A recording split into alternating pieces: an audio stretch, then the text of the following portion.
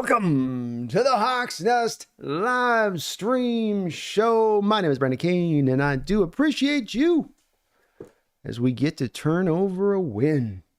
Victory. So sweet anyway in its taste and its flavor. And you sip it. But then to add to the rose and the flavors within it also, to be able to have it be the Niners, in addition your own foe, your rival, your nemesis in this division. But then the boutique, it rises even further as you get the sense for the fact that you may have just put their season to bed, as they're all but giving up on the heels of this. And it's at times felt to me like the San Francisco fans have kind of been in that stage this year throughout, even as they were winning in almost a bit of a defeatist place considering where they had been recently. But we might have just put this particular stake through the heart of this particular foe. And what a sweet win for a variety of reasons because of that. So take your sip of wine tonight, enjoy it. Your Seahawks played a really well played game all the way around. All three phases, I think, of the game did mostly their part. It's not quite what Atlanta was as far as all three of those working together, but I think it was pretty close. Myers kicking some cakey field goals in some somewhat tough conditions. Dixon doing his share on the punt return aspect, defending the return game on that. I bring that up because then you got offense and defense each taking their times to shine in this game. The defense overall, I think, just solid throughout this game. But offense coming in at the end, doing its part, all working together as a team to get this win, get you back to 500.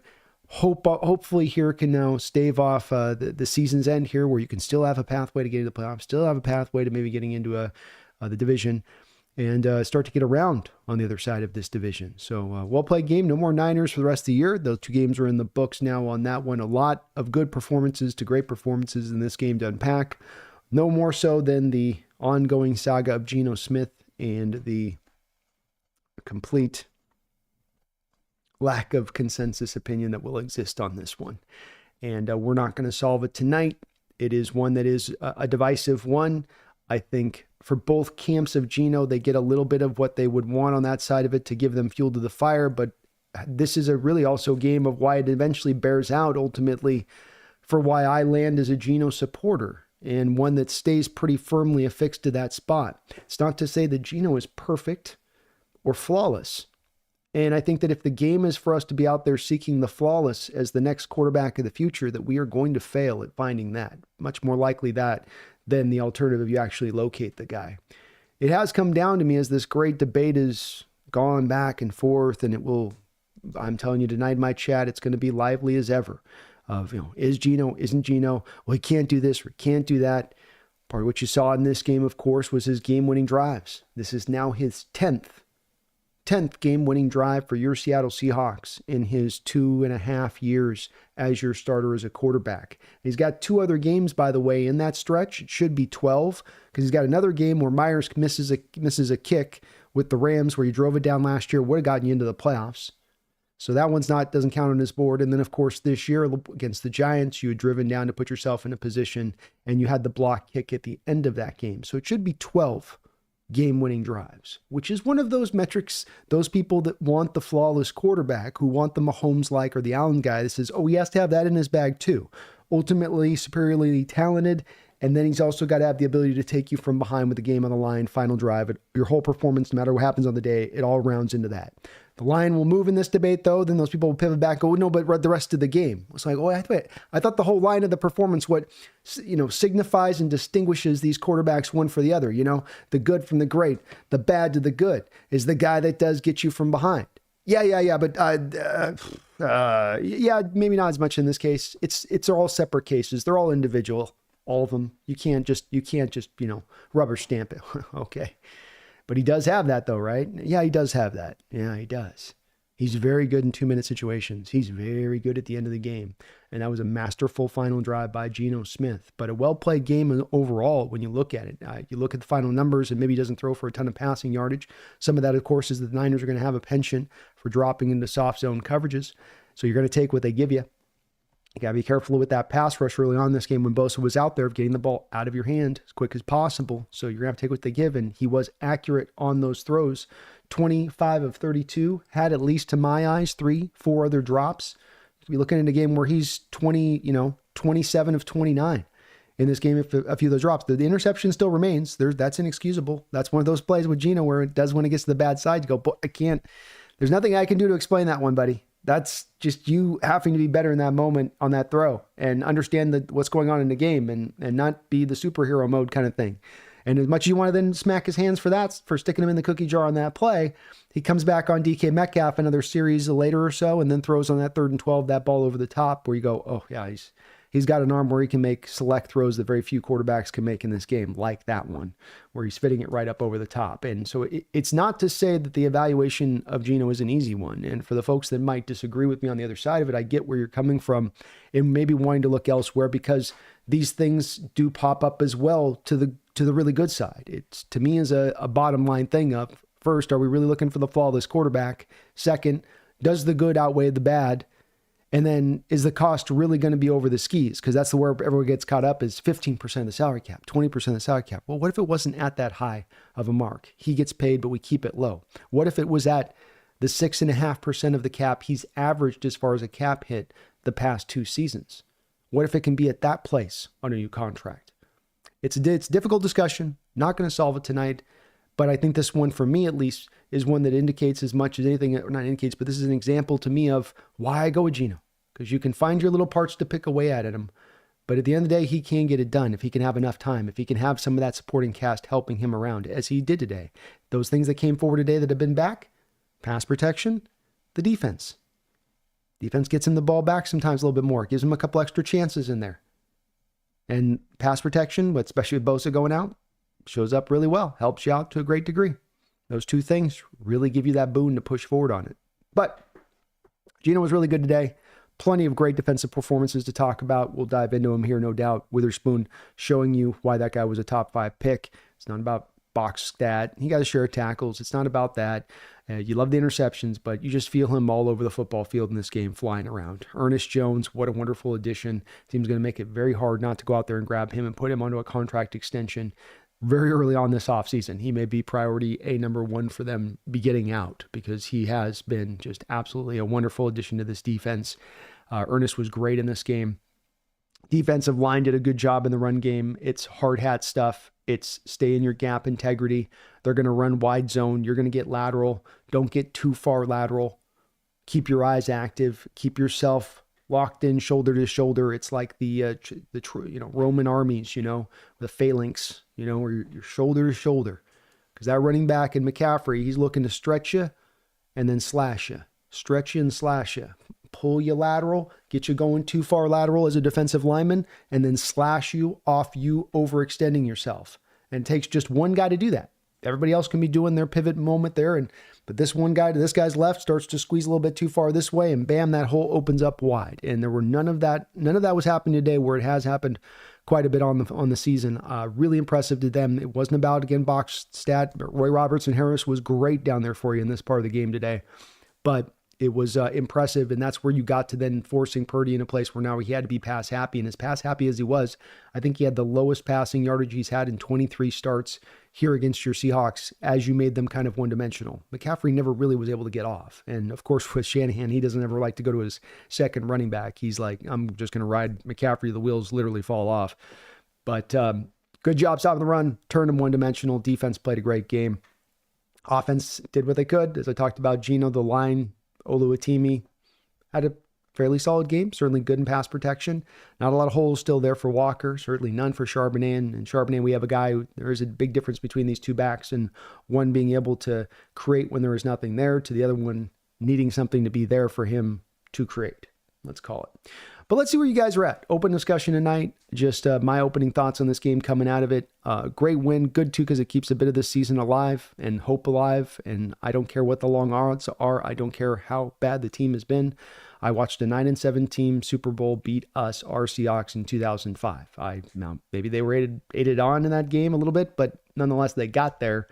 And anything can happen if you can get hot. Anything can happen if your team can come together. And they certainly have their health coming together a little bit better in this game with Lucas and DK coming back in a couple more weeks. If we can continue a couple more wins, maybe get back Uchenna back into the fray as well. And how beneficial would that be with Boye and Hall and Robinson now to spin through a little bit more of those rotational snaps, keep everybody fresh down the line, as a lot of these NFL teams are going to be dragging a bit. Something to monitor and watch, but let's keep hope alive. Beyond all else, we don't have to agree on Geno tonight, but let's keep hope alive because our team gave us reason for that hope to be alive tonight. I am falling behind on the donos. Let me catch you on up here. First off, W. Jack, thank you for subscribing to the channel. Appreciate you for that. Polly, thank you for the $2 donation. Everyone but you, Kittle. Go Hawks. Yeah. Hey, Kittle was a big part of that 49er team. And I've been hyping him up through the week saying, this guy's having a career year to me in my eyes. And a guy that continues to maybe this season won't be enough for it to be happening, but if he can put one more year together of really fine play like this, it's got to be into that Hall of Fame consideration, because you can't just consider what he does as a pass catcher. You've got to consider what he's done as a blocker in the sport as well. And I think he's been the best blocking tight end, or right around the best blocking tight end out there for many years running. And that Niner running game today, because you could feel that missing out, where he wasn't out there necessarily pancaking guys all over the place. And it hurt them, I think, big time. Both Ayuk and Kittle are two guys that I think are very well suited to go after some of the way we're set up structurally and the personnel that we have. And them not being in this game definitely was a big aid to us, especially Bosa being the third guy going down. That's a hell of a trifecta to lose. I mean, if I'm looking at the Niner team and I'm like, maybe handpick three guys, you get to handpick three guys that aren't going to play in this game, which are the first three you're handpicking. Might be those three as my first three that I go to try to take the legs out of the chair. But thank you, Paulie. I appreciate you for the $2 donation. Go Hawks. Sanchez, thank you for the $2 donation. He says, we're going to make Seahawks great again. Thank you, Sanchez. Appreciate the $2 donation. Feed me more Seahawks with the $2 dono. And Sanchez, thank you for all of your donos. You too feed me for all the donos during the stream earlier today as well. Phoebe says, B, look up what Lenore said about K9. Dude's upset. Yeah, I saw him mouthing off about something, or rather, Lenore talks a lot. You could see that after the DK game, where he wanted to act like he shut down DK and they weren't bracketing coverages over the top when he was covering him. It's like, slow down. And look, you got. Running back didn't hit you in the hole and put you on your back. He took his hands and he put his hands on you and he threw you like a little bitch. He tossed you like a little rag doll. A 5'9" running back threw you all over the street in the back alley. And the officials didn't even save your butt. They called the flag on you too. Get mad. Should have done something about it other than getting your ass scraped on your own turf. Maybe next time, show a little more fight. K9's a bad man. I don't mind offsetting penalties. Woke up a little lion there. Hand grenade, thank you for the $5 donation. Appreciate you for that hand grenade. We finally got the monkey off our back. The nightmare.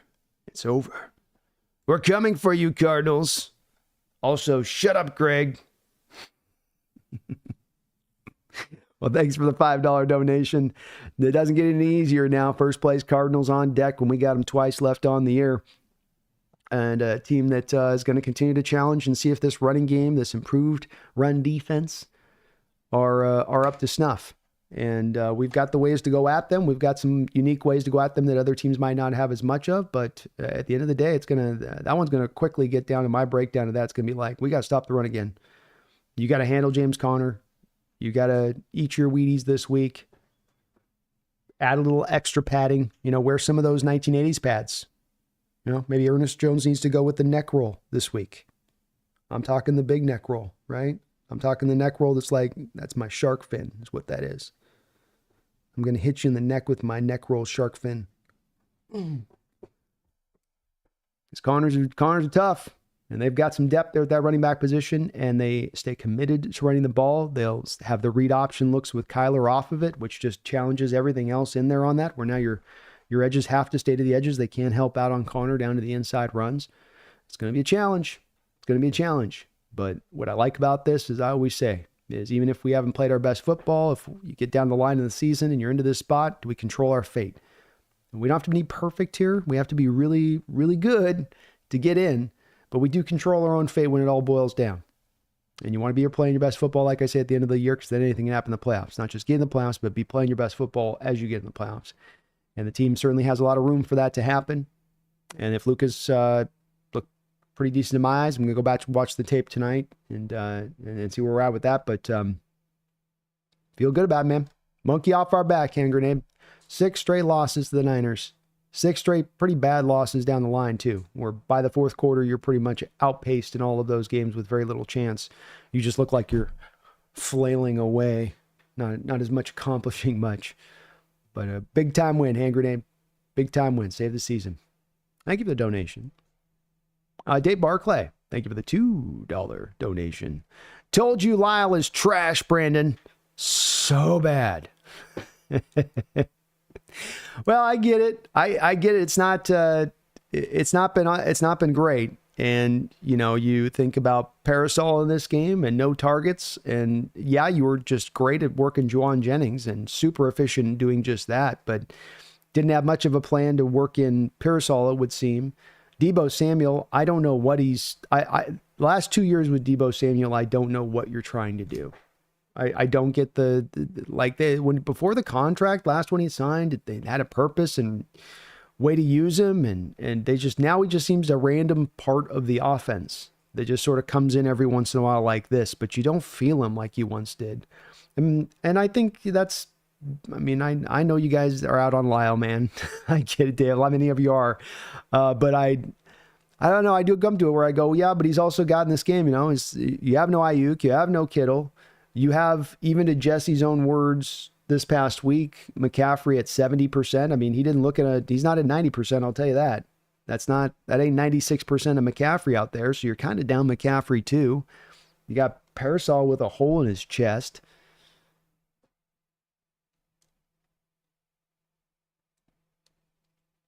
There's not too many offenses built to kind of sustain that much of a loss on that side, but I'm not trying to let him fully off the hook, but that would be just my little thing with it, Dave, you know? I don't know, though. I can already sense the Niner fan base. This one, they do not. You guys don't like losing to Seattle. You go to the Niners for a game against Seattle, like last couple times with Jesse, like, you know, I don't even know if you guys really are like rivals. You know, you're there, you're in the division, you were good. You were good. But I mean, it's been much harder with the Rams. We're just kind of, you know, we get locked in with them. They've been kind of in that road right now. You guys are just kind of, you know, finding yourself there. Skip forward to them losing.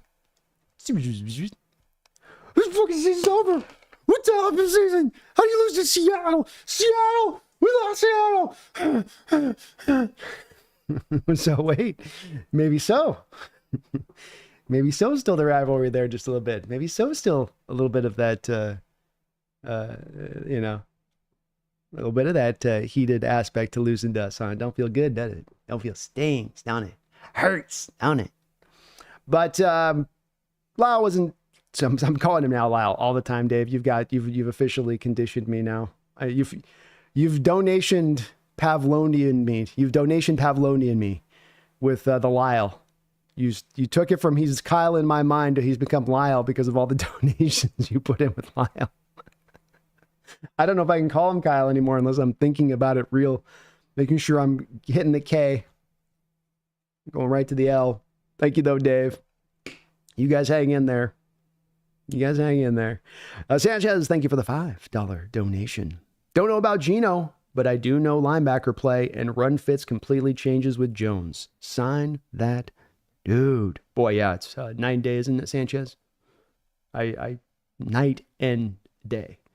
The way you could feel our linebackers coming up and approaching fits before and how they attack the run game. And football is a sport when you got 11 guys on the defense and there's all those crowd of bodies and whatnot. You can blend in.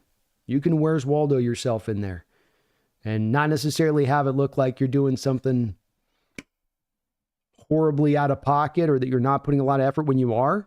It's like you're really going to have to watch it and go back and then watch it and go back and watch it. Let me get the all 22. Let me get close on that line. Back and watch it. Oh, okay.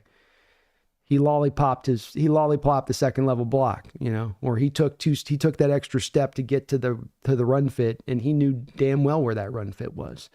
He knew what gap he was supposed to get into. Why is he 2 steps late? And I agree. Ernest is that night and day difference there to my eyes too, Sanchez. And what a breath of fresh air it is, because quite frankly too, it does trace back, right? We can go back to Jordan Brooks. I can go back to Cody Barton. Bobby Wagner had it. He can do this type of stuff. No doubt about that. That's why he still remains a good run defender in this sport. But outside of him, the last few inside linebackers here that have, in that you could feel that lack of really putting your head in and get in there. And then when you make the tackle, that guy's not even falling forward at times. He's going sideways. It's not even hitting hard sometimes. It's just, I get my hands on you. I'm putting you right down where you stand. As opposed to you hit me and then I roll back a couple steps and I sort of fall to my hip and you have yourself an extra 3 yards after I've made my initial collision. He's got that to him. And I like Jones on the trade of him. I did. I thought it was a really good fit for us on that, but he has been even more impressive to my eyes in his instincts, getting the right spot in the run game and that physicality. We need more physicality. We needed more juice on this defense. And he's brought that times 2. Thank you though, man. Appreciate you, Sanchez, and all of your support today on the stream too as well. Ethan14, thank you for the $2 donation. He says, I think Mike found his new Roquan Smith. He just might have. I mean, he's going to love this kind of linebacker play. Rough, rowdy, rugged. Pick another R, he's in there. And he just brings that level to the plane, and these guys are not easy to find. They might seem like, well, good tackling my middle linebacker. That's how hard's that? Well, all these guys are coming out at 225 pounds. They're barely getting, they have to first get to weight to then become the good tacklers a lot of times. And tackling, as we've seen in the sport, it can be at times a bit of an epidemic of an issue, where many teams are dealing with it across the board. And there's a lot of reasons for that, but it is what it truly is in the modern era. So you got a guy that's got that as a skill. It's a major skill to have in this day and age. I was missing off our defense through the early part of the schedule heavily, and it just showed up on tape over and over again. Jay Stern, thank you for 16 long months as a Hawks Nest member, over a year. Hey, Brando, it is possible. We finally beat them again. Really great way to keep our season alive. Really is. It's sweet. That's that bouquet, you know. Those are those. Did you get a little? There's a little bit of lemon in there. Yes, a little bit of lemon. A little bit of 49er lemon in the. Yes, some citrus, some San Fran citrus in there too. And I think it does help having a game like this to see. Hopefully I can galvanize the team, but a game where you save your season and you do so against this rival that's had the best of you for years now, and you maybe put them away in a certain way. I mean, they may come out of this game and you come to find that there's a real big issue here with Bosa's hip, and they're looking at the team as it is across the board, hamstring with Kittle, which may need more time, and how little room of air they have. And oh boy, we might almost just get close to having to call this a bit of a day. I'm not saying it's going to go that way. They're going to fight out probably the end of the earth on this, but they're definitely, it's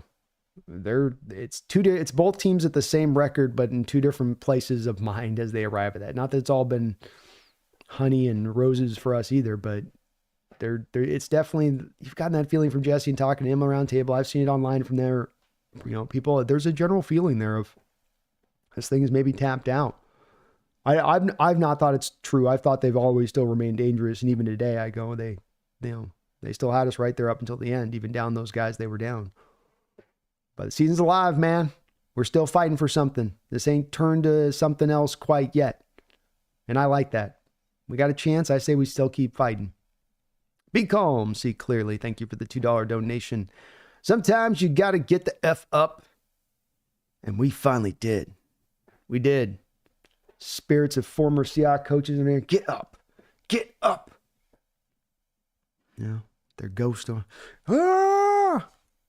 It was today. And yeah, you learn about where this team's at. Gut check, heat check time, season on the line time, sloppy play. Can you clean that up? You're going to get beat. You might not have enough in certain positions like the offensive line to get the job done, but can you put the fight out there on the tape? Can you say, I want to be a part of this future? I want to be part of this core.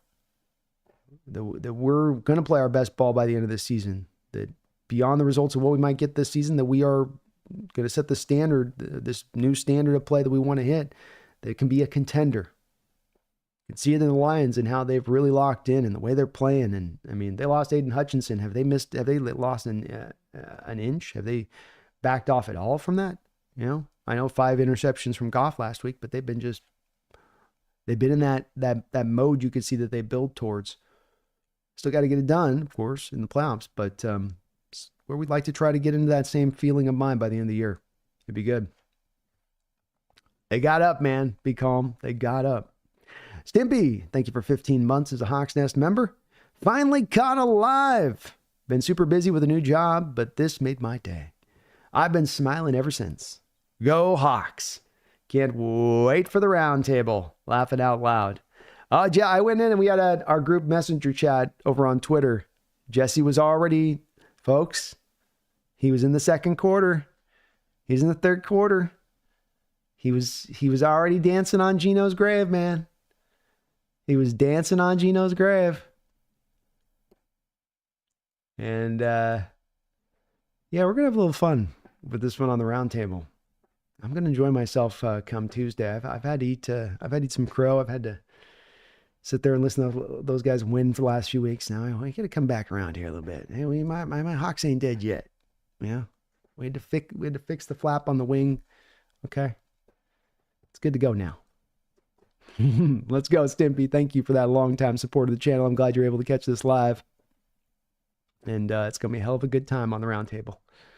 Ski Nation, thank you for the $5 donation. He asks, most clutch drive and play in Geno's career? It was so amazing to watch. What a gut punch. Abe survived. Let's go backwards to front on that one because that's definitely the good point. Abe was rotating through in there. He seemed to get out the other end of it in good shape. Held up well. Didn't see any brutal moments. There was one of the sacks that Bosa had. Charbonnet just completely messed up a chip block on the inside, and he sort of got in Abe's way as Abe was trying to block him. Not his fault. But it's hard to say. I was looking through just before the show on that with the game-winning drives of Geno and 10 game-winning drives. And that's in about 2.5 years. It should be 12. The one I always go back to a little bit is always the Lions one, because you had to go down, I believe, and get a touchdown to put it into overtime. And then Geno went in overtime and got a touchdown on the very next drive on top of it. I mean, that was, to me, very impressive. And the throws he made on those drives, his decision-making on those drives, I mean, that's as good as it gets. But today certainly would be very close to matching it. To not use your legs all day and then in those 2 moments have the wherewithal to use your legs. Come to life with that. Get going. And Leonard Floyd, I don't know what he was thinking. Niner fans are going to be mad at him this week as Geno on that first scramble just goes right past him and he's just sort of looking at Geno. And again, that's part of when you have a guy does try to do what he does in the pocket, and he's wanting to get that done in the pocket so thoroughly that when he starts to break those pockets, you can kind of trip those defenders out. First, the running quarterback who's always running. Defenders are a little bit more on their toes for that scramble to happen. But then the final play on that scramble comes out, slow rolls it as he's breaking up in the forward part of the pocket. Kind of dekes out Devondre Campbell there, who's approaching up from the side, able to cut it outside and show you he's got some acceleration. He's not a twitchy guy side to side, but you put him in a straight line and you get him going, and he's got some speed to him, does Geno. And he showed you on that play. So Geno, clutch is something you can say about him. You want to get in the argument, franchise quarterback future. No, to the extent, hey, he's clutch. He's been clutch for us many times over in this short spell as a starter for us, and helped us come out the way end of the win. And yeah, the whole drive, how well constructed was it? How well conducted was it? You got 2 minutes, you got 1 timeout, you're starting from your 20-yard line, 80 yards, you need a touchdown. And just the way he understands incoming, yes, it's the throws and decision-making, but also how he's using the clock, and that he didn't rush things. He didn't make throws to try to get too much yards down the field because he was pressed by, he goes, no, I have 2 minutes here. I got 2 stoppages of the clock. He had the 2-minute warning and he had the timeout. So I can get this up the field. There's time for this to get this done. And he's not rushed. He's getting up there. They're going, he's taking the 5-yard out. He's taking the throw out to the flat, taking the 9-yard route. Hey, we're just getting up the field. First throw to DK is an out route on 12 yards, out of bounds, first down. They're going to be playing off coverage and deep, probably cover 3. All attack on the out route. That should be open. Boom. It's open enough there. DK makes a great catch on the play. But the decision-making was so good throughout that whole drive. Just perfect and on it. Great throws down the line. The one throw to JSN on third down where he gets it just past the hand of Fred Warner. Ballsy throw, but he can be pinpoint, man. He can be exact at times. And when he's locked in like that, he's tough. It was an amazing watch, though, Ski. Very entertaining game. Very, very entertaining game. Ethan14, thank you for the $2 donation. He says, we have the Kyle McVay killer. We very well may. Certainly, McDonald was in his bag last week, giving Stafford some issues. And this matchup versus the first matchup wasn't even like I think we changed much of our approach in this game, really. It just, to me, more came down to, I think we did blitz a little bit more in this game, probably. It wasn't necessarily as successful, but you did ramp up the heat a little bit. It just did come down to more to me of stopping the run and executing in that gap integrity and having the inside linebacker play much better. Tyrese Knight was right there with Ernest Jones and how well he played his run fits. In addition to that, I thought he had a really good game. And those things came forward, and that's how you came on the better end of it, really, was just doing the kind of some of the base things down. But it's trending in the right direction, Ethan. It is trending in the right direction. Hand Grenade, thank you for another $2 donation, brother. Appreciate you for that. Always a good day when the Winers lose and the Chiefs lose. Well, how about the Bills?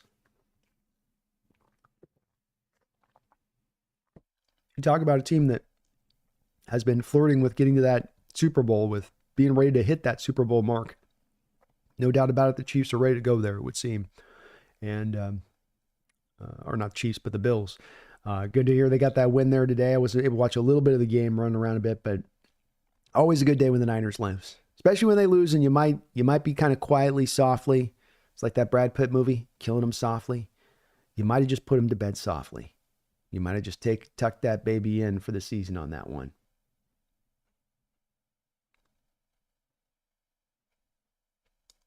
We'll see. I think they've got a tough matchup next week, too, if I'm not mistaken.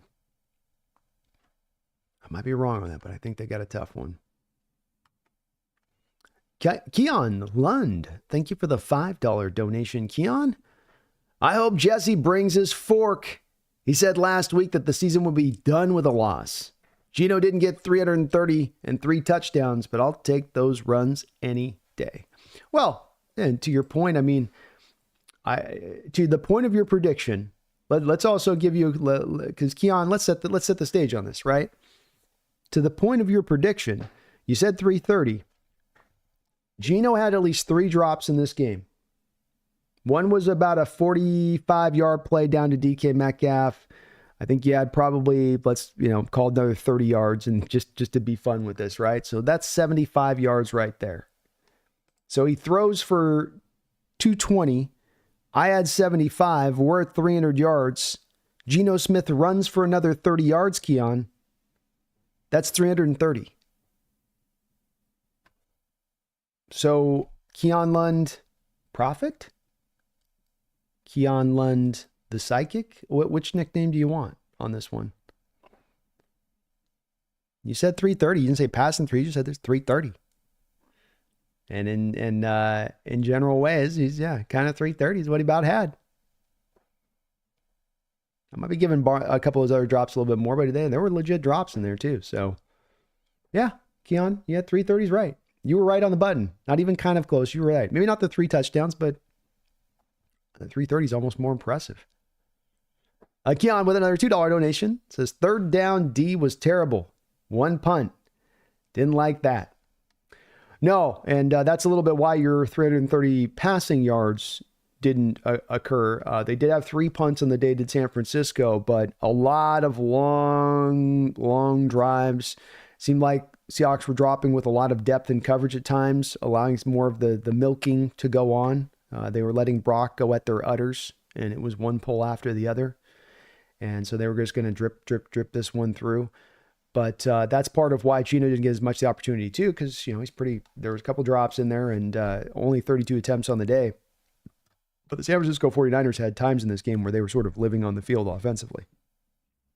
It's just first down, second down, third down, conversion. First down, third down, conversion. It was a little bit. It was definitely a bend but don't breaker kind of situation out there, but it meant that you were losing a lot of the time of possession. I think at the end of the day, they ended up still doing pretty good on us on the time of possession. Yeah, 33 minutes to 26. Offense did a good job of pulling back some of that.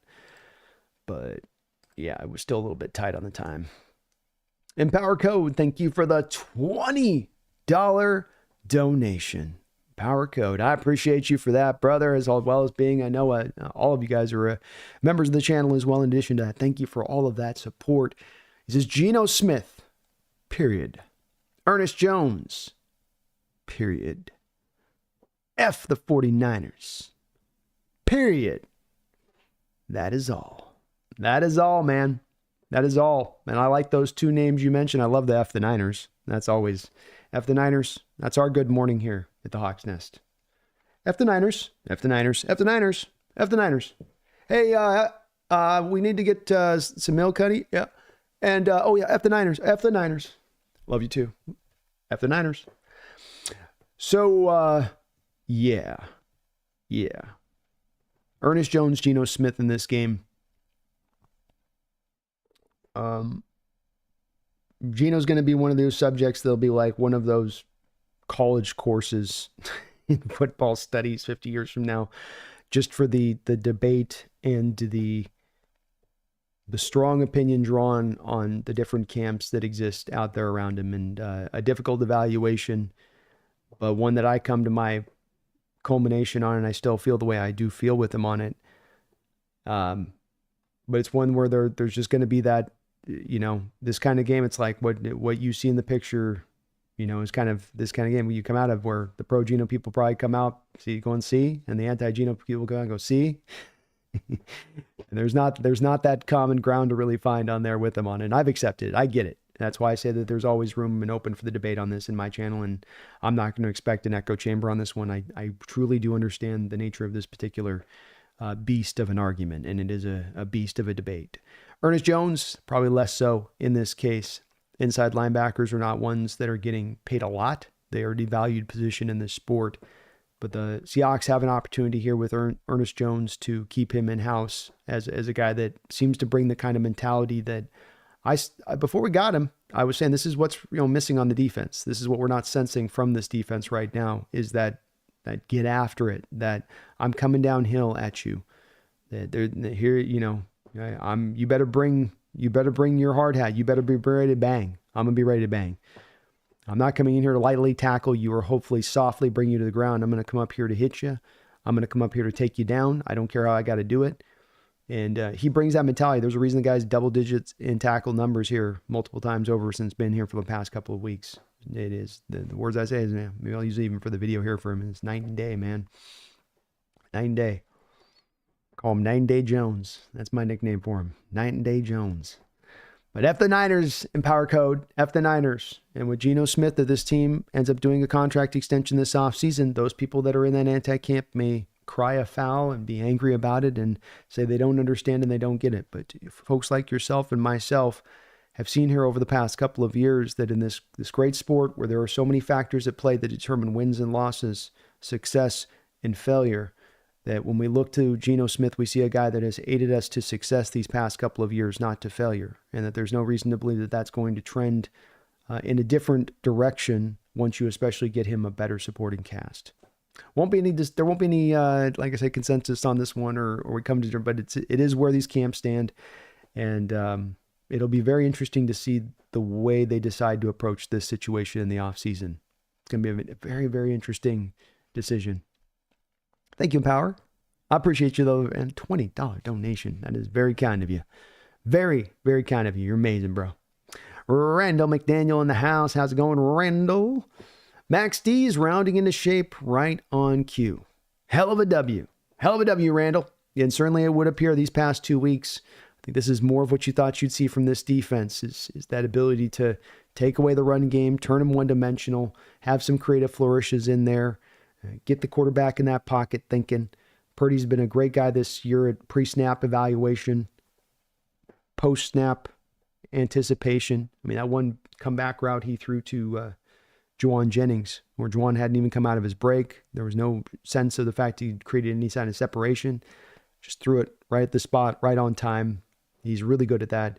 And you had him a couple times in this game really trying to go through his reads and think things through a little bit and what you're running at him from the secondary. And that's that flavor he brings, does Mac, versus what we had a little bit there prior.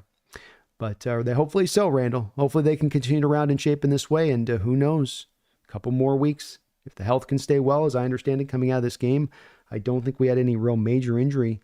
If the health can stay good there, Uchenna Nwosu, maybe Uchenna Nwosu can come back in and give them a little bit from the edge there down the stretch, a little injection of life. That'd be like having a trade deadline deal down the stretch, kind of. Got a good top-end pass rusher. It's not bad to have. Plus, guy's pretty good against the run, too. Sanchez, thank you for the $5 donation. We can't ignore our undersized defensive backs. Jennings looked to me like a grown man playing against emos in skinny jeans. Yeah, we've got some smaller guys. And even a guy like Tariq Woolen, I don't know if he always plays to his size and length. Sometimes he does, sometimes he doesn't. And sometimes he can play a little bit smaller on that. And when you are right now putting Job out there, he's another guy that, though he's been real feisty and after it, a little bit of an undersized cat out there. And wouldn't shock me, Sanchez, if they would look to target more of the 6 foot kind of corner with some, well-built 6 foot kind of dude out there here this offseason and fit him out there. I think with Witherspoon, he plays bigger than his size, so it's usually not as much of a problem. But when you have a couple of the other corners you've had on the field, that usually most times during the season, it does show up a little bit more. I wouldn't mind holding on to Job another year. Is just kind of, I think they got him maybe like the 4th year of his rookie deal or something, I think. I don't know. I wouldn't spend any money on him. You can bring him back on kind of a vet minimum kind of thing. He's not been a bad player, as maybe a guy that could fit into this defense a little bit from that, but probably a position you're going to address some more here in the draft. Thing with that, too, is Nehemiah Pritchett, the kid that they guy's got a developmental guy, Sanchez, he's not exactly the biggest guy. So if last year's an indicator, we may be going for some more mighty mites as we go forward. DJ James was kind of smallish. Thanks for the donation, though. I think they'll at least bring in one guy. Trey Brown's going to be a free agent. I think they'll at least go and grab one. Sanchez. Jordan, thank you for the $5 donation. And folks, please do, if you could, hit that like button for me. Maybe sub on up if you get a chance. I'd really appreciate it. Jordan says they need to do something about these refs. They told Mike he couldn't challenge and would even measure the quarterback sneak and wouldn't even measure the quarterback sneak that he did get on the first on. Yeah, interesting on the quarterback sneak one, where it did look like it was close and then they wouldn't let him challenge it. That's interesting. Like, why can't he challenge the spot? I'll have to get a little more information on that one, Jordan. I was not aware of those. I hadn't seen that was what was going on there in the situation, but there's no reason the ref should tell him he can't challenge a spot.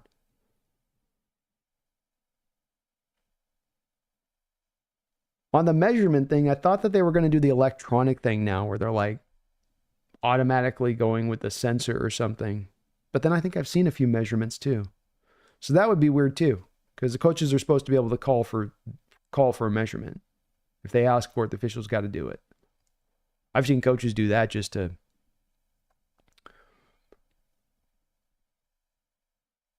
They told them they'd auto-review it. But the issue was they wouldn't even measure it. Yeah, I wonder how much auto-reviewing you do too. Like a play like that, it's got to be like official reviewed, and they got to stop playing and let them look at it, because it's such a close play to the line, and the forward progress and determining it in those piles of bodies is going to take a couple of times over looking at it. You can't just look at it twice and go, "Hey, you didn't get it." We got to look real close to that to make sure we got that one right. But yeah, you got to measure it. Coaches are supposed to have the ability to make that request and it not be a big deal. It's already a fast-moving game. It's not like we're 5 hours in the game. Like, Coach, we got to get this thing done. Like, that thing was flying past. Interesting to hear some information on that one as to why they wouldn't do a measurement. I want to say there was something about laser beams this year in measuring where the ball is versus the first down marker or something, but I don't know if that is. I know I haven't seen as much chain gang stuff this year, it seems like. Polly704, thank you for the $10 donation. He says, I sometimes wonder where the entitlement comes from.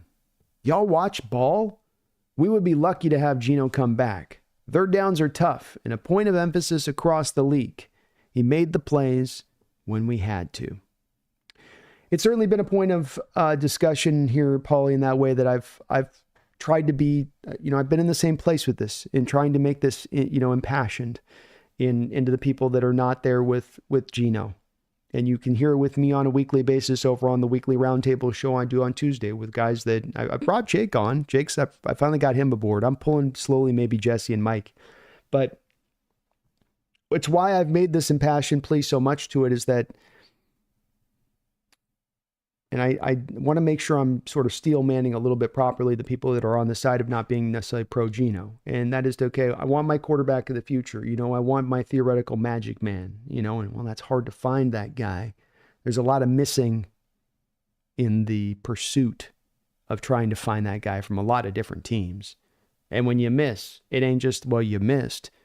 It's you've set yourself back in a major way at that point because you're putting so much of the onus on that rather than base fundamentals of the team good? Is the offensive line structurally okay? No, we've done everything we can to give them the supporting cast. No, just get the quarterback.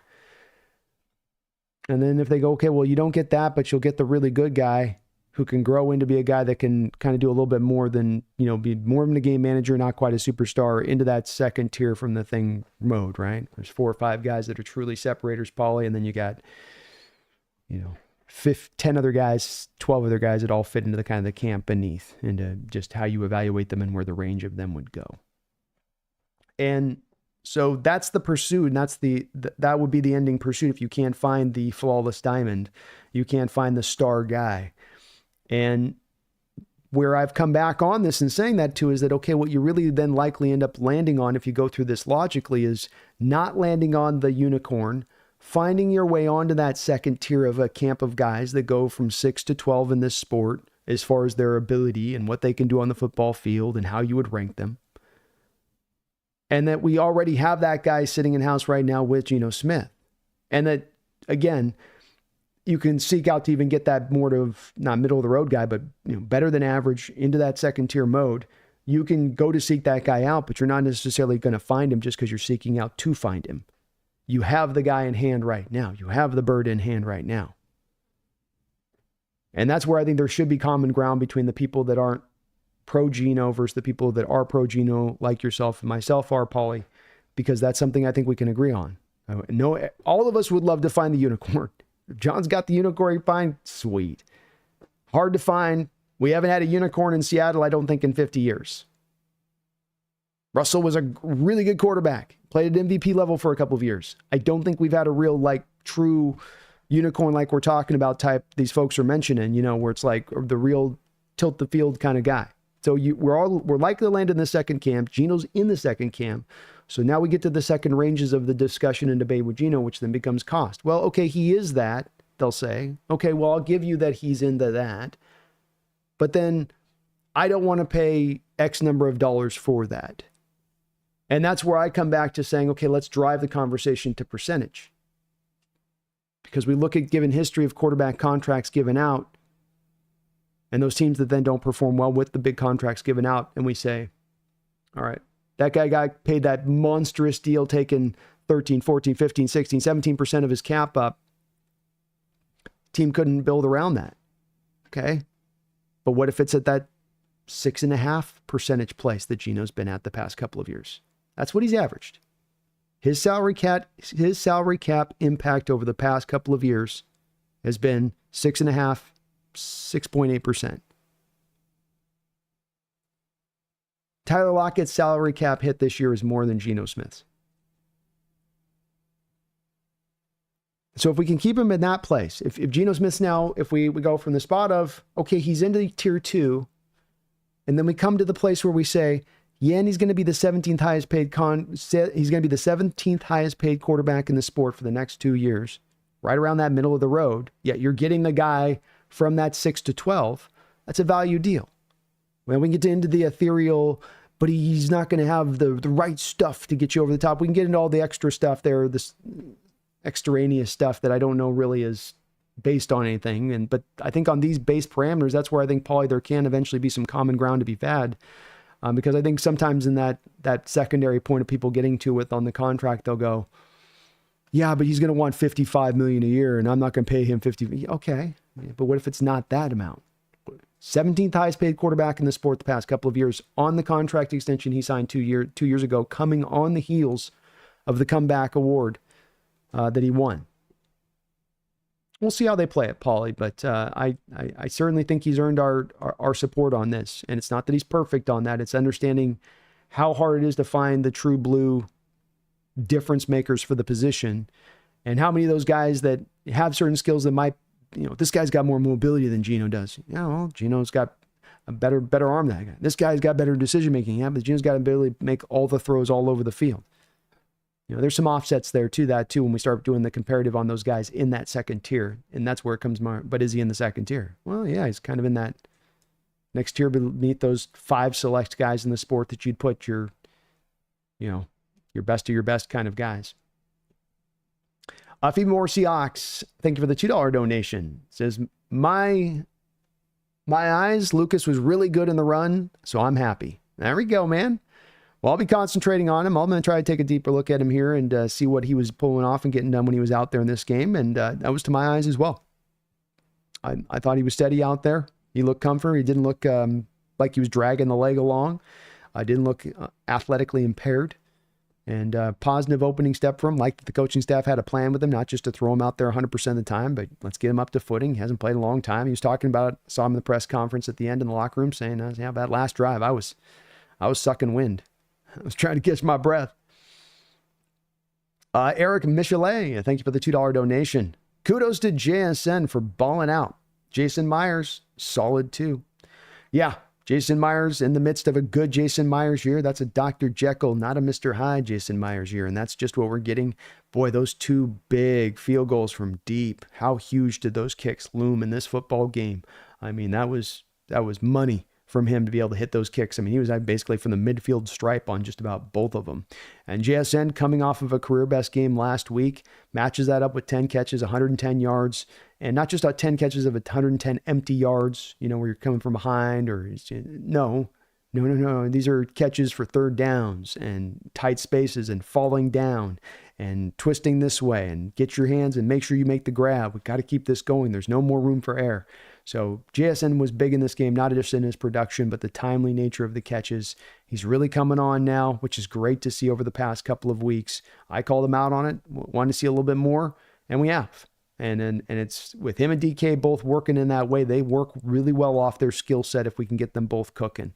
And Geno finding that right balance between the two of them. You saw a little bit of today where you can lean, look at times a bit to DK early on in first and second downs, and then come back into there to the chain mover on third down. That's some good designs. That one design route later on in the game where Grubb runs a flood zone concept out of trips, and he runs the first 2 guys off to clear the zone out and then runs JSN on an out route underneath it. This creates the wide open right there for JSN. Love his use on that. Love it. Hey, even JSN got a fly sweep in this game, huh? How about that? Took a like an 8-yard run on the fly sweep. Let's go, Jay. Let's go. But Myers, man, big leg, and probably having a good enough season. Whereas we thought at the start of the offseason there will be one more year here with Myers, and they'll probably end up cutting him. But he's probably staying along for another year after this with how he's kicked this year. He's been nails. Slobby One, thank you for the $2 donation. Back-to-back $2 donations. He says, what do we get if we trade Woolen this offseason?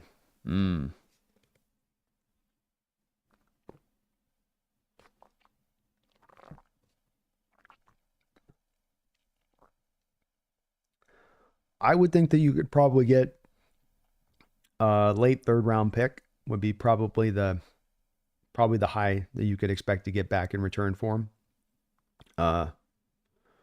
He's going to have certain things that are going to get people very enticed. Size, length, how he's built naturally would definitely get people very interested. There'd be interested teams. His ball skills and the ability to take away the ball will get teams interested. Overall, he's been able to be pretty consistent in getting out on the football field where injuries haven't been a big issue. So when you do narrow it down on one, though I think the issue that is there with him is a pretty large one. It doesn't circumvent his whole ability. It doesn't take it over, like a virus, so to speak. So I think that would still get you back some trade returns for him at that point. But I don't know if he's been enough of a difference maker into sort of that second roundish range to get even that back in return. That'd probably be a bit much. But a late third back, probably about that. Some of it as well, why I'm a bit pausing on it, slow B1, is that it also then becomes not just about sometimes a trade on that in getting back the returns for the player. And he's got a little of this on the downside, but he's got on this on the good side. So give us that. It's also then the team trading for him is most likely then going to want to get him onto a contract extension. And then what is he going to want to be paid? What would it cost on that? So it might get a little bit tangy to pull it off, but late third would probably be about what you could get back in return. Mike Skinner, thanks for the $2 donation. Says, F the 49ers. All that talent, yet no trophy. Go Hawks. Go Hawks and F the Niners, Mike. And it will be a sad, maybe the most saddest era in Niner football history. In a 6-year run you have, conference title games, and multiple Super Bowls, and that you'll come out the other end of it having not gotten a chip, having this era of this run of dominance. And I mean, they're going to have a lot of guys on this team that it will be probably Hall of Famers. Christian McCaffrey's going to have a good argument, I'm sure, when it's said and done of where he's at. I can't say for sure, but I think he's put together. He's pretty close, isn't he?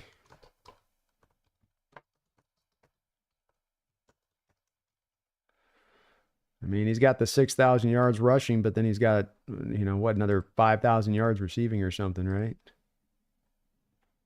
Yeah, so he's got 6,000 yards rushing and 4,000 yards receiving, almost 100 touchdowns, kind of usually magical marks to getting the guy usually in. Kittle's right on the line. Trent Williams is going to go in. Fred Warner might go in. Bosa might go in. Eric Armstead, when it's all said and done with his career's around, I'll see where they put him at, but he's had a pretty good career too. He may end up coming out the other end of it, and that's with all the Pro Bowlers around him on top of it. And no trophy. And they may be really looking, I mean, geez, here some of these Niner fans are like, wow, Lyle's on the hot seat. Will he last the year? Like, goodness. Guy just got you a Super Bowl last year. I know, we're done with him. Yeah, we're done with him. We know what he doesn't do. Well, it's too big. Boy, that welcome for me. If they want to move on from Shanahan after this year and blow the whole thing up for our Hawks to set, I'll be a very happy man if they want to pull that off. Keon Lund, thank you for the $5 donation. Keon, and all of your support today. Appreciate you. Love seeing Kenneth Walker III in the offense getting mean during that scrum. Ernest plays mean. Devin looked great. How'd Knight play? Not scared of Donald at all. No, I think we definitely, in that game against the Vikings, we can get after him. We can get after that team. Kenneth Walker's got fighting him, no doubt about that. And he got checked a little bit by Demondre. Demondre likes to be one of those little corners with the little yappy up in your ear,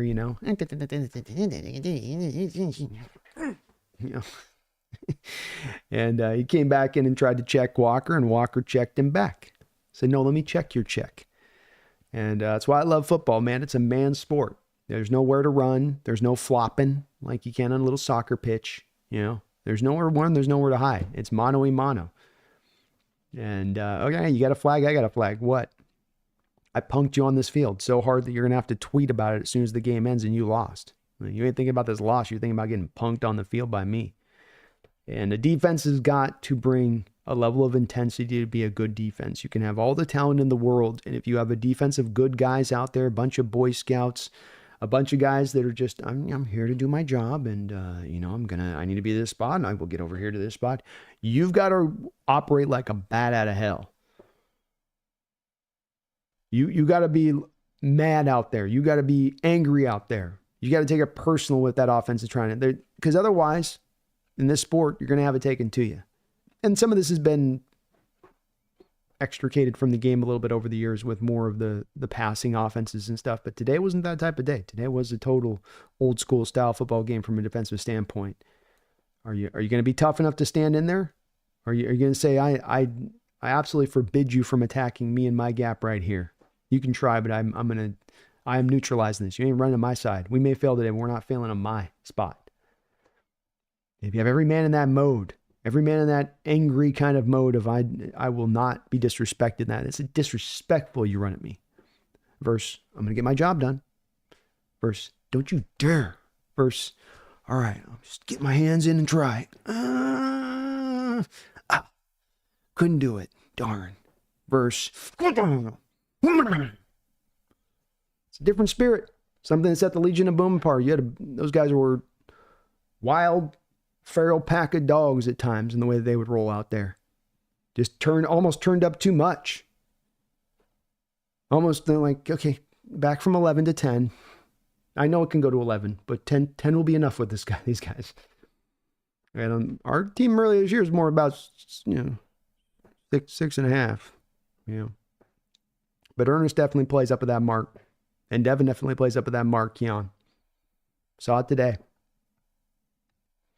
We don't got Darnold next week. We got Cardinals next week, but then I think Darnold's after that. Randall McDaniel, thank you for the $5 donation. Appreciate you for that. Says on the broadcast, Olsen ripped how predictable the play was on the missed fourth to Sharps. Said no pre-snap motion. JSN would have been a decoy from earlier. Yeah, I don't like on those fourth down plays, everything being stilted at the snap. That I like that their defense to be given a little bit of eye candy they have to think to, because if everything's stopped at the snap, to Olsen's point, to your point on that, that means all eyes are to the backfield and the pre-snap reads and where they're feeling the player's going to, and so they're going to be a little quicker to that spot because of it. You give them motion, you kind of make them stay a little bit more on their heels for just a little bit of a second there. The call wasn't the greatest call. Grubb had some good ones too. The one that he did to Walker, where he's got them split backfield with the backs, and then he runs Walker to an outside run there with then Charbonnet as the lead back. I thought that one was a pretty inventive play.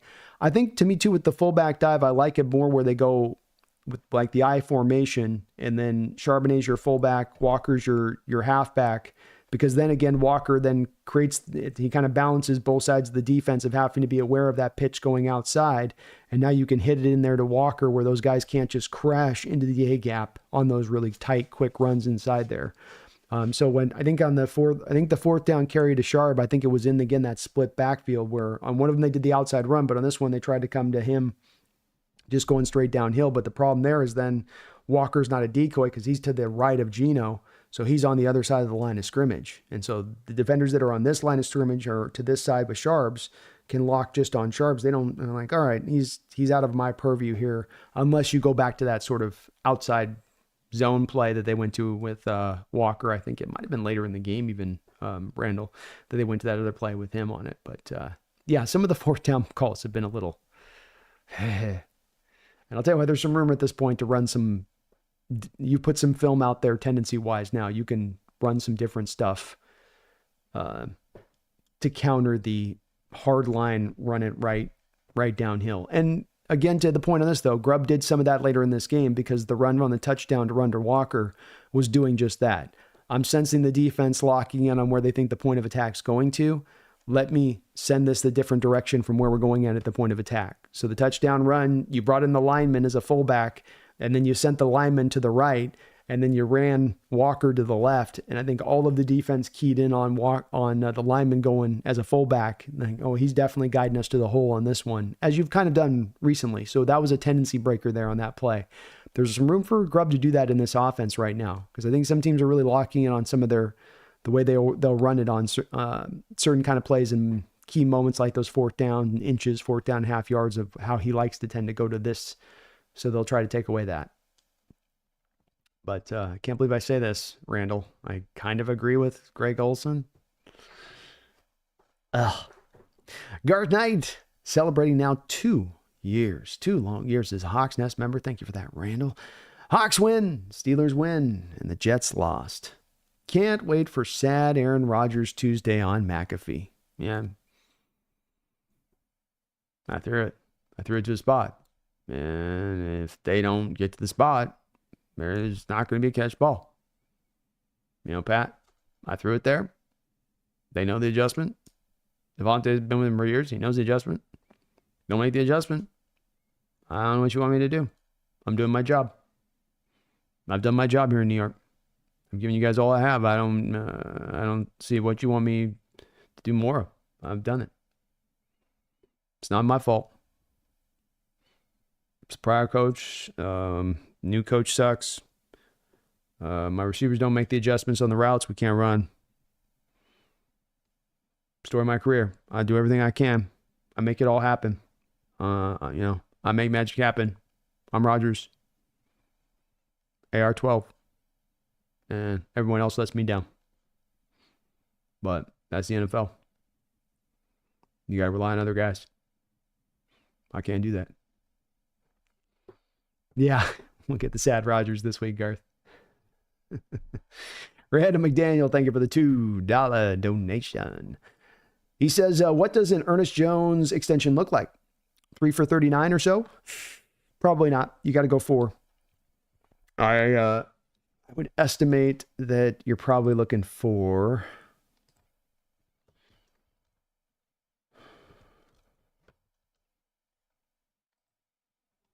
I'm just looking at Sports Track really quickly to take a look at what we got free agent wise on the open market.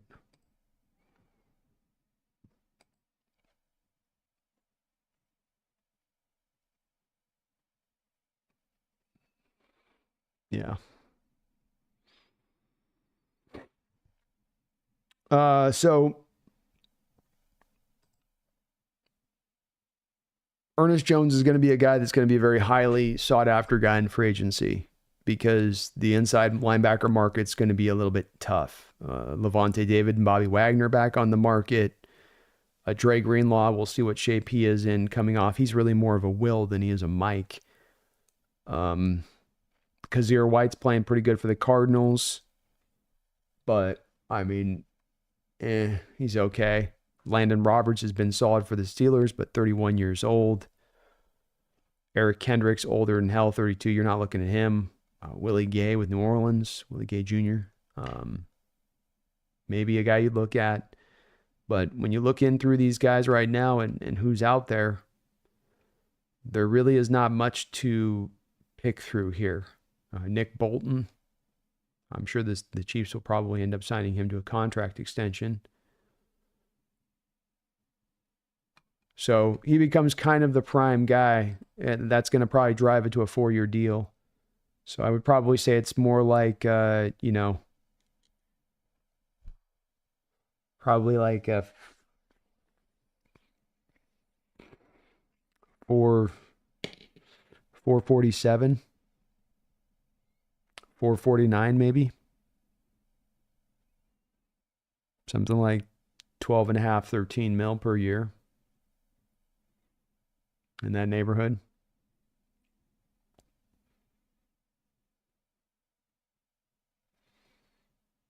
He's kind of Randall, he's got that sort of, I'm a year overdue for my extension. So you're not getting the discount thing with him a bit because of that.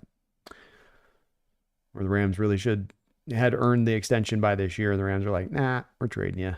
And Titans were like, okay, well, we don't have to give it to you. You just got here. Now we get to be like that too. So probably 448, something like that. Sanchez, thank you for the $5 donation. Seeing Herbert under both an offense and defensive coach worries me about drafting a quarterback. It's a good way of saying that. I like how you put that, Sanchez. Yes, it's defensive coach wise, it could be a little bit, I think that is a little bit of a difference with that situation though, because you do have in Harbaugh a guy that runs his offense as uniquely as any offense in the pro sport. Like he's still going back, basically running late 1980s concepts at certain points in times, and just going back to the old 3 yards in a cloud of dust. We're okay with that kind of football. And there's really rare coaches that do that. I think with Grubb, the one thing that McDonald's done here is that he didn't go and grab that hire. He could have went out and found that guy that was going to be just that run-centric offensive coach that knew how to put together a great, and they tried a little bit with Arthur Smith to this point, but they didn't go out for after Arthur Smith and pivot to another guy that was like that. They pivoted to a guy in Grubb who was very much going to, he knew what he was getting into here. He knew he was going for a guy that's going to throw 70% of the time, and you're 65% of the time as we stand right now through this halfway, a little past the halfway point. So I think was kind of one of the cool things to me about McDonald. Sanchez was he had an opportunity to do what defensive head coaches will atypically do, which is go for that very safe, kind of lame choice, milquetoast, just do enough kind of offense. And instead he went for the guy that was going to be the home run swing. You might strike out. Grubb might have been just a complete failure on it, but you were going for the guy that could actually put the points on the board and be, high octane theoretically in his approach, that he wasn't looking to just merely eke out things offensively, that he's looking to kind of dominate offensively. And we haven't gotten there, that's for sure. But I think those are the designs of Grubb's offense and his approach to how he wants to call a game, for better or worse. But the Los Angeles situation is definitely a unique one there, Sanchez, with those two guys and Harbaugh's approach. And he might make it work. It does seem like if he's there long term, we're never going to see a high volume Herbert, and maybe that's the best Herbert. Maybe this is about where the sport's going in so many ways, is getting back to balance. We're seeing it with Russell Wilson out there in Pittsburgh, and they've been doing a little bit more of that at times here with KC in recent years. Well, maybe this is a bit of the way that this is twisting.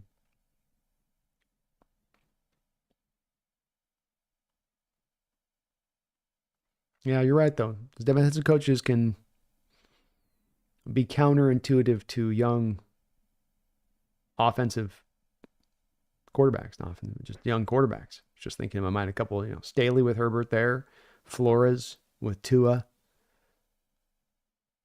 Especially if they don't have what they would think to be their guy. Then they get really toxic. Those defensive coaches, Sanchez, if they don't have their guy, then they're real like piss and vinegar. And Flores was really literally telling Tua he sucked. You're forcing this quarterback on me.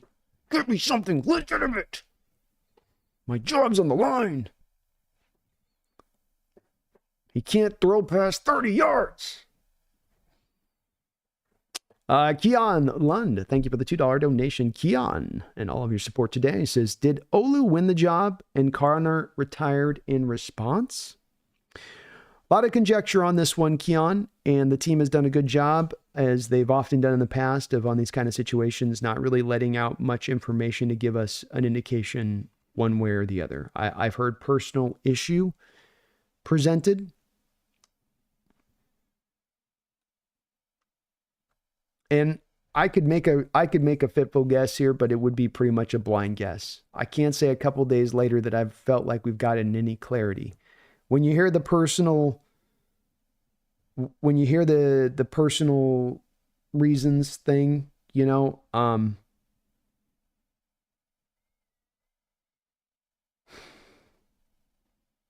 that draws me away from it being less about them looking to make the change. I mean, maybe they told him he's going to play guard and he said no. And they said, if you're not going to do that, then, we're just going to cut you. And he said, well, I'll just retire. That's where that conjecture part can go so many different ways with it.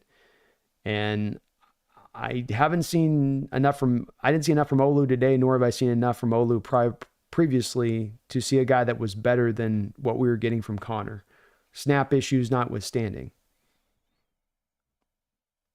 I think it does make sense, and probably more surprising we don't run across this more, that we have players that, have made their money in the sport. They've made their millions. Maybe their body doesn't feel maybe great, especially if they've gone through a couple of surgeries. And in Connor's case, he's had a couple of those ACLs in his career going even back to college. And he was playing on this year to be a prove-it year to go get that next final contract. And maybe he doesn't feel like with his performance and where he is as a player anymore that he can go earn that contract. And so he's just playing for this short-term deal this year, which isn't paying him a whole lot of money. And that's going to be kind of the end of the line unless he wants to go be a backup or a low-end guy And if you made your millions already, we've often talked about thinking more of these players would retire earlier with how much money's being paid to them now. Maybe he's one of those guys who took that exit. But it's very hard to say one way or the other for sure on this one because the team just hasn't given us much information. It's been very, very tight-lipped. And there's so many possibilities because he wasn't exactly lighting the world on fire either with his play. Magic Vlogs. Thank you for the $5 donation, Magic Vlogs. I appreciate you for that. Would you be opposed to drafting Ewers in the 3rd round of the draft to sit behind Geno for a year to learn and build a better O-line? I would. I would indeed, yes. The O-line to me needs to be built first before we're looking at quarterbacks of the future. And there'd be a couple things with that, I think.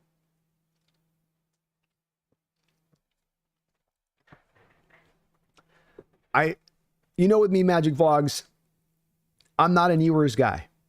And let's start this ground up on it. Can he spin it? Does he have an NFL arm? Sure. But when it comes to mobility, he makes Geno Smith look like Michael Vick. And it was one thing where the sport was 10 years ago. It was another thing where this sport was 20 years ago. It's something quite else of where this sport's going to be 3-4 years from now. And in my opinion, where the sport is going to is a prerequisite of needing a guy that can move around. Even in Geno, we have a guy that has some mobility to him, but at times will feel sort of immobile at times in the pocket because he isn't necessarily super bouncy athletically wise, especially laterally all the time. And in Ewers' case, you have a guy that is very immobile, who does not have any speed or ability to get away from guys in the pocket. I think it was the Georgia game that stood out big time earlier this year, where just you're on top of him, you got him, he's going down. He can change arm angles. He can throw around guys. He's got some tools in his bag as a thrower of the football. But the decision making then gets combined with that, where he's literally sat in a game this year against a big time opponent because his head's all out of whack according to the coach, and he thought he needed to sit him so that he could have his head given clarity. If coach is doing that for you on the college level, if he's doing that for you on the college level, then how is that going to improve as you become a pro? It's easier at the college level. It's easier with the Sarkisian offense. It's only going to get tougher for here, big guy. And Sarkisian's offense is not one that asks the quarterback to carry a heavy amount of water. There is a lot of pre-scripted, easy stuff within that Texas offense to allow Quinn to look very good. So in those few moments where you need him to now lock in and make some of those throws and to be good in that decision-making or get away and improv a little bit, you're not really going to see it. And then what you'll get also in addition to everything I've just described is once about a game, he's going to make some super high-level throw that'll wow you. And then you're going to put those 13 high-level throws together for the course of the year on a highlight package, and he's going to look great. But you get the bottom line from him that you see, which is a quarterback will give you some good, some bad, no mobility with very questionable decision-making and not that good of an arm. I've heard people try to make the reference to him as being like an Aaron Rodgers type from an arm talent standpoint, and I don't think I see that quite from him.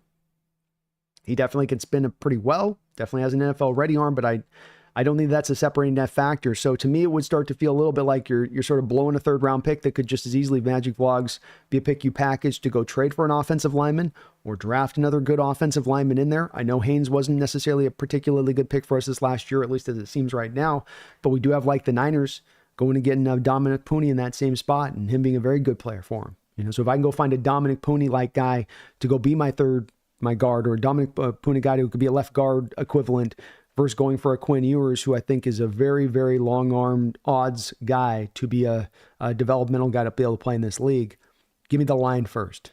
Give me the line first. That doesn't necessarily mean it has to be Geno then on the other side to have vlogs on it. I can get the going other direction than Geno too. It doesn't have to be Geno or bust. I'm advocating for that, but I understand of the team for all of the reasons that go into making this choice, including the proper evaluation of currently where this team really is at.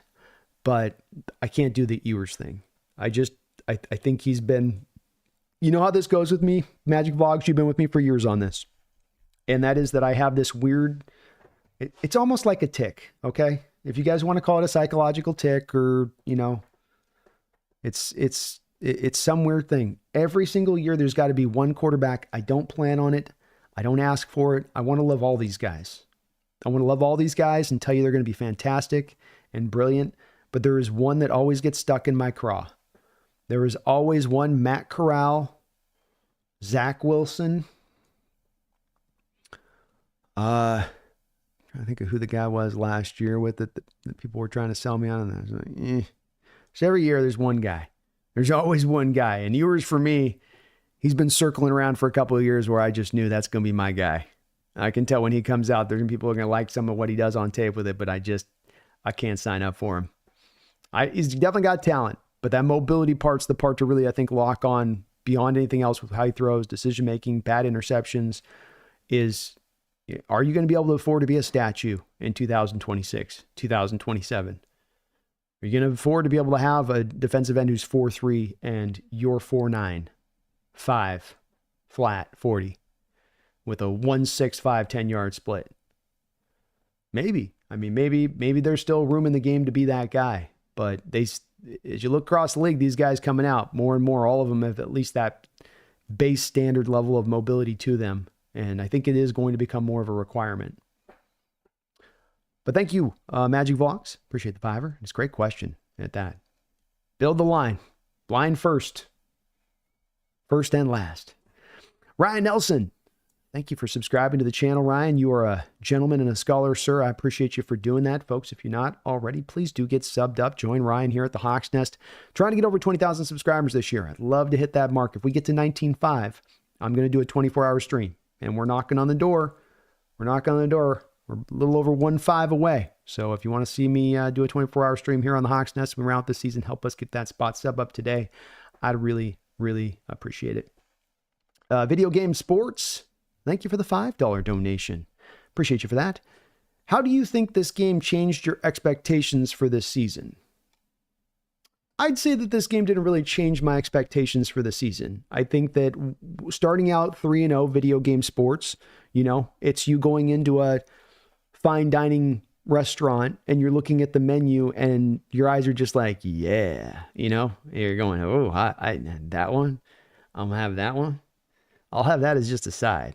Like, that's just going to be a side. All the sauces, okay, all of them. Double them up too. And then you go over there and you look at the price. And that's what game 4 onwards became, where you looked at the price and you went, oh, maybe just the entree then? No dessert? No, I'll have water. Water's good. Water's good. So we had to sustain ourselves a little bit more than the less than that 3-0 start got us thinking Video Game Sports. And we got bright eyes and big ideas and perhaps just a little bit ahead of ourselves. Just a little bit, just a titch. So I redirected myself after a couple of those kind of bad losses going, okay, Mike's getting this on. He's getting it on. It's going to take a little bit. This ain't happening overnight. There's more at play here than just schematics. It isn't, when we thought this was going to be a potential for a season where they could go 11-5, they could go get the division, that it was one where you said, okay, well, the talent is good enough for this to happen. It's been held back by those schematics. It's been held back by the designs and philosophy of attack on both sides of the ball. Now we're going to take those reins and let them run wild, like Mustangs on the open prairie. And yeah, they just weren't, maybe there was a little bit more play than that. Maybe there was a little bit more of getting more of the culture that you need to have in here to have the buy-in that you need for these things to work with both sides of the ball.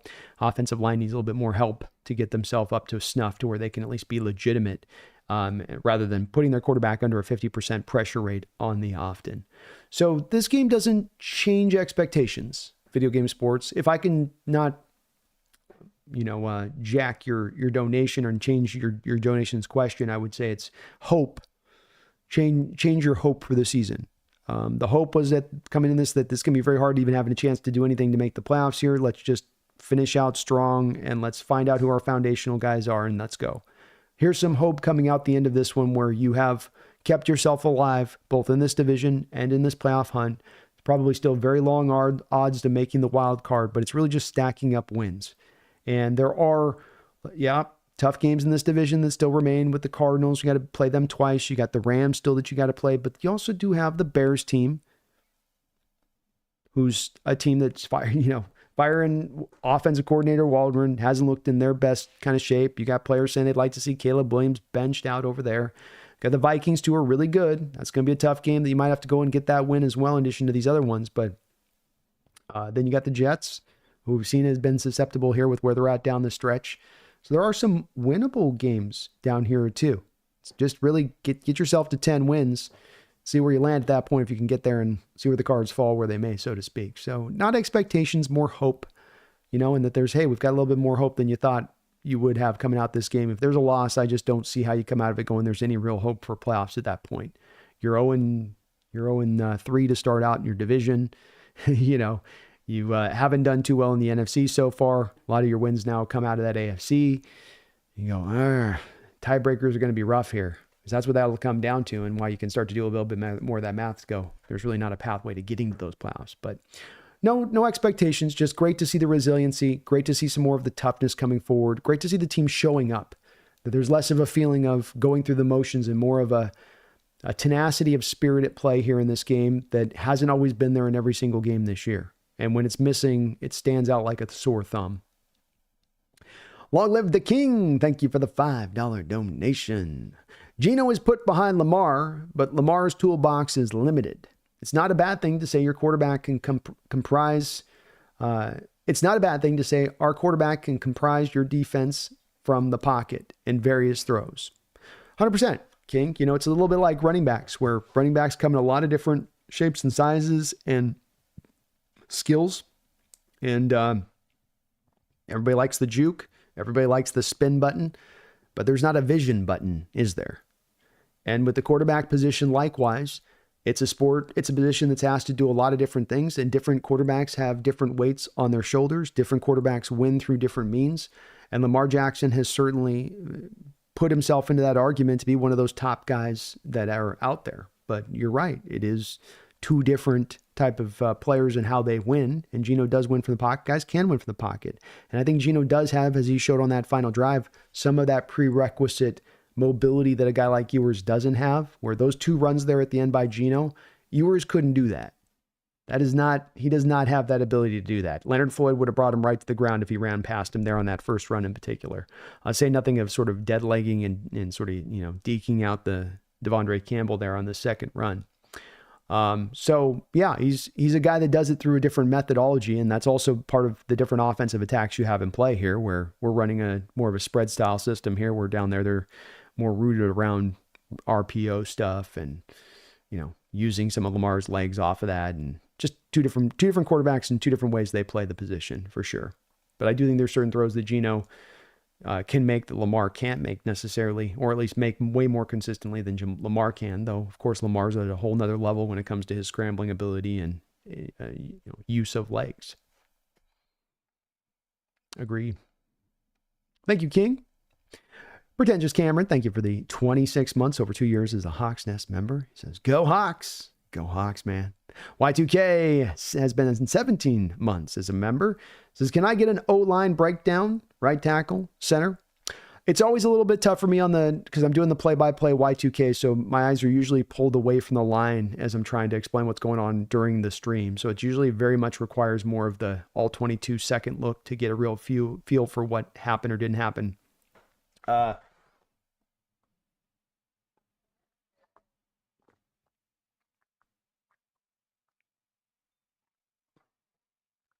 I think your interior of your offensive line was solid in pass protection, especially today. I would imagine Lakin held up pretty good on that side of it. Bradford was not terrible today. I don't think he gave up pressure after pressure like we've seen him at times. And Olu Atimi definitely in pass protection was holding it down pretty good.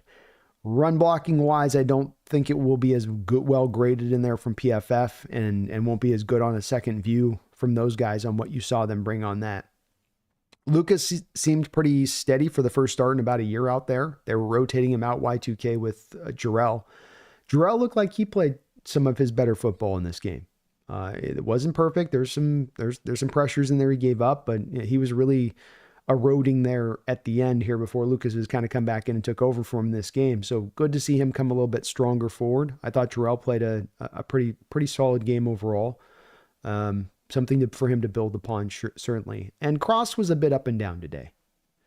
There's some plays from Cross today where he gets overrun a little bit with some power. There's a run play where he's sort of late to react to the guy driving down the line of scrimmage right to where you're trying to, I think it is, get Geno on the keeper on 3rd and 1.5. And Cross has got to keep that guy held up for a second and don't let him crash down into the A gap and get on Geno like he did and trip Geno up and stop Geno from getting the first down. So Cross had a little bit of a ick day, quite frankly. I think he'll be probably, he had some good plays as well. And the good part about it overall, Y2K, is I think this is one of the cleaner overall games for Geno as far as the pockets that he's had to deal with. He had a lot of times where he had time back in the pocket, not as much of the quick pressures.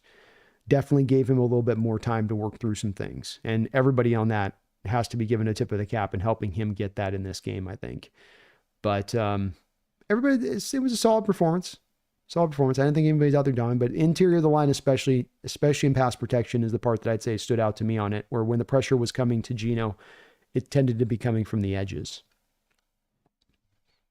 Alan, thank you for the $5 donation. Appreciate you for that. He says, salute, Brandon.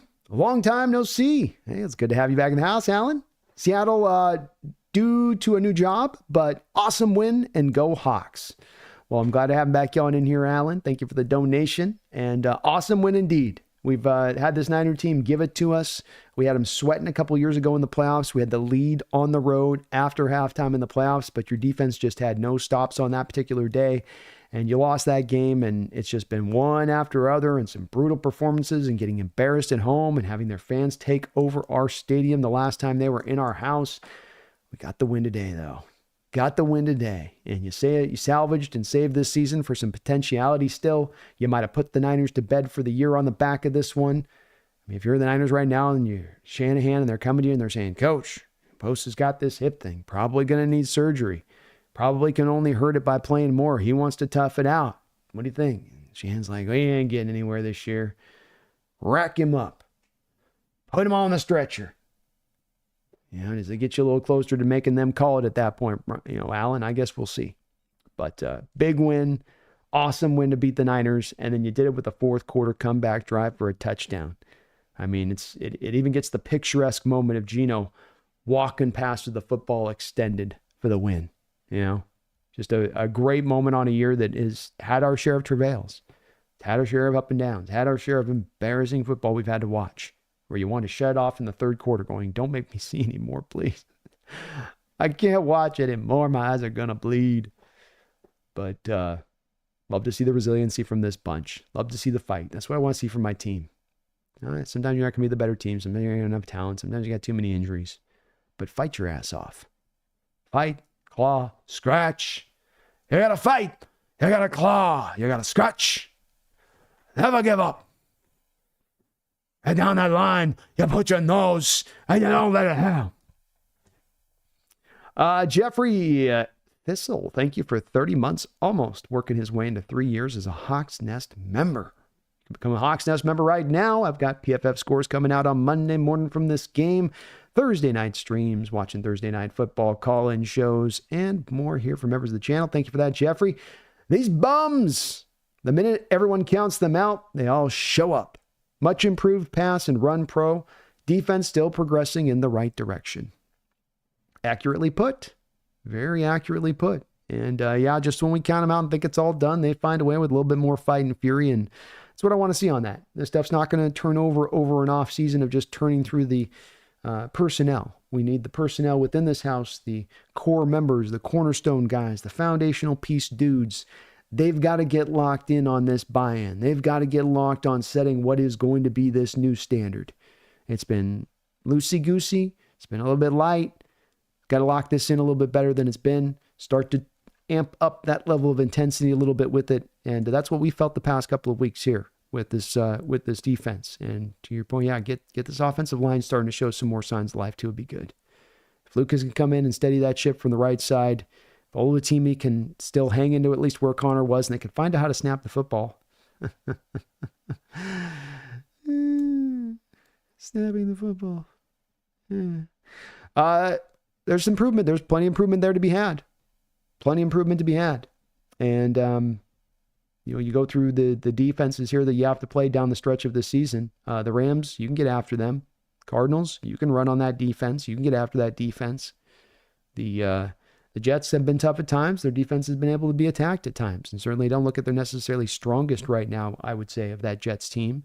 Bears, I think, aren't playing quite as good as people thought they were going to play at the start of the year on that. So there's, saying maybe make some of the argument. I heard that maybe we played some of the toughest defenses we'll play this year at this point. I'm not saying it's downhill from here on out, but maybe easier, maybe a shade easier. Viking game will be a bitch, no doubt about that. Flores going to be in his bag on this line. That's a whole nother conversation for another time, though. Thank you, though, Jeffrey, for almost 3 years of your support to this channel, as well as donating many times over. I appreciate you. Hand Grenade, thank you for the $5 donation. It says, we're going to need at least 2 wins against the NFC North for tiebreakers. If we can't get the division, and if we split with the Cards, we want a wild card. It's a great point, man. Great point. One I hadn't even really been thinking much about, but it's very, very, very, very, very, very good point on this. And these are, in the Bears, you think that's a winnable game. That's not a tiebreaker you're probably going to need. We're talking about the Minnesota Vikings, and we're talking about the Packers. And those teams are going to play each other in that division, and they're going to knock each other's record down somewhat unless the Lions just completely run away with it. In which case, that would really work out best for us at this point, in my opinion. Like, it's ideal for us to have the Lions just beat up on everybody, and then those other 2 teams get knocked down a little bit into more of that middle-of-the-road place. But good point in that you want to get to 10 wins on the year, let's say. Maybe that makes you a win short from getting the division, or a team like the Cardinals are able to win that out at that point. Well, then you want the tiebreaker as one of those 2 teams, being the Vikings or the Packers, is likely to be sitting right with you on that same record at that point, potentially. And so you want that tiebreaker. You don't want to be going down to the NFC. We don't want to get down to the next one, which I think is the NFC conference record, because unless we get a lot better on that one. So we got a couple of our wins came against AFC teams. Great point, though, Hand Grenade. Hadn't thought about the tiebreaker side of it, but that'll be a very interesting point of this twist of this tale a little bit to keep in mind. Keon Lund, thank you for another $2 donation. What scares you most on offense and defense for Arizona? Can we go 1-1? Well, we can definitely go 1-1 against this team.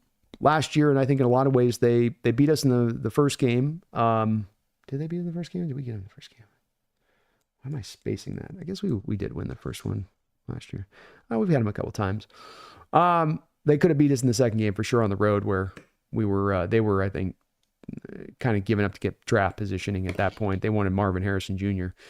But what scares me the most offensively for Arizona, I think, is their running attack. This is a team that will not, as they might have with the Cliff Kingsbury, get too pass happy. They know their identity. They understand how they're built to win.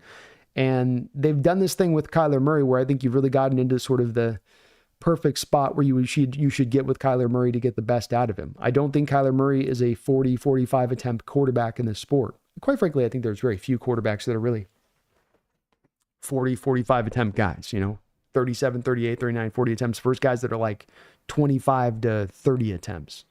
And with Kyler, I think that's the perfect place for him to be, because you put those 30 attempts and you mix it in with the RPO stuff with him and his use of legs around that.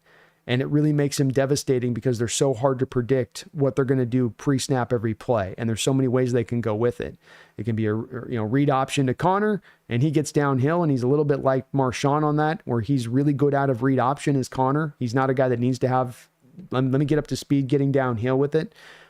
He works well out of that. And then you have the threat of Kyler to run it there, and you've got the play action game and their ability to hit you over the top. And they've got some receivers that can stretch the field on you and get down there and be a problem if you're going one-on-one, because you want to put more resources into stopping the run. So it, to me, comes down to, with Arizona, quite simply, even beyond Kyler, into stopping the run. If I'm stopping the run and I'm forcing them to get pass happy, and I'm making Kyler have to beat me tossing it down the field and get him into a high volume place, I like my chances way more there than I like it if you're sort of trying to take away Kyler, take away the passing attack, and just sort of stave off the run as much as you can, because they will just keep running on you all day. I've watched multiple games this year where they'll just start out right from the gates, like that Chicago game, which was just a very interesting game of two styles. You have the Cardinals, know who they are, understand their philosophy. We're going to run the ball. We're going to stay committed to it. We're not going to deviate from that. Success. Chicago Bears, oh, we drafted Rome Odunze, and, we've paid, money for DJ Moore. And, oh, yeah, we also brought in Keenan Allen. And, so we got Caleb Williams, #1 pick. So we need to sling this rock around the field and, validate that selections and that money spent. As opposed to you have a rookie quarterback, run the ball a little bit. Take a little bit of the weight off his shoulders here if you can, just a bit. No, we don't want to do that. We got to validate here. Two different approaches, two teams, one that knows its philosophy, one that's still trying to find who it is. And that's why Arizona has been as good as they are. And they're not to the record they're at by luck. They've had one of the tougher schedules in the league to be in first place. This is a legit team, but it would be the run game that scares me most for them on offense. And defensively,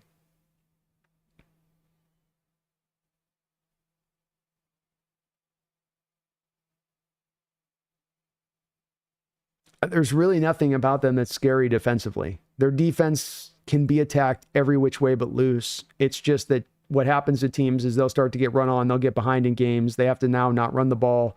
Arizona can be wild and loose with their blitzes. They'll be risky at times. They'll let it loose, but they don't have really the personnel to hold you down. It's more of that they get you kind of to operate outside of yourself. It's like the Lions went in that game against the Cardinals and they said, we're going to just run. We can get after them all day in the run game. And they did. And they were able to. And they broke the back of the Cardinals in that game by staying with the run. But you have other teams like Chicago that'll sort of take themselves out of the game offensively. There really isn't anything defensively that scares me with them. They're getting back Darius Robinson. He might be a bit of a problem. They've got Cooper in there that they traded for. So their pass rush might be a little bit better than what it's been the past couple of weeks. But they don't tend to generate much pass rush. They don't stop the run particularly well. They're pretty good at tackling. Good tackling team. They play fast. They rally the ball. They don't make bad mistakes for the most part, penalty-wise. But there's nothing about them defensively that's really scary, I would say. You just got to get off the field defensively so that you don't live on the field to where your offense actually has the time to go out there and get some attacking done. Don't let these long bleeding drives the Cardinals go down where you've got 3 or 4 drives that took over 6-7 minutes off the clock. And you're reducing your offense down to having to be hyper efficient to go win the game. But we go 1-1 for sure, Keon. Yeah, 100% for sure. Jason Tudor with a $2 donation. He says, is it weird I'm jacked for a game versus Arizona? No, it's a first place Arizona team. This is a team that, Arizona may be not the most talented group out there, but nobody in this division plays harder than Arizona. I think that all 3 of these teams in this division, Hawks, Niners, 49ers, or Hawks, Rams, 49ers, all 3 are more talented than this Arizona team. But Gannon has gotten this team to play hard across the board. They will come at you all day long. They may be limping, and they're still going to get back on the field. Those guys, even when they get hurt, will go off for a couple plays, come back on. There's just a sense of toughness, especially defensively from that team. And, you're going to have to earn it. You can outbeat them. You got more talent than them, but you have to earn it. That's for sure. And I'm looking forward to it too. It's going to be a physical football game, I think. I think we're going to try to run our butt off against them. And I think Grubb's going to finally look at this defensive front, this defensive line of this Arizona and go, finally got a team that's not just stacked up front. I can get after this group.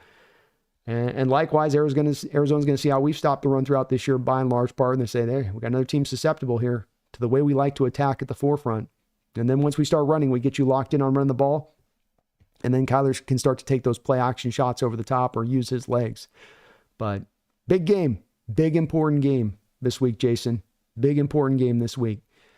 And yeah, you should be jacked for it. It's legit matchup. D Nugget, thank you for the $2 donation. This one is for the win. Brando and Pumpkin. Well, she's super happy right now. She got herself a little bit of victory salmon. Did you get some victory salmon? Yeah? Was it delicious? Yeah, it was pretty good, huh? I know, you love salmon. Yeah, it's the best. She's super happy. She wasn't with us the whole day today, but she's with, she was with us most of the day today. Most of the day today. Well, thank you guys for all the donations today on the channel there. You guys are unbelievable as always on that. Whew. Let's get over here to you guys in the chat. It took me a little bit of time, but thanks for bearing with me on that. You guys are awesome. Awesome. And D Nugget, she appreciates it. Look at the appreciation here. You can't see her face, but she's getting loves here. She's getting loves. If you've got questions or any comments, by the way, direct to me. I know we're a lot of inner chat going on. Just remember to put in the message you can. B, Brando. Hey, a-ho. Kirk says, what's up, Hawks Nest? We won. Oh, by the way, I went and left a few comments on our 49ers Friends channel. Let's go. Let's go. Yeah, Jesse's going to be fun this week. I know he's going to still continue to talk noise about Geno, but I'm letting him have it this week. He's going to have to hear from me. SL says, the mission this offseason is to build the offensive line and Coach Mack to continue developing into becoming a legendary head coach. Let's go, SL. Let's go. I like it. Jordan says, I repeated what someone said. I don't think Geno's a top 20 quarterback. Oh, sorry, you're responding to Nitro. That's where I got to be.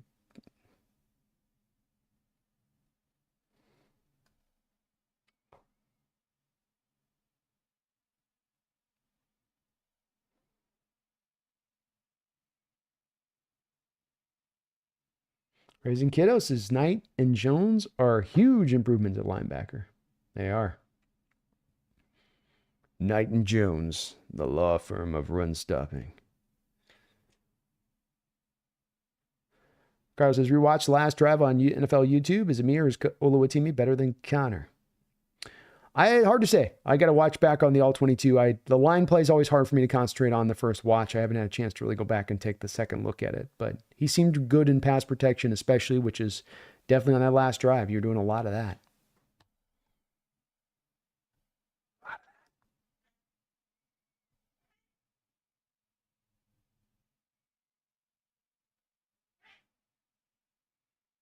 James says, I like what Mack has done with the middle linebacker position.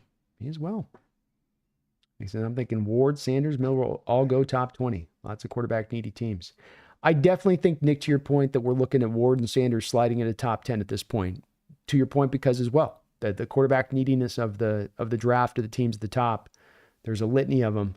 It's like we saw last year with the 6 going in the first top 12 picks. That's going to override a lot of evaluational process. And with Milroe, it could very well do the same. The guy runs like a deer, and he's got a very strong arm. People think they can develop that. And, if a guy like Anthony Richardson, kind of similar skill set wise, can go a couple of years ago, why not Milroe with, more starts?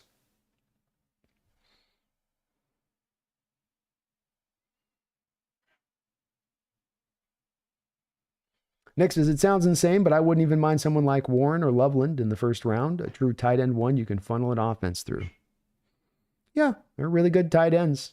I wonder if John would be a little scared away by one with not getting the production he was getting out of Fan for what he's paying for on that. But I could see it as possible, Nick. And that's right where we might be picking the draft, might be where the value spot is to go take a guy like that. It's definitely possible. I certainly don't think we're looking at another year of Noah Fant after this.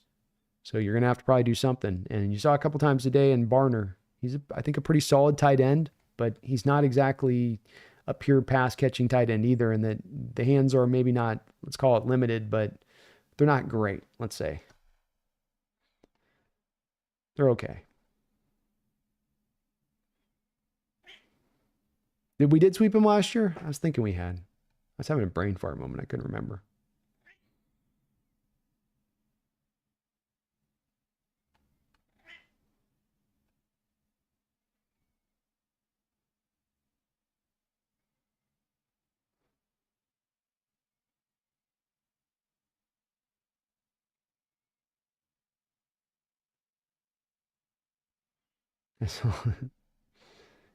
As well as Geno married, he should have Lambo leaped to his wife like Kittle and used Jizzle check. Did it, Lumen? Duran says, hi, pumpkin. She says, hey. She says, up. What's up, Duran? Alan says, got to give Kyler Murray his credit. He's playing better than his past 2 previous years. He seems more focused. He's getting better and better in having the longer time of the position. He's reaching that spot where you played 6-7 years as a pro, and you're getting a little bit more of the old man game added to your repertoire, a little less of just relying purely on that athleticism, to your point. This is also, I think, though, where you're drawn to the low volume of passes, and you go game by game where you limit him into this certain range of passes. You have him in a place where he's kind of at his most maximum devastating point than when you put him in that mode. When you lean him into the place where sort of they were on the prior regime, which was much more of, hey, we're giving this guy this money. Hey, this guy was the number 1 overall pick. You know, he's got to be a centerpiece of the offense, and he's got to throw the ball all over the place and have a lot of what he's doing here has got to be on his back and mold, and probably not the right way to use a guy like Kyler. It's very similar, as I've talked about, to what the Steelers are doing with Russell Wilson in Pittsburgh. And, you know, Russell doesn't maybe quite have the same ability to move around like Kyler does, but same way to have a really big arm and some really good mobility, and pair that with a really good round game, and in the Steelers' case, a really, really good defense, and you can win a lot of football games with that approach. Especially that X factor of their ability to really use their legs.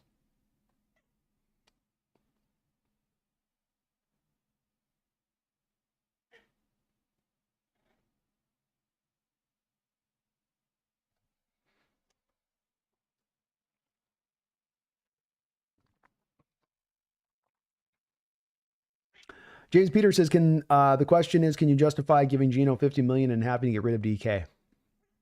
Yeah, I'm not sure that Geno's going to command $50 million a year, James. Now maybe it's just a little bit less than that at a 45, a 42 and a half. 42 and a half to 45 seems more about that. Yes, I've looked at the salary cap situation, and I went back this last week actually just to double check some things on this to just make sure that I'm, you know, accurate in where I'm looking at things. See if I can find this information I had saved up here somewhere. But Geno Smith the past 2 years has taken 6.5% of the cap up, James. 6.5 is what he's averaged. So that, you know, we want to, some people like to get up on the numbers of the agent first. The agent releases a new contract out and everybody goes, oh, this guy's making $55 million a year. He's making this. It's really on what is the first 2 years of the contract going to cost you? How much of the cap is it going to hit? Because you can get out from under the deal after the third year by and large. So when you look at Geno Smith, he's taken about 6.5% of the cap the past 2 years. And on he's going to only be a couple years older. Yeah, he's played pretty well. But can the team and Geno come to a commonality where he's sitting in about the same spot? He may ask for more. And you might be right to say that's what he's going to be wanting. But let's go off what the given history has been when we're making this foretelling of what is going to happen. Until we see him at the point of demanding the $50 million, or that there is a team that's willing to spend $50 million on a guy like Geno, let's stay more in the mode of where we've been prior, which is at the 6.5% mark. That's where this is standing. Is Geno Smith over the next 2 years worth 6.5% of the Seattle Seahawks salary cap? I have a hard time from people's perspective who say, no, I need it. That's not worthwhile. That's a bad investment. That'd be bad money thrown out. With all of the bad money that we've tossed, with all the guys that have eaten up bad contracts, that's not one of those. It also doesn't prevent you from still going out and looking at a quarterback, by the way. Doesn't mean that this is the move now you got to go make to, this is the move that you got to go out there now to make, and now you don't do anything with the quarterback position. You can still go out and address it. You can carry even the 3 in a given year if you want to do that. So it doesn't make that happen. Let me show you guys something else here. Fit the screen. Okay. So let's just take a look at this as well. I'm not even touching the thing with this too, James, is that you sign Geno and DK to a new contract. You save $5 million on the first year of the contract for both those two players. So Geno and DK, $10 million of cap savings. You've got $10 million that you're rolling over from this year probably into next year's cap, especially with Connor Williams' retirement and Dodson's release and pickup by Miami. Offset there is going to be that you're going to roll about $10 million over. So you got $10 million rolled, $10 million from a DK Geno contract extension on the first year of the contract. You then save by releasing Rashawn Jenkins, Noah Fant, Draymond Jones, Tyler Lockett, Uchenna Nwosu, George Fant, and Roy Robertson Harris. There's about, $60 million in addition to there. So again, let's go back. $80 million in cap space, right? People go, how are we going to sign Cross? How are you going to sign this guy? $80 million in cap space. Geno and DK already signed to new deals. I'm talking about the first year of the hit. This is because there's no reason to worry about the cap beyond this offseason. Anybody that's worrying about the cap hit beyond this offseason isn't looking at the cap situation of the Seattle Seahawks in 26 and 27.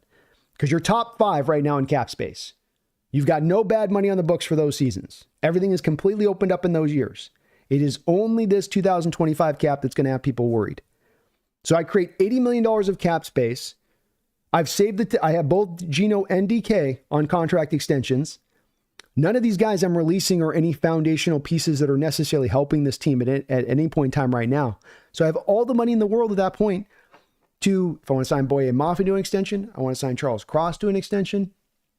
I want to go out there and be active in the free agent market for a guard like, let's say, Tevin Jenkins and give him a market-setting deal. I could go do that in addition.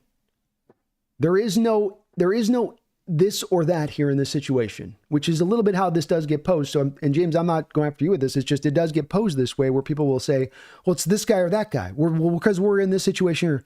Look at these hits. Those are all savings. 5.4, 9 million, 12 million, 17 million, 8.4 million, 3.8 million, 6.6 million. And that's with 10 million saved on new deals for DK and Geno in the first year of those cap hits. 10 million. So you got all we're not financially held out at all. You have only $200,000 in dead money for 2025 cap as it stands right now.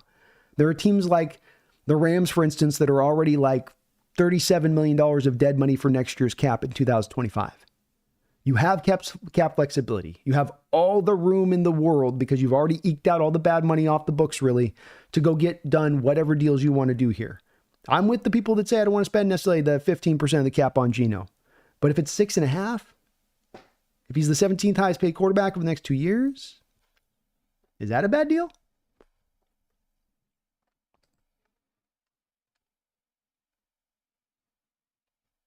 BB says, come on, Brandon. Olu is a better option than Connor, laughing out loud. He might be.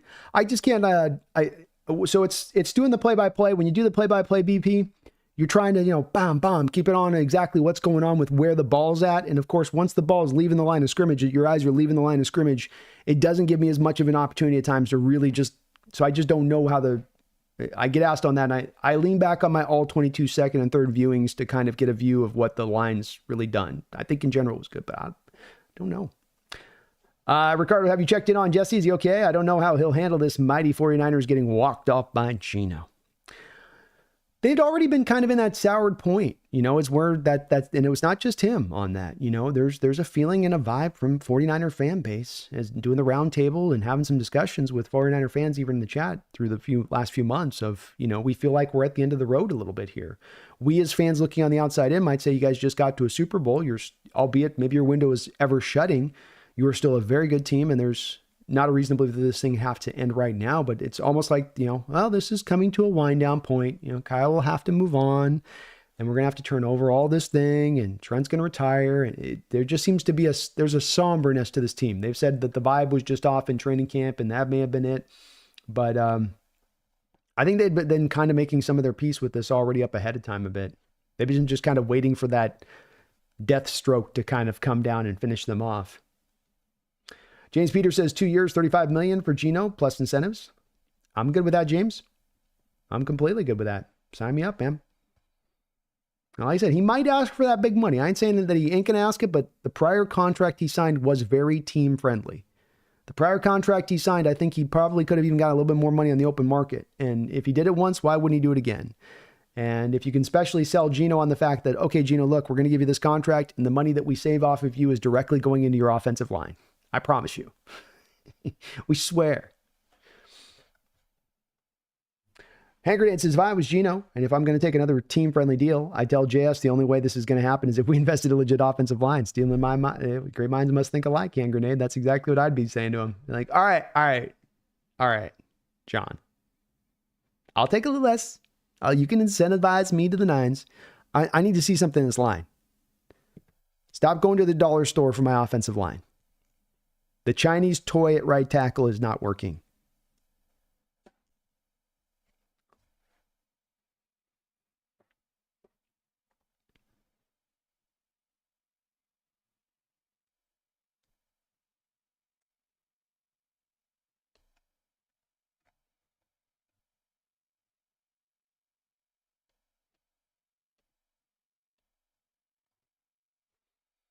Brandon Jana says, since we got a victory, I figured it might be worth requesting an impression or two. Perhaps a walk-in talking about the ass kicking we're going to put on the Arizona next week.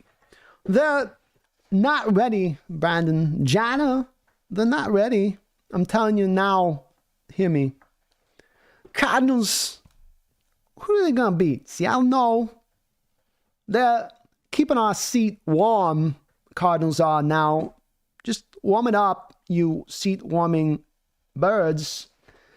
I don't know. I just don't see them winning the division when there's this many good teams. Seattle, San Francisco, Rams, Cardinals, plucky bunch, but no, they're not winning, Brandon Jana. Not today, not tomorrow, never. Look at the trophy case, empty all the time. They're like the Eddie Murphy of NFL franchises. They like to not trophy all the time, not trophy all the time. Ha! But no, they don't win. They go in next week, Lumen Field. They walk in, the sound, the volume. They think they're ready. They think they're tough. They're not tough. They're not ready. We're ready. We're building. We're burning. We're about to take them down to the ground in pain. Christopher Walken tells you now that it's going to be a win. 2 touchdowns. Easy money. Vegas now, I call. Chris is feeling good about it, Brandon. No problem. I'm not going to lose to a bird with that mascot. It's not even a Southern Cardinal. It's some kind of bird.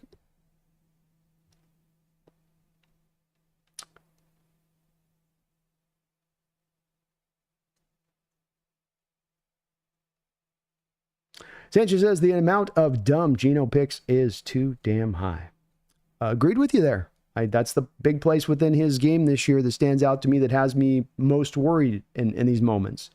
I think when I go, in my mind, Sanchez, to it, I do think that I go, if I get the line into better shape to where he's not inundated with as much pressure, am I going to get as many of those high volume of interceptions?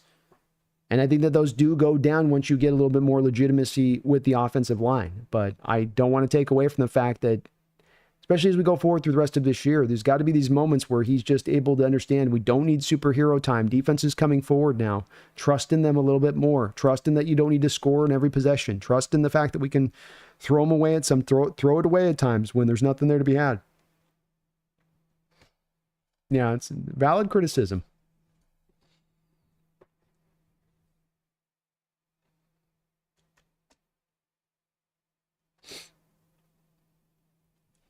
BB says the one thing about Olu is he's really smart. I'll take that over someone who is bigger or just relies on athleticism.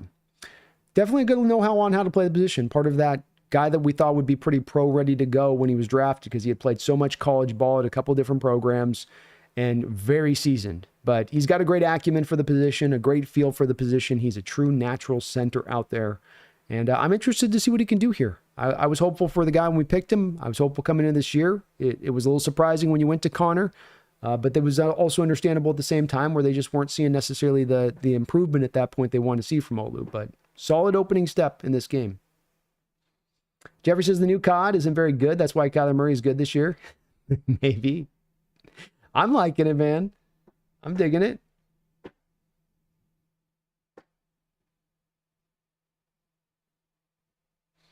Keon Lund, thank you for the $2 donation. Best week of linebacker play with 5 starts between them.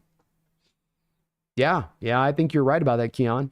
I think this is definitely the best one we've seen from this group. The best total, performance of play. They not very much attacked in coverage, held up in the running game. I would be hard pressed to find a game that was better. I would. The inside linebacker issue had been an issue in just about every single game. And Tyrese Knight, he gives you definitely a bigger kind of specimen out there for the position at the will. He gives you a real big thumper in there, along with Ernest kind of being like that too. It's nice to have. Just a little more physicality down there. Yeah, good call on that, Keon. I agree. And thank you, man, for all your donations and support today. Tyrese Knight, man, an interesting player. 10 tackles today. Be an interesting player to see how he aligns out with this team long term. Boy, has he looked very good. Sanchez, thank you for the $5 donation. He says, I wonder if future quarterback contracts could have language requiring the offensive line to be at least average or the team pays a penalty. Well, it's something that you would for a smart agent. If I was looking for a market opportunity or I was looking for the team that would tell me that, it was a guy like in Geno's case where I'd say, look, we're going to come to a little bit of a disagreement on certain things here where, you're going to tell me this guy's good, but you're going to tell me my guy's good, but, and I'm going to tell you the buts are really impacted and connected to that poor offensive line play. And that as a quarterback, I can't be expected, despite what fans may say on this, to overcome bad offensive line play. And the team goes, well, that's realistic. And then Sanchez, they go, the representation would say something along the lines of, okay, so we've find some common ground here. So by the nature of that, let's put into this that if, your pass protection unit from, let's just use a unbiased source like, I don't know, like PFF, if it's 20 or worse in the ranking on a pass protection as a unit, then my guy gets $2 million incentive kick in because you're depressing his production through your performance of play of something that's completely outside of his control. We've never seen that contractual language put together, Sanchez, but boy, there's some room for an agent to get creative with that, especially if he's engaging with a team that believes themselves to come to a quarterback and say, no, we're going to give you that line this year. No, we're going to give you that supporting structure there this year to be able for you to excel. It feels like a place where you could find a little bit of like compromise, wiggle room if you're at an impasse in negotiations. Kind of brilliant, Sanchez. A smart agent would take advantage of that a little bit. And so if I was Geno's people, I'd say, okay, John, you want me to take my QB discount again? You want me to incentivize this contract to the nines like I did before? You better throw me a freaking bone. You better throw me an offensive line bone. I like it, man. That's a great idea. Why couldn't you do that? Why couldn't you? From the team standpoint, they could then come back and say, yeah, we paid $2 million because we didn't do our job to get in that line. They got to kick their own butt there for that at that point. Grass Daniels, thank you for the $5 donation. It's nice to see the team win after the bye week. It's our first time in the last 4 years. Better coaching? Yeah, I think that the coaching has improved here. And I think that the coaching hasn't been great at all times this year and getting things into the right place. I think on some of these players that we can look at, guys like maybe a Baker or Dotson, the coaching took it as far as they could take it and they had to move on. That's why you moved on, is that you extended every last bit of goodwill you had to get those guys better, and it wasn't taking. It wasn't setting. And that's the part of the process of a new coach coming in, what you'd expect from it. Having the extra week for a guy that can run a lot of extra stuff. And I think the reason you're seeing Grass in prior years, us not able to as much take advantage of the bye week, is that when you have coaches that are really good on bye weeks, Andy Reid is a guy that's famous for this. They take the bye week and they build up a plan of attack that's going to have a little bit of extra in it. They take advantage of that extra time to get a little bit more complicated and intricate in their attack, probably on both sides of the ball. But if you're an offensive-minded coach, of course, you're leaning more offense, and defensive-minded in McDonald's case, you're leaning more defense. Well, the reason why prior this wouldn't have been the case, Grass, is because with a guy like Coach Carroll, you're not really running schematically things different week to week. That's the whole thing with Carroll, is we're lining it up and what you see is what you get, and we're just going to play really fast and free. And there's not a lot of that extra time is really only going to help us out for health and resting up and getting players feeling better with their bodies. We're not going to give you anything extra as far as wrinkles go from a coaching standpoint. And so that's why you don't see you as well able to take in prior years as much of that by as other coaches might be able to. And I think that's why McDonald probably had a little bit, more an opportunity in this game against the Niners, why this defense looks so remarkably different in this game against the Niners than they looked a couple of weeks ago, because he got maybe a little bit more of that time to prepare for Shanahan's attack and attack it specifically for where it has some vulnerabilities. I think you're on the right mark with that one, Grass. I do. That's a big thing about this coaching staff, is it's less about just we're lining guys out and just go run it and get it done. It is more about, hey, we're going to give you some advantages We're going to flip coverages up. We're going to move the fronts. We're going to simulate pressures. We're going to bring the blitzes. We're going to do those little extra things we've not done in the past to try to throw this offense off. Alan, thank you for another $5 donation. I appreciate you for that, brother. I mean to say, if Geno asks for more than 13%, then I'm letting him walk unless he goes deep in the playoffs. Yeah, and let me be clear on this. I'm definitely a pro Geno guy, but I'm also, above being a pro Geno guy, I'm a pro Seattle Seahawks fan guy here. And there is going to be even though I know that John Schneider has shaken the trust in the fan base a little bit here, with especially this prior offseason and how these moves have worked out, where it has been a bit rough in going, boy, John, like, are one of these going to work out?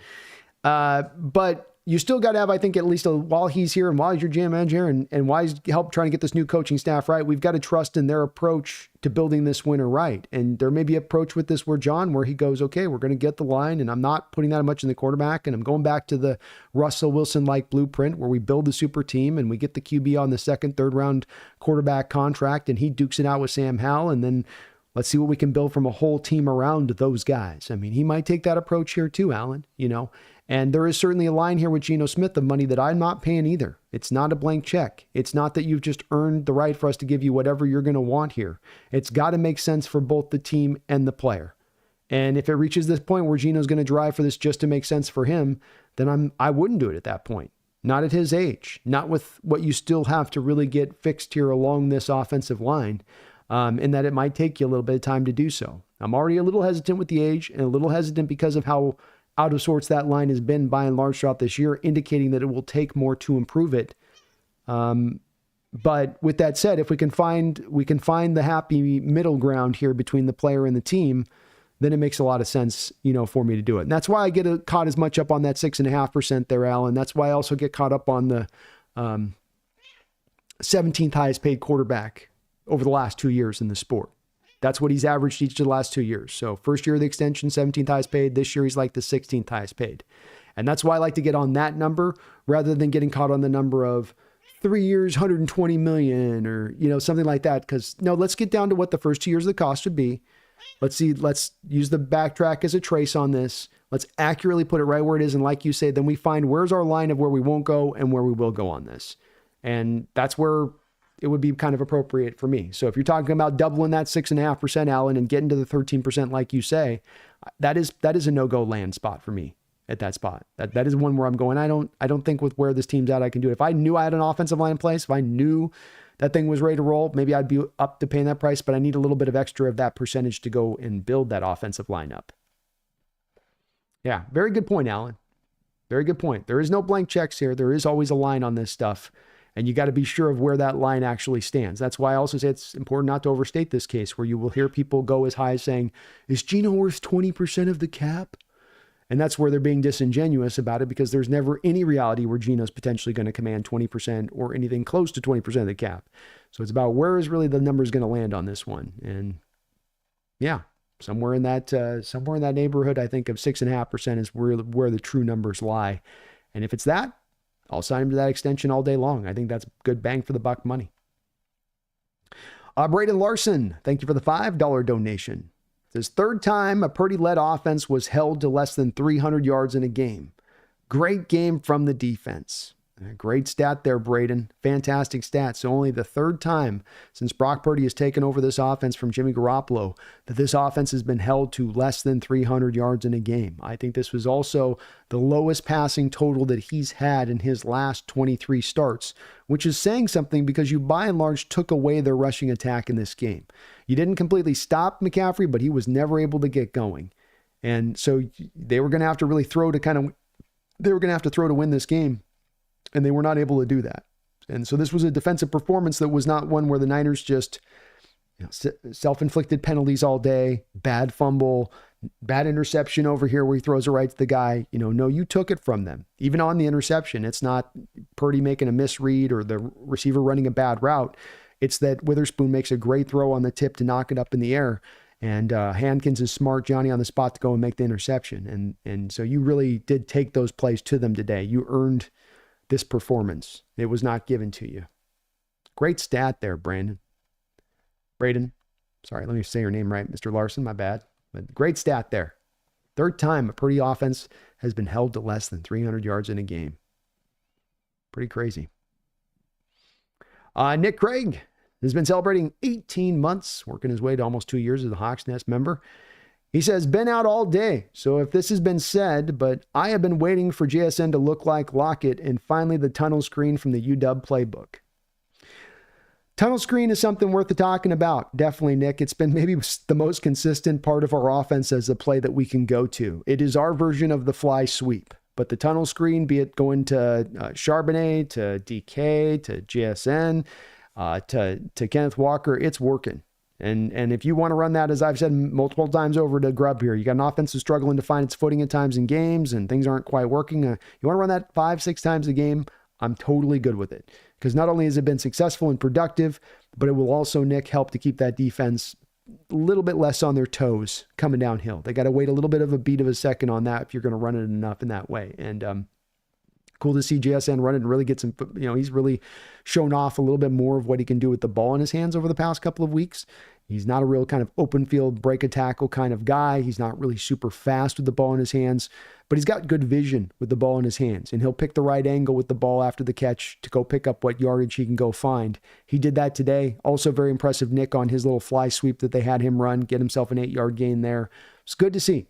But the tunnel screen, it's something that, like you say, was a mainstay with the UW playbook. One of those things that's been very good for us as a countermeasure here against defenses this year, where you don't even need to catch them blitzing. It can be just a front four coming downhill at you, and they're just trying to pin their ears back and get after you as pass rushers.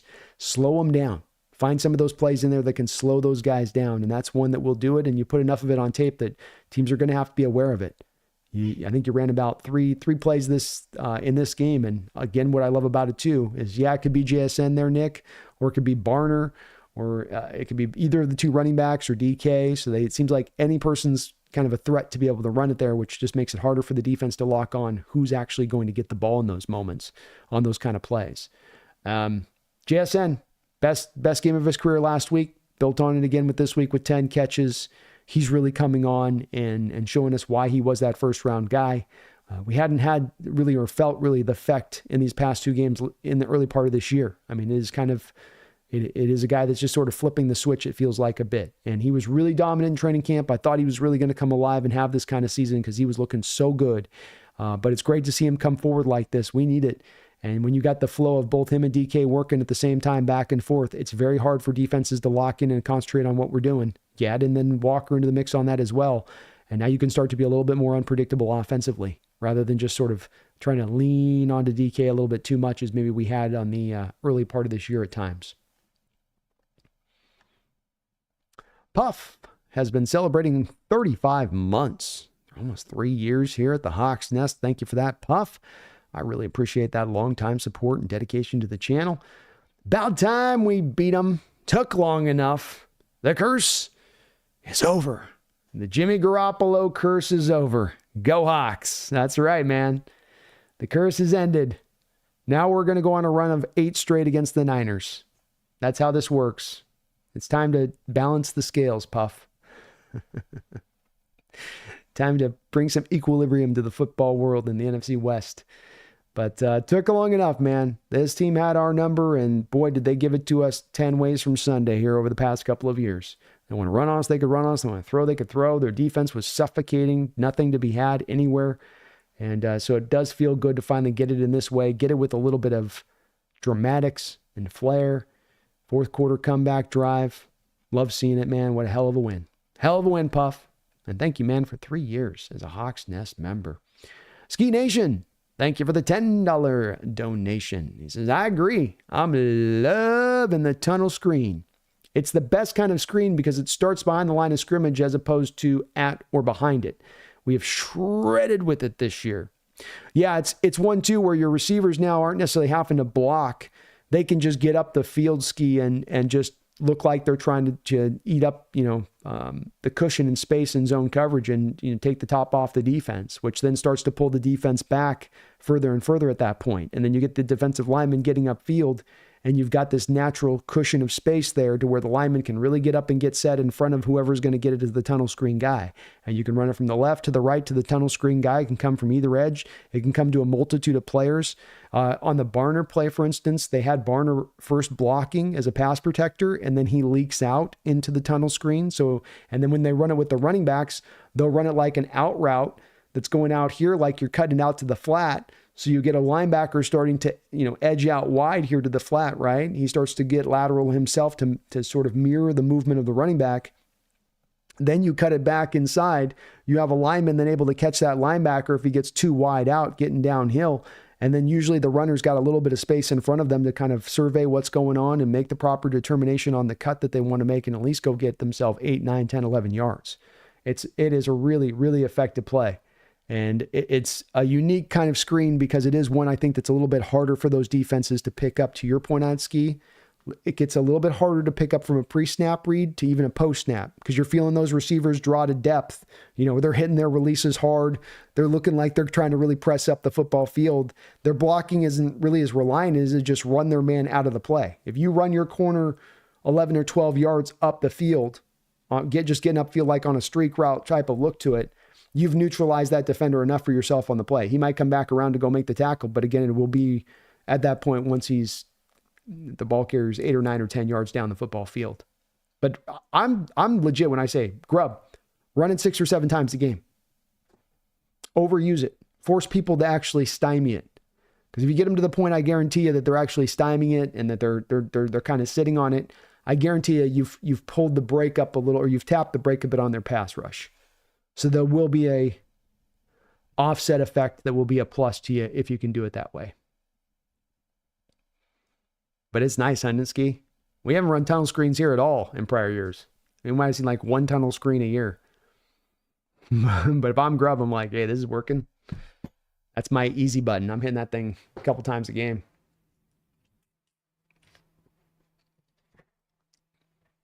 Thank you, Ski. That $10 donation, man, I appreciate you for that, as well as being a member of the channel. Beautiful, beautiful play. That and the delayed draw, I think, are two plays that you could really utilize to kind of force these teams to dial it back a little bit at times with that pass rush.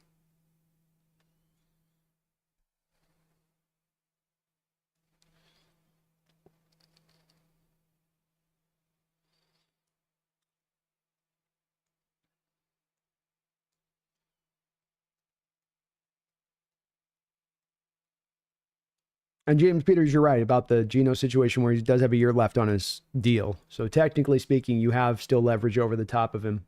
Part of something that I think can help what you're talking about too, James, and some of your comments on there, where this can help you get to that middle of the road deal point. This can get you to that compromise deal. Isn't a player purely that it's operating with a free open market out there on the open market to where any team can come and jump and grab him. It is where you're still under contract with us.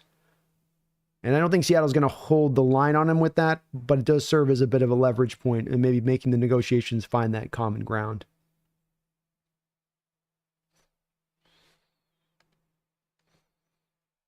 Greg Gamp, Brennan, I think Drew Allard could be the Bo Nix of this year's draft, where people will be shocked where he goes higher than people think.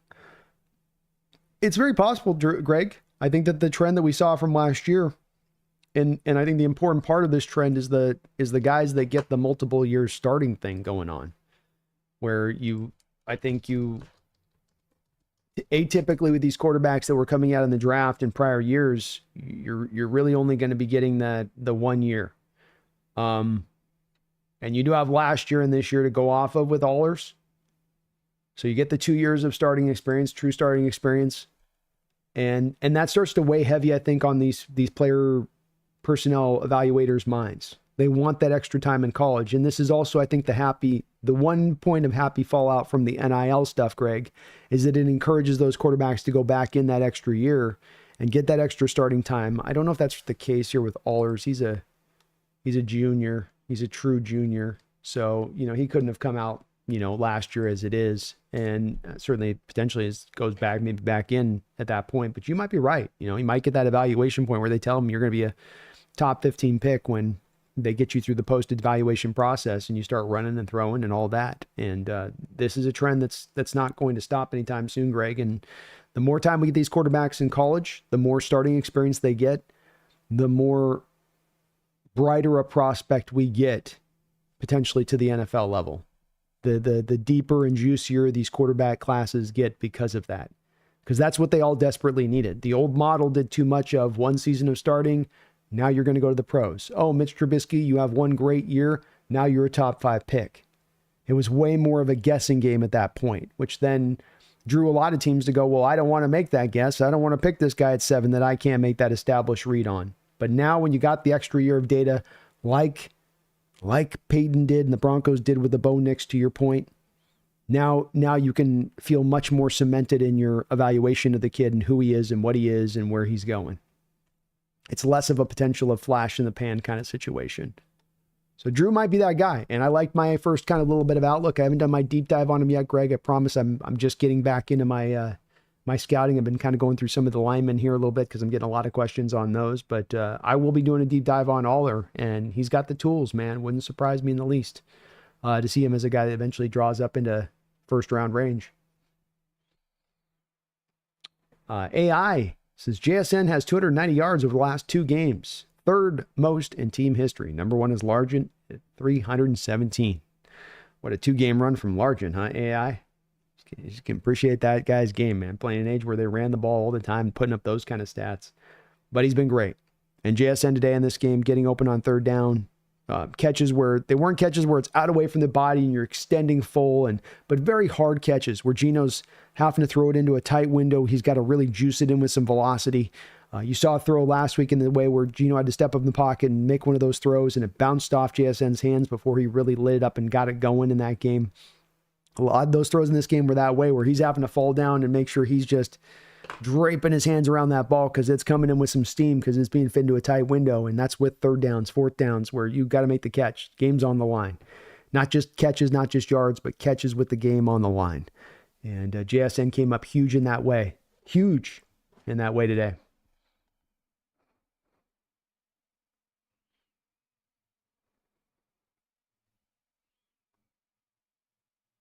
Ricardo, I don't see Geno getting more than Daniel Jones, $40 million plus 3 years. His stats aren't that impressive to justify more than that. I could see that being the case too, man. I could see that being the case. Brian Kennicott, personal reason is code for gentleman's agreement to retire with dignity when really Connor realized he can't perform. Certainly possible there, Brian. Certainly possible.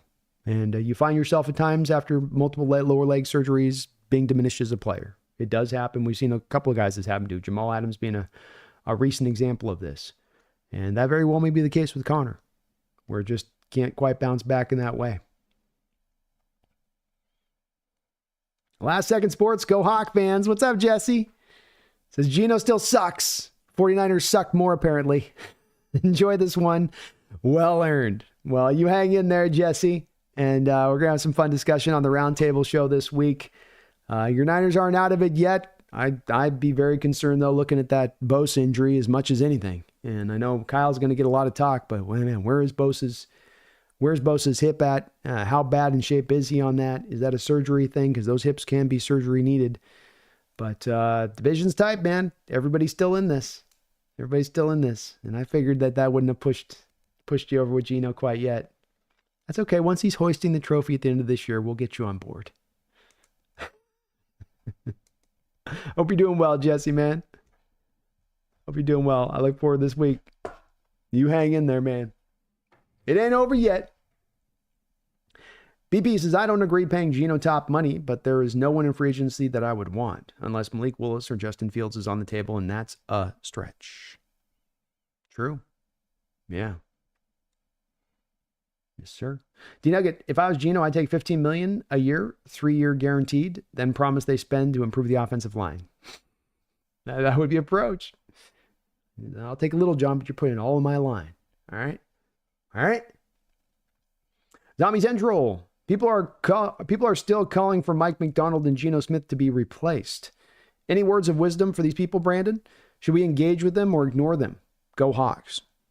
It's two different answers a little bit, I would say, Zombie Central. When it comes to McDonald, it's silly. It was silly at any point in time for people to draw any measure of determination on Mike McDonald in his first year.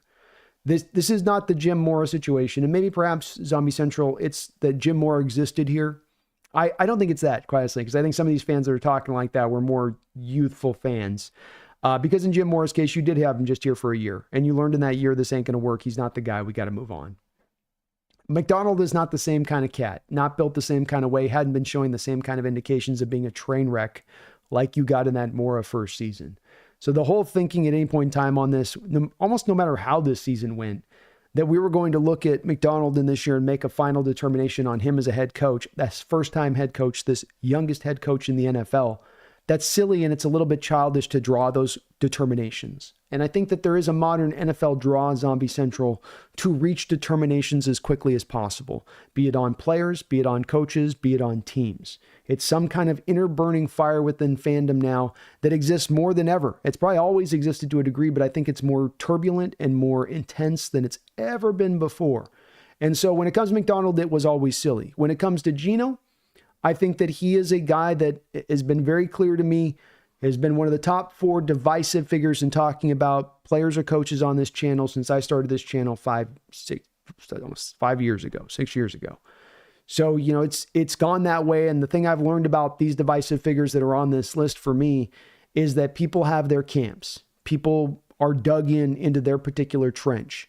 And they're going to expend all of their ammunition. They're going to toss all their hand grenades. They're going to lob all their rockets. And you're not going to get them out of that hole. And I have learned that. It's kind of why Zombie Central, I certainly will talk about Geno, but I'm not going to get too deep in the weeds on this because it becomes a little bit of a personal preference situation.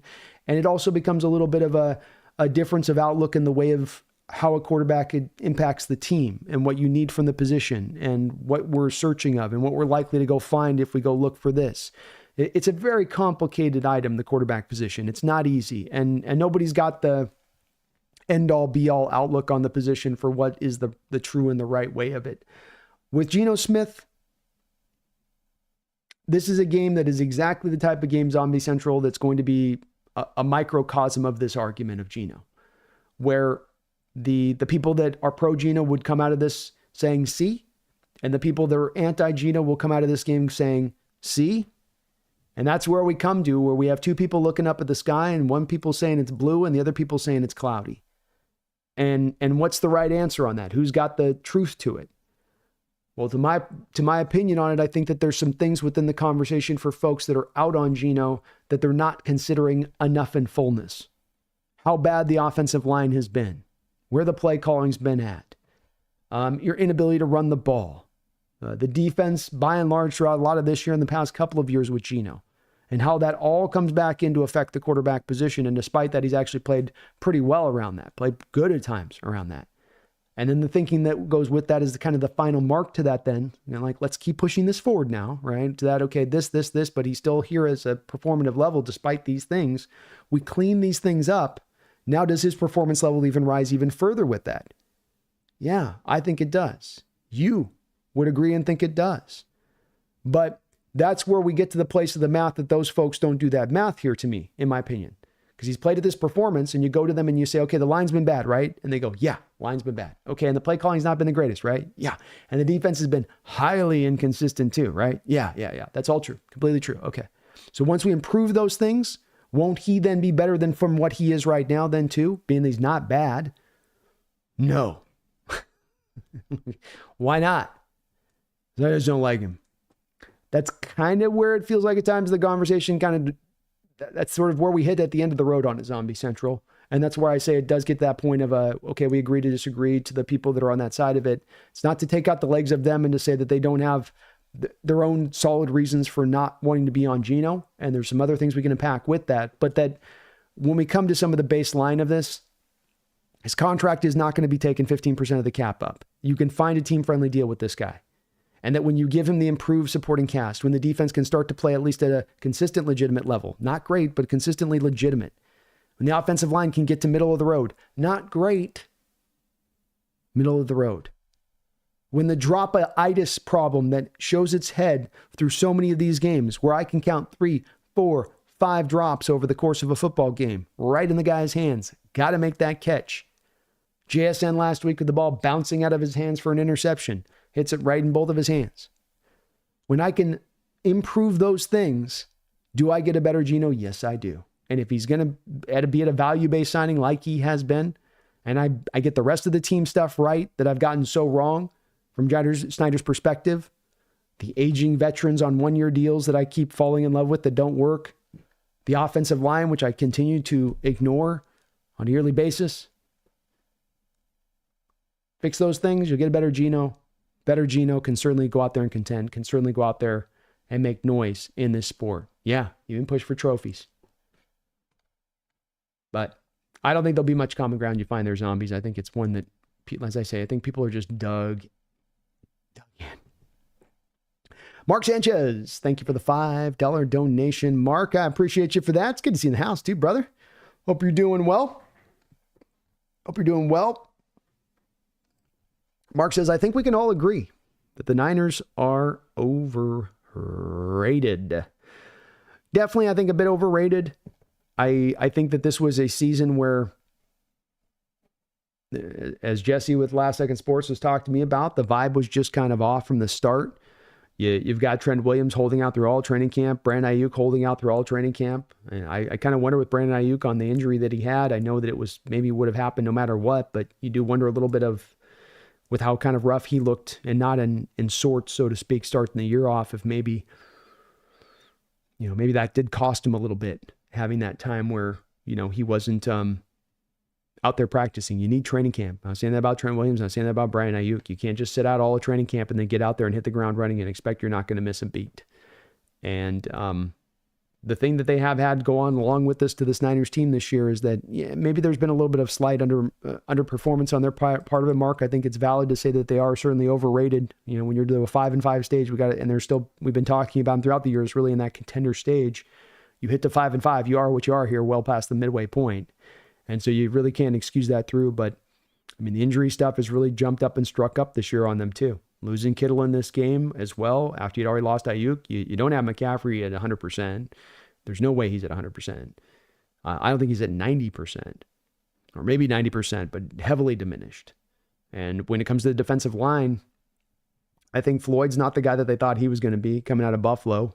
He's been kind of just empty there. And then Hargrave going down, that was a huge blow to them, especially when Malik Collins, the other guy they signed out of Houston, who they thought would help them on that line, is giving them almost nothing there. So it really comes down to Bosa. And then again, Dre Greenlaw has been out the whole year, had that torn Achilles at the end of the Super Bowl. And you knew at the timing of that, even in that moment, you're like, boy, this is going to both hurt them for this game. And then even the moment you're also thinking, this is also going to kind of affect them into next year. This is a very late time to have that injury.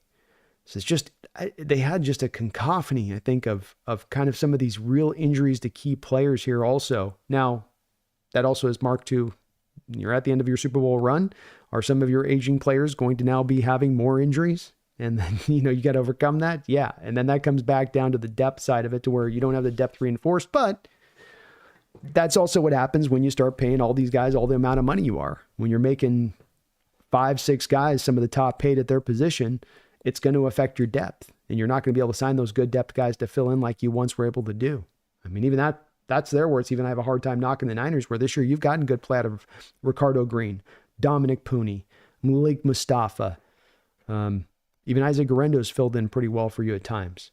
So, they've even got a little bit of, but they just have so much need of a depth this year that they don't have in place, because I think they're just so tied up against it on the cap a bit. But I think you're right. Overrated is where we've got to kind of put them in. I think their own fan base is going to kind of put them 6 feet under after this game for the most part. There'll be still definitely hope through some of that fan base, but they, as Jesse was saying above here, and as you'll hear from on the roundtable this week, he's going to have a fork in his back, literally. He'll have literally a fork he's going to jam right into his back as he gets on the camera, and indicative a little bit of that the run's potentially over here. You've got the Brock Purdy contract on deck. Brock played good again today. He's played good throughout the year. We're all talking about what we're paying on Geno Smith. Like, Niners are looking at $55 million for Brock, no doubt about it. And that's with a cap that's getting very tight. So, overrated. Overrated at this point. I'm not a Super Bowl contender in any way. And I just still think throughout this year, even coming into this game, that was still a team that could be that, Mark. But you're over halfway through the year. And you kind of are what you are at this point. unless you're a young, hot team like the Hawks on the rise, in which case you're your best version of yourself at the end of the year where you'll be fully dominant. That's me being consistent, Mark. Me being principled. Thank you for another $10 donation, Mark. I appreciate you for that. The double dip donation, brother, and all of your years of support here to the channel as well. The changes that happened in the last couple of weeks are why we needed to move away from Pete. Max seen the holes in the D and addressed them. Pete would have kept them out there all season. Wow, great point. Absolutely fantastic point. Case in point, Mark. Coach Carroll goes and has a meeting at the end of the year with Jody Allen and the committee, John Schneider in the room. Part of what causes this meeting to go sideways and for there to be essentially a mutual parting of ways is that the committee comes to him and they say, okay, we need to move away from those things that aren't working.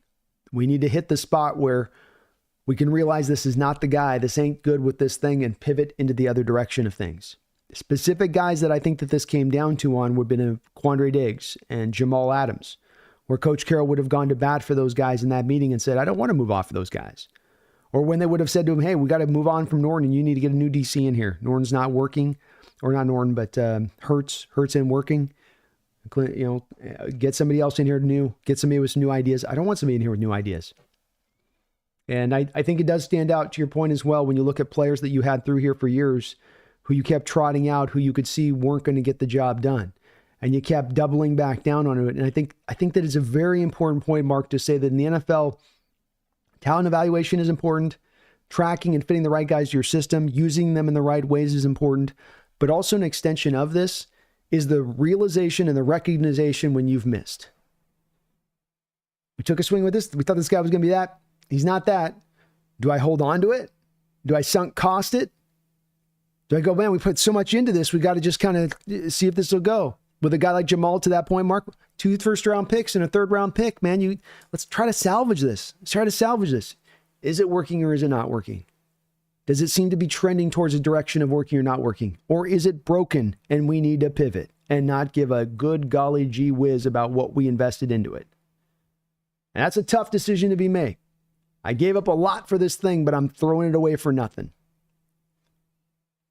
But the teams that sometimes, Mark, can pivot quicker in those moments, not make the mistake, but get it right and pivot fast to going and finding the right answer, are those teams that then can start to locate and get better, improve faster. And with these 2 linebacker moves that they've made and the transitions they've made with it, we'll see if the long-term returns are going to be with this. But certainly in Ernest Jones's case, it's no doubt about it. He is a big improvement over what you had at the middle linebacker position prior. And I hope Mike is that way with this. He does seem to be that way with it, Mark. He does. And I think your criticism on that with Pete is a valid one, where this is part of the player's coach, player-friendly coach going to the extreme on the wrong end of the scale, where the guy just loves up on his guys so much that he has so much faith in them, that he knows what they're capable of doing, that he also doesn't, it's like how your own child can do no wrong. Like they'll say with parents, you know, those parents that don't want to punish their kids, and they go, no, he's an angel. He's an angel. And I think there was a little bit of that prior here, and part of having the new coaching staff in is that, hey, I'm not married to any of these guys. I'm married to getting my job right. I'm married to turning this team into a winner. What's that going to take? What's the right combination? And it's going to take a little bit of a cold-blooded approach. I was asking for this a couple weeks ago. You guys, if you remember, I was talking a few weeks ago. Look, the effort level is not good here. You have guys, multimillionaires out here on this field, and I'm seeing some blows as far as in just effort level being given. That there's some negatives these guys are going to get in their grades as far as that effort level, and that's not acceptable. You can get beat from a talent standpoint. You can get beat in the chess match of life and football. You can't get beat because your guys wanted it more than our guys. Your guys had more of an energy level on this day to go get this victory than our guys did. That part can't be acceptable. We got 17 of these games a year. You need to bring it every single week. And the only thing that I was aware of, as I said at the time, the only way that I am aware of that you sort of shake this up is it becomes a cultural thing. It becomes a locker room thing. And the only way is to start changing things across the board, is to hold people to ultimate accountability. And then when you see it, You pull it like a weed out of your front yard and you get it down to the root. And there's going to be a little bit of a brown spot in your yard at first, but eventually the grass will grow back in over that spot and it'll get figured out. And that's what they've done here. They've shooken this up. Connor, Jerome. I don't know if Connor's in the same camp as the two inside linebackers, but certainly in the case of two inside linebackers, that's a message to the rest of the team. The effort level needs to be here. There's no excuses for that. You get outplayed, you get outmanned, you have a guy run faster than you can't stay with, that happens. But your will, can do, want, attitude, that part cannot ever be put into question. Some moron like me can't be sitting here on YouTube going, it's pretty apparent. They're not giving it their all out there. So I'm glad to see they've done it, and maybe part of the reason that you're seeing that shakeup and the returns of that shakeup so immediately here with these guys is because you did it, to your point, Mark. Great stuff, man. Great stuff. And 100% agree with you on your point on that. John Naylor, thank you for the $5 donation. Says, Tuesday NFC Roundtable, bring in your shades. Well, if you guys remember, a couple weeks ago, I got to rub it in all of their faces. I went out there to the show a couple weeks ago and I went, oh yeah, you guys go to training camp and your team, they maybe give you a little bit of water. That's cute. Do they give you a little water bottle? Oh, do they charge you for the water bottle? Is that what your team did out in Arizona? Your team did out in San Francisco, huh? Was it a $10 water bottle for you out in San Francisco with all of our taxes out here? You know it was. You know who didn't charge me for these? Custom Seahawks shades. And John Naylor is referencing the fact that on the NFC West Roundtable show that I do on Tuesday, the winners wear the shades. Winners wear shades. And I asked those gentlemen, I said, gentlemen, I know your team gave you something. I know that it's not simply my Seattle Seahawks team that gives out free swag to their fans just to walking into training camp, just for being there. And they're handing out popsicles for free. You want 2? You want 3? It's a hot day. It is a hot day, but I'll tell you what, I'm cool with these popsicles and I'm cool with these shades. So, yeah, they're getting the custom Seattle Seahawks shade, John. I'm gonna be wearing it with a big old smile. It's gonna be me all Tuesday. Just how you doing, Jesse? I already told you how I'm doing. How you doing, Jesse? I told you how I'm doing, Brandon. All right. How you doing, Jesse? Shut up, Brandon. I'm bringing them, man. Custom shades. My team gives them to me for free, man. We're swaggy like that up here in Seattle, Just how it is when you got, this vibe. Rodney Prescio, thank you for the $2 donation. Appreciate you for that, brother. This is a good step up for us. Glad we finally got the 49ers. Yeah, it would have been another long off season to be at 0-7 straight against this Niner team and still being wondering if there's any answer that we can find, anything that we can do, anything at all, or are we just going to lose forever to them? It would have started to kind of feel like that. But you got the win, stepped up, big time get for us on this one. Finally got the Niners, Rodney. It does feel good. Feels good. Good to see the team step up in a moment too, where you're a little bit of, you're cornered a little bit. Niners have got the season net out, right? You're like the wild animal they got in the corner of the building and they got the net ready. You're trying to get, you're the raccoon trying to get around the net. Animal control's like, we think it's rabid. You just made a break through it out and got out the door. So they had us cornered, but we showed we still got a little bit of fight left, Rodney. Still a little fight left. And John, thank you again for that $5 donation, man. I'm going to rock those shades all round table long. Eric Michelet, thank you for the $10 donation. Eric, it's great to see you in the house, brother. Personal observation. I think Geno is really missing having Russ in the quarterback room and having Pete. I think he needed those steady hands and mentors. I'm a Geno fan, but he is missing that leadership.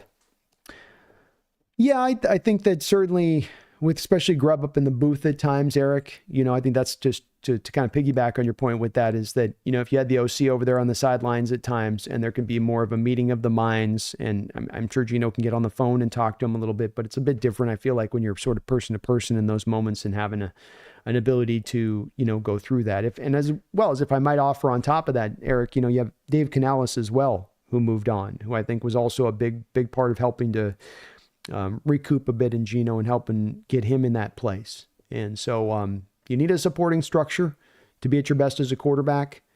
I certainly think that there are points with Geno that you can look at, maybe a little bit of leadership and body language stuff, which gets mentioned a lot about.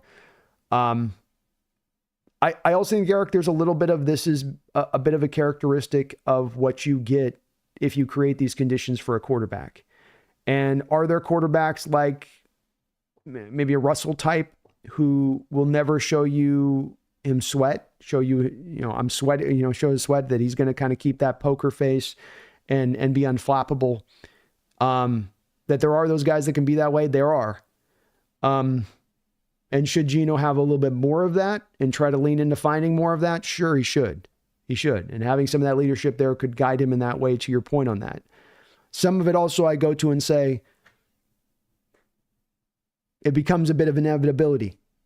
And it becomes inevitability to me when you have a quarterback who is, like Geno is right now, fighting for football life, fighting to stay as a starter in this league. And when you know that you're fighting with a little bit of a sense of desperation in that way, but that you know that you're also held back by so many things that are outside of your control, that there's going to be a given nature of human frustration in there. And where I would like him to be a little bit stiffer and stronger on those, again, back to your point on that, Eric, where I would like that to be the case, I can also understand it, and where I do give him a little bit of sympathy on that one, saying, let's stop creating these conditions that's putting him in this position of having to overcome the failing supporting parts, and that we give him more of a working supporting structure. And if we do that, if he gets more of the waters calmed rather than always swirling and frothing and waves tossing over the bow, that then we get that player that's more steady as she goes. And it's me doing some advanced math here, Eric, I am. And I'm a pro Geno guy too, so I'll own that side of it as well. But I think that it's one thing if it's a game or two that you put a quarterback behind conditions like this, where you go, we had a 5-game stretch where pass protection was some of the worst in the league. We couldn't run the ball. Defense couldn't get anything done on the other side. Special teams going to have some blunder pop up in addition to it. It's another thing when it's more often than not the case over a 2.5-year period, that by and large, over the course of a football game, I can go over that, let's call it 40 games played or something, and I can show you a defense that's not playing terribly consistently very well, that's oftentimes living on the football field, that's not getting very many turnovers, offensively, not able to run the ball, not able to pass protect, scheme, very stagnant, very milquetoast. In the case of Waldron, we've learned with him, he's just not a good OC. In the case of Grubb, may not be a good OC, maybe is a good OC. Maybe he's also being held back by the personnel and what he can run. So it is complicated, this Geno thing, Eric. It is not a simple thing. Either side of the fence that you may stand on with it. But I come back to saying this, is that if you give him those things I'm saying about here, you give him the middle of the road offensive line, and you give him that consistency, and you let him operate in that manner, that you're going to have a guy playing at a top 10 quarterback level in this sport while being paid probably around 15th to 17th highest paid quarterback in the sport. And if I build the right supporting cast around that guy, can I get to a Super Bowl? Can I go win a Super Bowl? I believe you can. I do. But the criticisms are valid of Geno. The criticism valid on that. And, he's definitely, the weight of this process over the past couple of years has definitely started to lean on him at times in these games. You can feel that too as well. It's great too why, Eric, it was just so nice to see him come out with a win in this game too and get that drive at the end. Because it puts them in a good headspace, I think, and maybe can give them a little bit of momentum going forward on this. But love where you're coming from on it. And I overall do agree, I think. Rick Zapata, thank you for the $5 donation. Can we win the Super Bowl with Geno, or do we have to get a Mahomes or Josh Allen to win the next big game? It's a great question, Rick. It's certainly one that I will tell you. Not all fans are going to agree with my assessment and outlook of it. My feeling on this is that we have a little bit of recency bias when it comes to how you win a Super Bowl right now.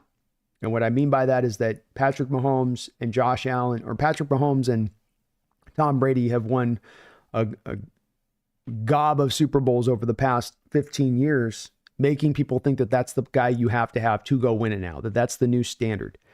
It may be that that is the new standard. It may be, Rick, but I don't think it is. I think that we just happen to be going through kind of two GOATs playing back to back in this sport, and that it's more of a symptom of that. And that when you look at this historically speaking at the quarterback position throughout history, that you can have guys that aren't necessarily at that level and go and win a Super Bowl. It can be a Nick Foles winning a Super Bowl. It can be a Brock Osweiler and a heavily diminished Peyton Manning, and you can go get a Super Bowl. Does the supporting cast got to be beefed up? Does it got to be great then around them? Yes.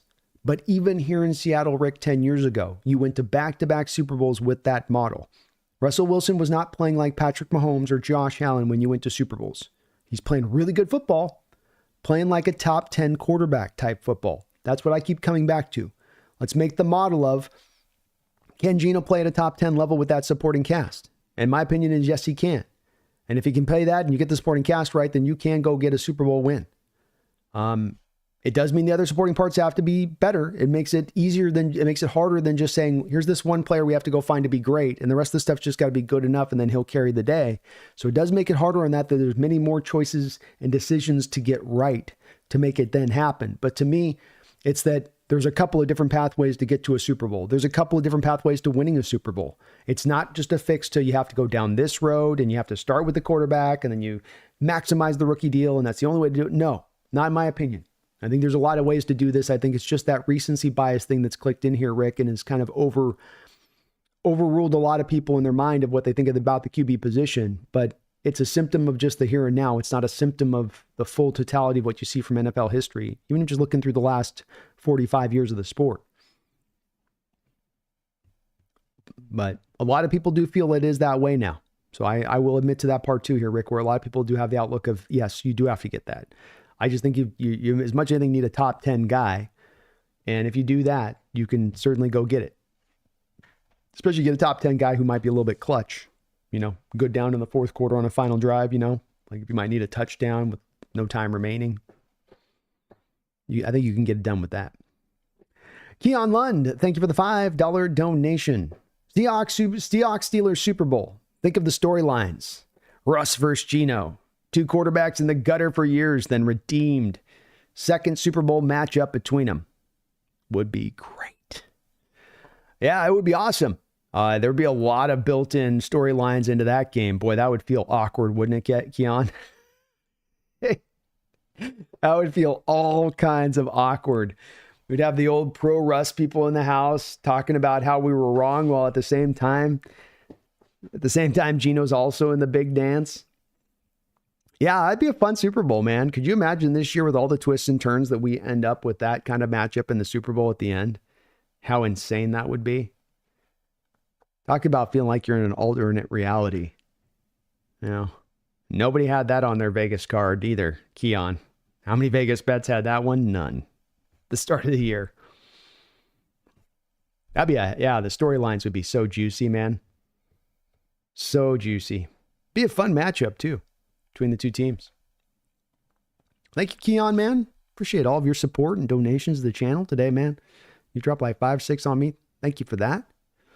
Alan, thank you for the $2 donation. Tell KJ Wright and his Niners take that L. No Diddy. That's right, no Diddy. Take that L.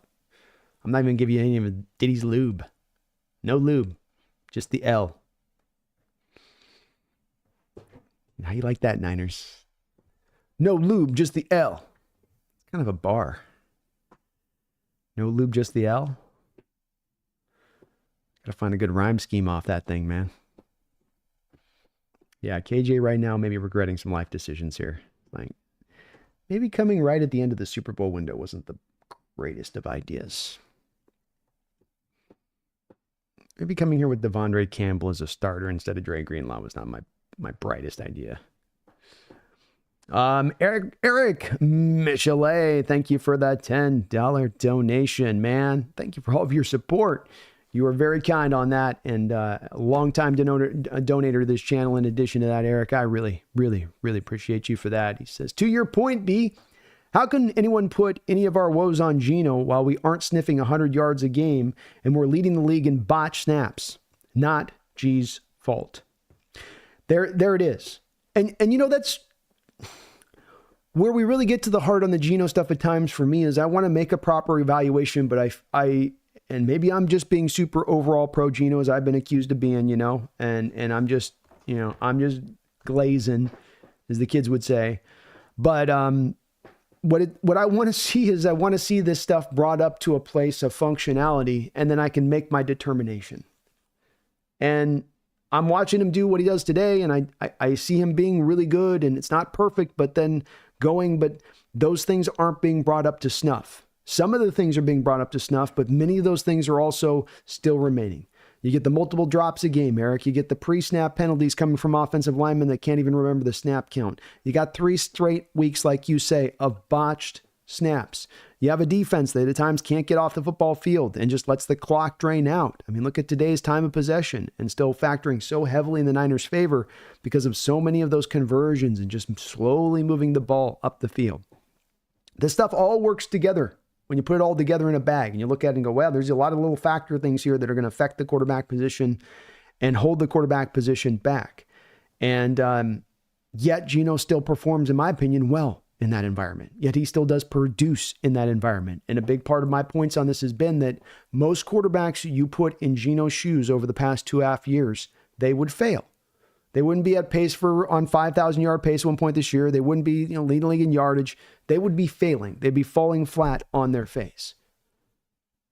And that's what opened my eyes as much as anything else, is that the fact he can do that in this environment with those conditions. And you go, okay, what if you don't make those conditions like that? What if he doesn't have a blowtorch at his face prior every snap,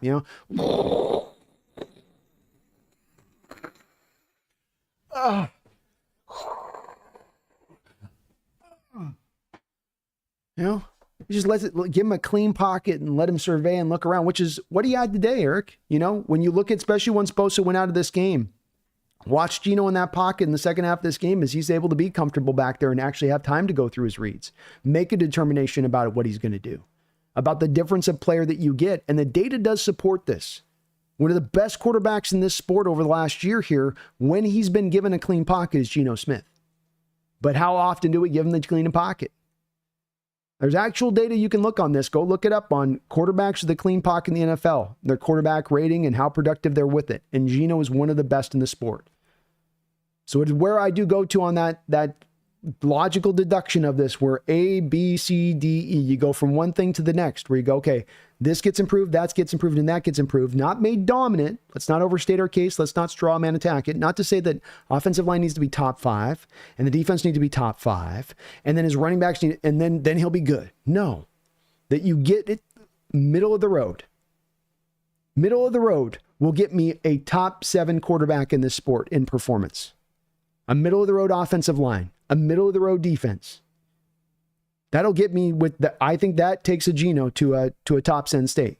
So that's where I come back, and could be wrong on it, but that's how I get around on that in my mind, Eric, of going, okay, well, this is where I come back to, he's a guy that can work here. He's a guy that can work here a long time. And it's more about getting these other things fixed than it is about this thing.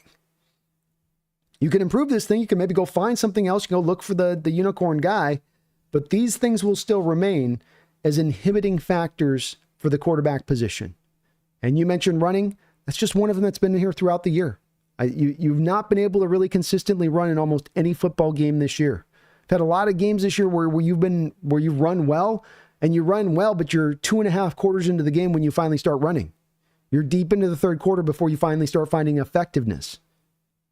And it's going to make it hard to play the quarterback position when this is all this way. I don't have a running game. I don't have pass protection. I got a defense living on the field. I got an offensive coordinator restricted by this offensive line. So the defense has a lot of predictability for us and knowing where we're going to be and what we're going to be doing prior to the snap at times. These are going to inhibit a quarterback's play. And then these secondary little extra things like 3 receivers in the top 25 leading the league in drops, or 4 offensive linemen in the top 60 offensive linemen in the National Football League as far as penalties go. Or, to your point, Eric, leading the league in botched snaps. Like, you got all this already that's bad enough, and then you just start heaping on this extra crap on top, and yet the quarterback's supposed to overcome that? That's why I say, no. Anybody in that position is going to fail and fall on their face. So the fact that he hasn't, the fact that he has been able to, bad body language or not, bad interception here or there or not, the fact that he's able to keep this offense afloat through that more endears me to Geno. That more emboldens me more with him in the future than it does take away. But thank you, Eric. I appreciate that big donation, double dip, brother. Very kind of you. Megan Gak Roger, my lady from down under, with a $20 donation. Thank you for that, Megan. Very kind of you. And I know you got a big smile on your face. Team rewarded you for getting up early today, didn't they? Didn't they? She says, still shaking even after all this time. Cannot believe we actually pulled it off. And I'm already planning on how to enjoy trolling all the Niner fans who have given me crap since that first game. Let the bragging begin, 12s. Let the bragging begin. As I was saying earlier on this, Megan, it's a sweet victory to save your season. You lose this game, the chance of playoffs, the pathway to the playoffs, it looks far. It looks wide. It does not. It looks narrow. But you not only get the victory to giving yourself a true pathway to potentially playoffs if you can get hot here and salvaging the season, getting you feeling a little bit better about this year and able to find some answers here as things had kind of backslidden, 5 of 6 losses, 5 of 6 games a loss. But then you also do it to a Niner team on the road, in their house, a team that's owned you 6 straight times, and then one little extra added cherry on top that you might have just put them down for the year, that you might have just pulled the rug out from under them to where you've removed that hope, and that this starts a bit of the downward trajectory for the Niners as we go through the rest of this year. I'm not saying they're not going to win another game or they're not going to be very good through the rest of this year, but you've removed the dominant stamp off that team, and that they do look thoroughly diminished. And that does look like, dare I say, Megan, dare I say. You guys hear that? I just heard a window shut somewhere. I just heard a window shut. I just heard Geno slam a window shut. Did you guys hear that? I could hear the glass almost break. It got slammed so hard, Megan. It's a beautiful win. Great win for the Hawks. Signature win of the season here as much as anything. I think it's the Atlanta game was maybe more of the impressive 3 phases win. Everybody doing their part. But this one was for what was at stake, for the foe that you were taking on, for how hard a time you've had against this team. This one was huge, and hopefully can galvanize and give them some momentum here as we go through the rest of this season. Megan with another $5 donation. Thank you for that, Megan. Appreciate you for all your support. Says B, how much of this win came down to the fact that we had the bye when we did? I think it was a big place to land in the bye. You're deep into the season. It was a good, when we saw the schedule and you go week 10, that's a great time to have it, where your body's going to be needing across the board on these players. You look at defensively with all of the long drives you've had, with time of possession wars being lost on a weekly basis, and with all of the snap counts on some of these guys that you've had to roll out there, where you've got to put probably more snaps on a Leonard Williams and a Boye Mafe and a Derek Hall than you would have liked to have put on him in the case of the edges, because you just don't have Uchenna out there and it's not as much of a counterbalance for them. So you want to run with your number 1 horses and hope that they can hold up. But they definitely, I'm sure, with all of those extra snaps, could have used that time to kind of catch their breath here now through these extra few games. So it was definitely beneficial on the bodies of the players, with what they've done, especially on the early part of that schedule, Megan, being you had a 3 games and 11 nights run there, which was going to tap out a lot of bodies a little bit as you went along through the process. And so that part was the first part, I'd say, of it, Megan. But then the second part of it would also be the preparations that you're able to bring to bear as far as strategy goes. And how you're looking to maybe attack the Niners a little differently in this game on the offense and defensive side of the ball, and having that extra time to sculpt the attack more to the nature of this Niner defense and offense and where you could get them and where you could attack them. So I think there was a little bit more adjustments, more intricacy to this defensive attack than we saw in the last game. Now, Part of the reason, Megan, you didn't see as much in the last game was it was within the run. I think it was the final game of that 3 games in 11 days, where you just didn't have the time on a shortened week to put an intricate plan of attack together. But I do think that you're able to do that also because more of these new systems that you have in place with both Grubb and McDonald are intricate in their nature. And in their intricacy is also more of an ability to have more little items and things that you can dial up that are going to be differentiating from other games you played throughout the year versus what we had prior. Talking a little bit about this earlier, Megan, where prior you were a little bit more of, we run what we run every week. We're just going to out execute you. On defense, we're not going to run a lot of intricate stuff. We're not going to change up our coverages pre to post snap. We're just going to fly around and be fast and get to the ball. And that's going to carry the day for us a bit. And so an extra bye week for those kind of prior teams wasn't going to necessarily be as beneficial. You'll get the body rest stuff, but the schematic stuff you weren't going to really expand upon too much, in my opinion. Somebody else was referencing below, Megan, I forget who, but somebody's referencing below where recent previous years we've had not as much of a winning record coming off the buys. You weren't able to take as well advantage. And I'd offer that's because it was really only just the body rest stuff you were getting. But yeah, definitely a big factor, especially for a Niners attack that's a tough one to beat, that's offensively as intricate as they are, that can get after you in as many ways as they can. So having a little bit of that extra time to prepare for this kind of team was definitely a big factor into getting this dub. But you got the coaches too, Megan. You got the coaches too who can take advantage of the extra time by the systems that they run. And it's within their systems that they have the details to go after this Niner attack. Thank you, though. Appreciate you for both double donation, big time. And I know you got it earlier on the stream on the first one. Thank you for that, Megan. I appreciate you for that. Wu-Tang Financial. Thank you for the $5 donation. There's been a lot of growing pains, but I'm starting to see the path. If we have even an average O-line, this team is a load. Geno has 0 quit. He has 0 quit. And he is a fighter that, is like a little bit like Rocky, where he's just getting slapped around, smacked around. Sometimes, can't see this punch coming, takes it, goes down to the canvas. Man, he's down to the canvas again, but then he's always getting back up. And a guy like this, there's a reason why he was able to wait 10 years to get this second starting opportunity.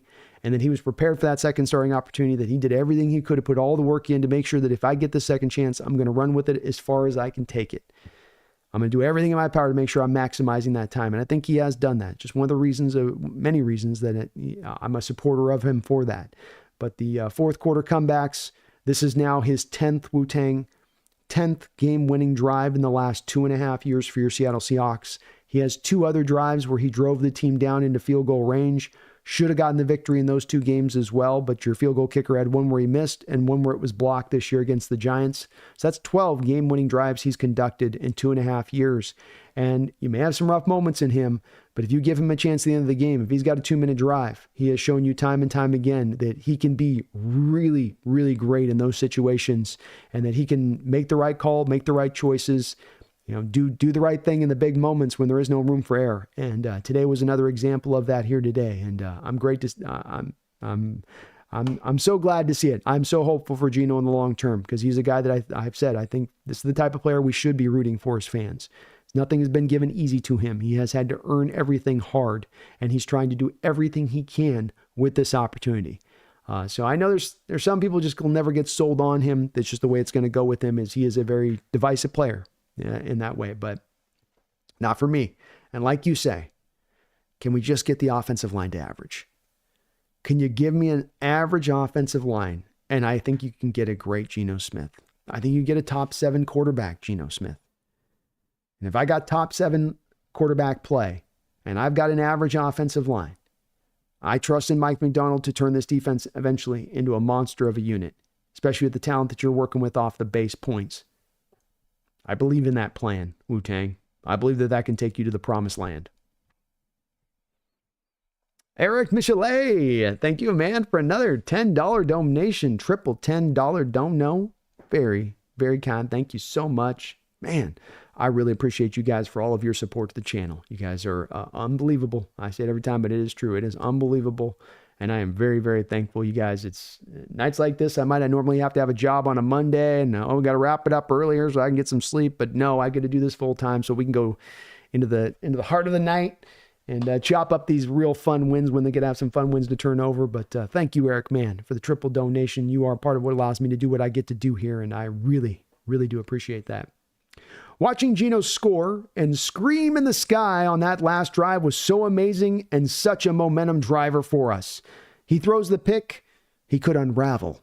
Instead, he settles and puts the team on his back. Very much could have been. Could have been the point in the season of the hinge point where he went, ugh, I messed my team up there. I've got no excuses. This wasn't Bosa breaking down my doors and I threw a hastened throw at the last minute. It's really not my fault. Like, that's my fault. That's a bad throw. I can't make that throw. I can't make that decision. How do I react from that? How do I turn from that? How do I turn that page? Do I just slam the book shut and throw it on the floor? Or do I turn the page and go, what's the next chapter say? You know, where's this thing going to turn back around? And he took it off that pick and he took it on the nose, came back out there and played really good football through the rest of the game. And when you look at that one pick, as bad of a pick as it is, a player's day, especially a quarterback's day, is never decided, Eric, by one play. And it is about what you do in totality that you got to measure. And with Geno today, as you look at him in totality, yeah, the interception is there, sure. But he's 25 of 32, so a very accurate day. I mean, that's, around 70, 75% on the completion percentage. That's with at least 3 or 4 drops, where he could have been 28 of 32 for 260, 270 yards. Easily could have been that on the other side of it if a couple of those drops. DK had a 40-yarder to start the game down there. Barner had a couple of drops, I think. So, yeah, easily could have even been a little bit of a better day for him on that, but doesn't get bogged down by that. Doesn't get bogged down by the bad snap early in the game. Just comes right back at it. And that's what we want from our quarterback, right? Stay at it. Keep fighting. Don't give up. And don't give up. Truly don't give up. Don't just go, I'll give it a try out there. But go on, I need to come take this back. We're going to go get this game. I'm going to make this happen. And boy, his execution on that drive, his use of the clock, his calmness moving up the field there in the plays he was taking with his decision-making, not trying to force too much, understanding the time that he had to get it done, and then just moving you slowly but surely up the field there through that 2 minutes to the point that you leave 12 seconds on the clock. Just absolutely masterclass in 2 minute drive. And just one of the things that he does really well. Even his biggest haters could never not give him big props for how he is in the 2 minute drill. That's why some people have said, Eric, we just run 2 minutes all the time.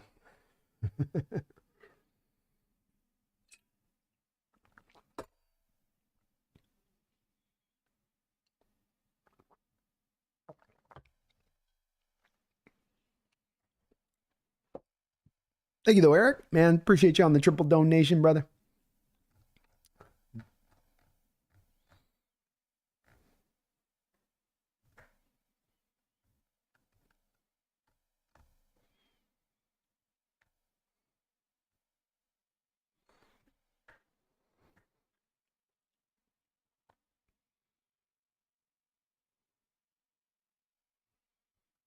El Nino, yeah, Michael Jarrell played really well. Had the one sack there, but I think he played really well other than that. Probably was maybe his best game. It's going to be interesting to go back and look at the tape on him.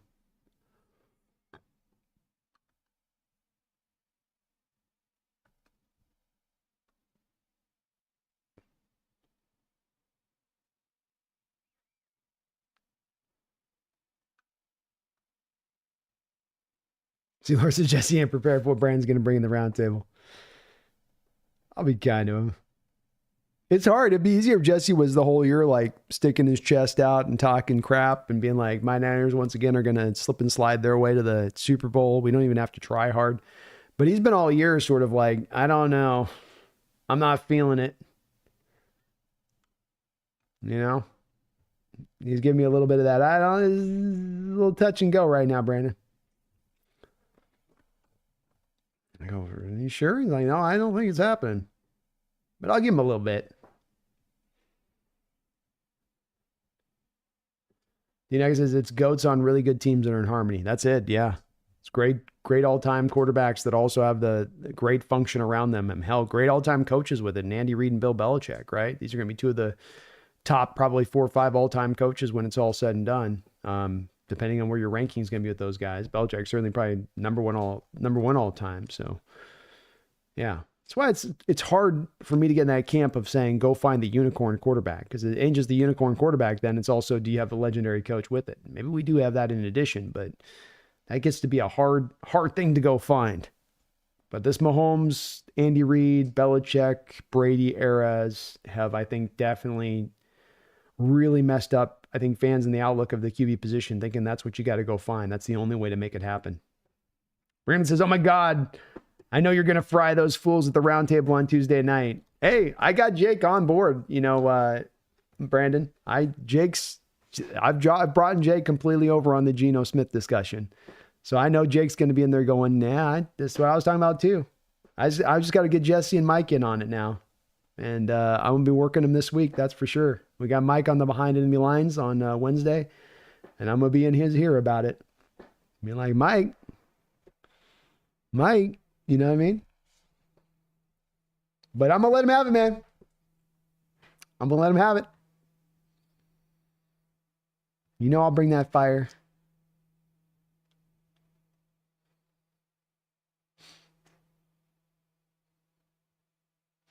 Kieran says, are we so high on optimism to know this win is clearly a lucky win, not a decisive win?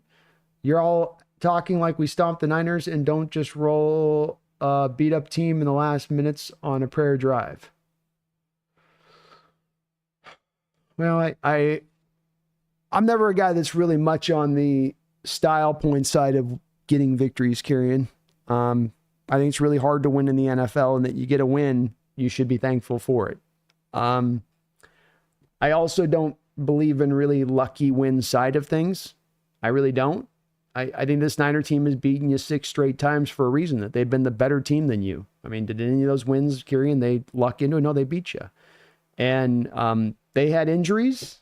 You're right about that, Kieran, but so did we. We still had a large part of this game where we have our 4th string right tackle out there. We've got our backup center playing in this game. Go to the defensive side of the ball. You've got a backup safety starting in place of your starter.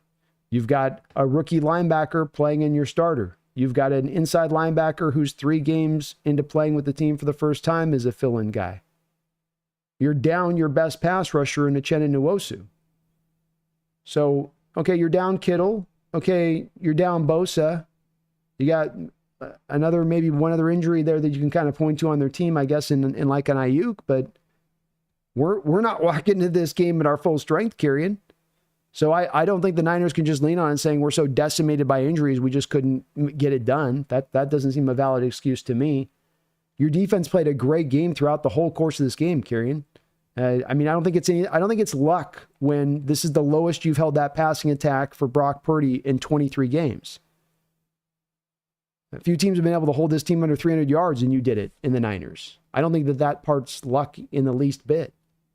And when it comes to a 4th quarter drive, that's what all the people tell me that are anti-Geno folks a couple of years ago, was that's where a quarterback's value is ultimately determined.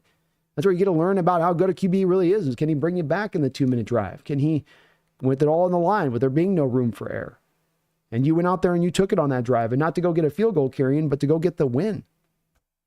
So I'm sorry. Yeah, I got to say I disagree on it. I think the lucky win is not something I would ascribe. You went into San Francisco and you beat them in their house. And do they have a couple injuries? Sure, but so did we. So did we.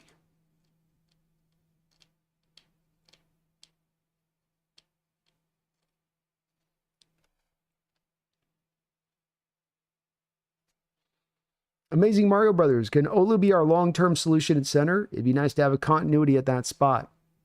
It's possible, man. I thought he was a guy that'd be ready-made to get out there and roll. I never thought he was going to be a high upside guy, but I thought he'd be a high floor guy. Hard to say off this game. I have to go back and look at the All-22 and see how he played in this game. He seemed to be pretty solid out there for us. The teams I know very hopeful for him to be that. He's going to get a run here through the back end of the schedule to get that chance to secure that position.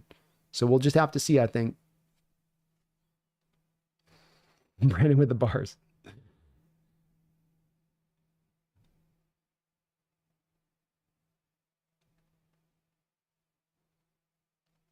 Tony writes, what's up, my man from Atlanta in the house? Says, congratulations on your hard-fought victory today, Brandon, and congrats on beating my Falcons squad 4 weeks ago, as it looks like the balance of power has shifted in the NFC to the Detroit Lions. Boy, does it ever, Tony.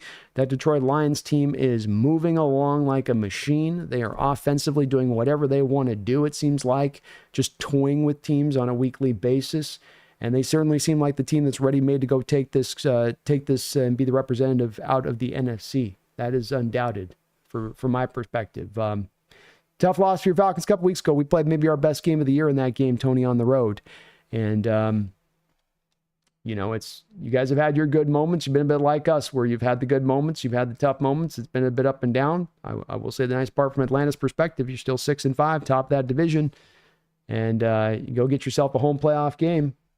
Anything can happen at that point, especially if Cousins can get to feeling better and better and better as the year goes along. Tony, more further removed from that, torn Achilles. But it's good to see you in the house, man. Hope you're doing well.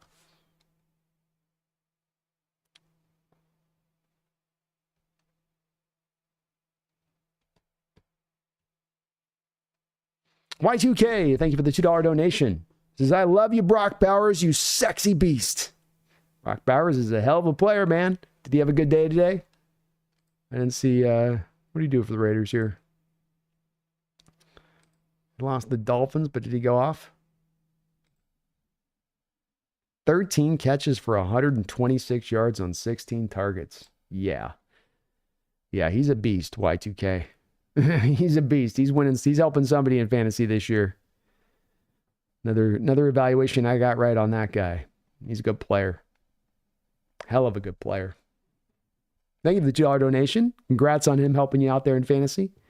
Eric Michelet, thank you for another $5 donation. He says, I was watching Jesse's reaction stream earlier today, and he and his friend were selling the farm after the loss. Wear those shades proudly, B. Oh, it's going to be fun. It's going to be fun because not only do I get to brag about our loss, but I'm going to be getting to brag about the fact that we put the Niners in their grave. We put the Niners in their grave for this season. We put the Niners in the grave for their Super Bowl window. It's closed. It's locked. It's shut. And it ain't opening again. And we did that. We did that. So I'm going to get to lean into all of that, where it's not just a loss, but it's like we're ending your era. You guys are already selling. You've already accepted in your hearts, really. You know it's the truth. Yeah, I'm going to have some fun with this, Eric. The season hasn't always been fun. So when I get to have a little bit of fun with it like I'm going to on this one, I'm going to have a lot of fun. I'm going to have me a lot of fun on this one. But thank you, man.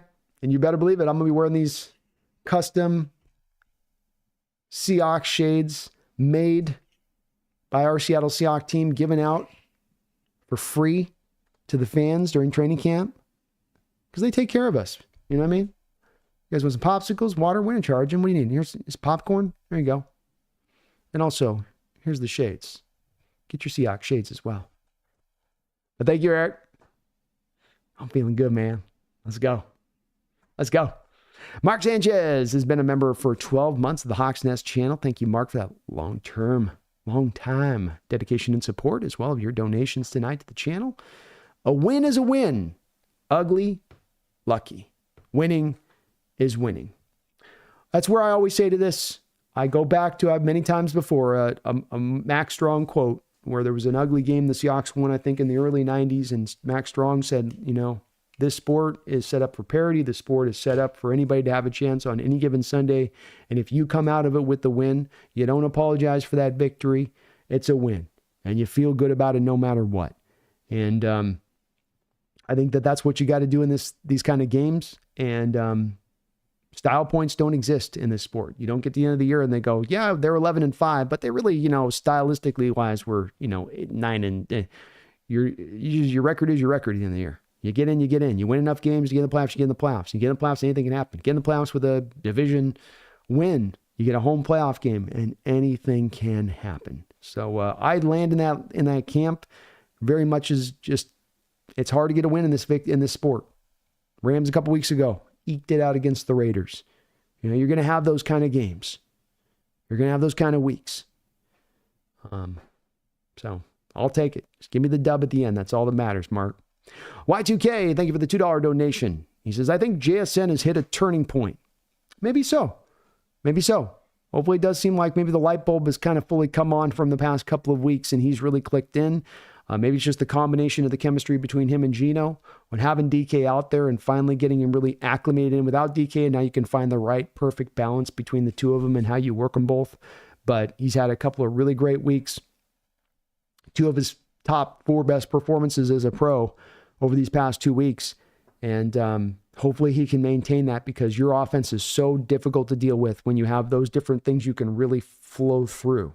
Part of what Grubb did a great job with UW was you had Polk, you had McMillan, you had Odunze, you had your running back, Dylan Johnson, you had a couple of tight ends that you could use, and he would flow through those different guys, and defenses just couldn't lean to one or the other.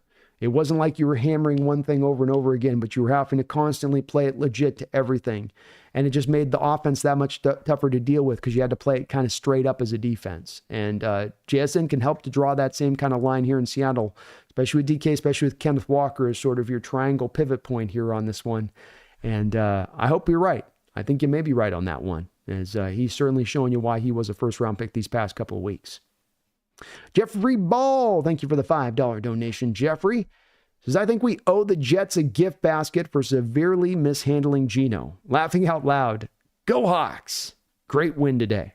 Well, with the Jets, given their recent history here, Jeffrey, they've mishandled quite a few quarterbacks in their time. Have they not?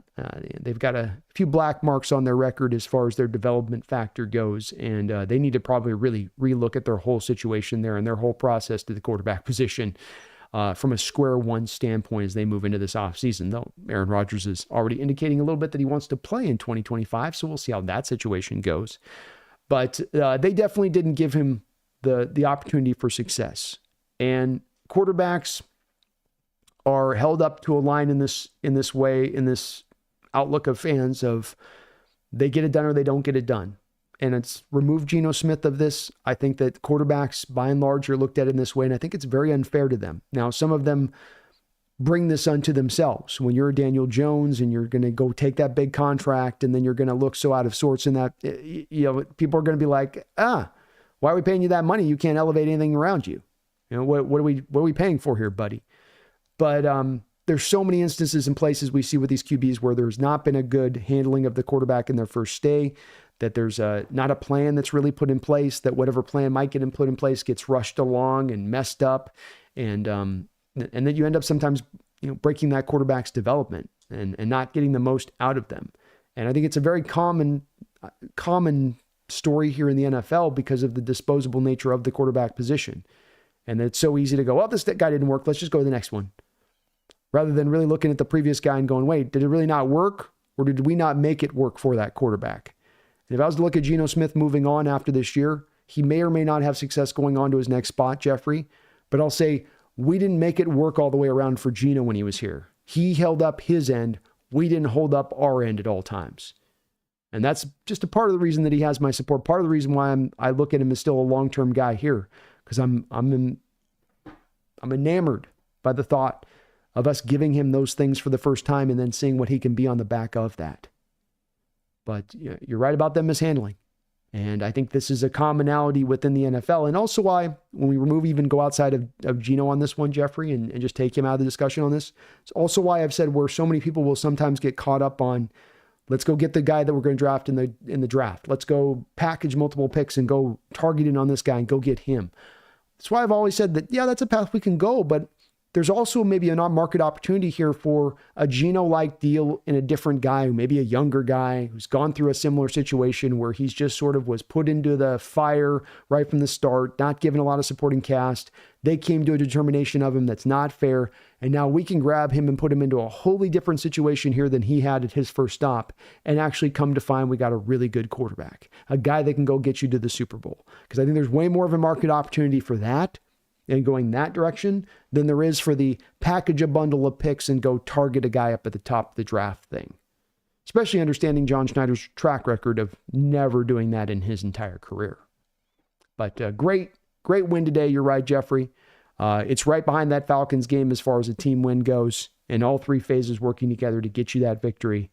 And part of the reason why I don't say this is luck as well is that your defense held up their end. They did their part until the offense could find itself. The offense with a fourth quarter game-winning drive, and then your special teams doing all of their part along the lines as well.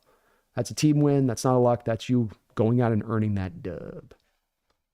Earning that dub. Vivian Moore Seahawks, thank you for the $2 donation. Says, B, look at Jerry Jeudy's stats. Dude went off. I saw, yeah, he was having a hell of a day out there with Jameis in New Orleans. He was doing his thing, which was impressive. He still is a guy that the issues with him remain kind of the issues with him, where the hands just aren't there. The guy might run all the most beautiful routes in the book, but he's just going to give you too many drops, and even today, 11 targets, he's got 6 catches. So, still at right around a 50% catch radius for Jerry on the day where he gets 140 yards, and he had a really good day. But I'd reckon to guess today, without even looking at any of his highlights, feed me that you probably got a couple drops in on there too from Jerry on that one. You're going to get it with him a little bit. But I was reading that guy was a former first-round pick because he's got a lot of ability. Thank you, though, man. Appreciate you for that. Kayon Lund, thank you for the $2 donation. He says, the window closed shut with 12 on the clock. That's right. Struck midnight. They didn't turn into a pumpkin, Keon. Their window just closed and latched shut.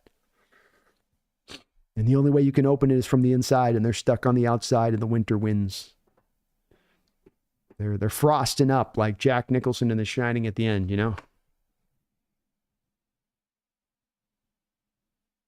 That's the Niners. We put him to sleep. We put him to ice. Let's go, Keon. Let's go.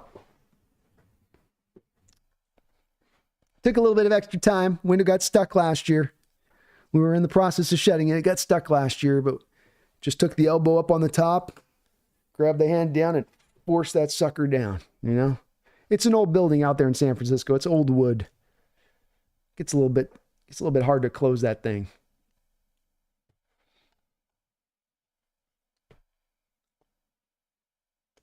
Hartley says, I think John Schneider may have to go. He's a really good drafter, especially down the board, but he refuses to address one of the biggest issues on the team, and we've paid the price for the past years.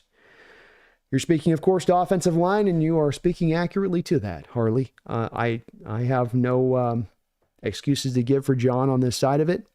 It is one that he has really not only had as a blind spot and had as a blind spot for many years, but will not seem to change course.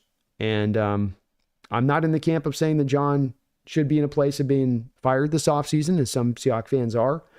But I will say, to your point on that, if we go through an offseason where, again, he goes with the same approach, and it is a standardized, what you're going to get kind of approach here, that it will be impossible for me to support that going into another year. That I'm not just going to wait on him to hopefully get lucky like a broken clock twice a day. Like, you got to change your ways on this one. He really does. And if he doesn't this offseason, it's slapping him in the face. If he was a puppy, it's like he's pooed in the house and you're shoving his face into the turd. Like, stop crapping in the house. So if he does it now, it's like he just wants to do it. Tony says, Detroit looks really good. They may represent the NFC in the Super Bowl, but your team can beat them, as you've proven last season. We can be a tough matchup for them. They gave it to us this year, Tony, and it's legit in what you say. They are rolling.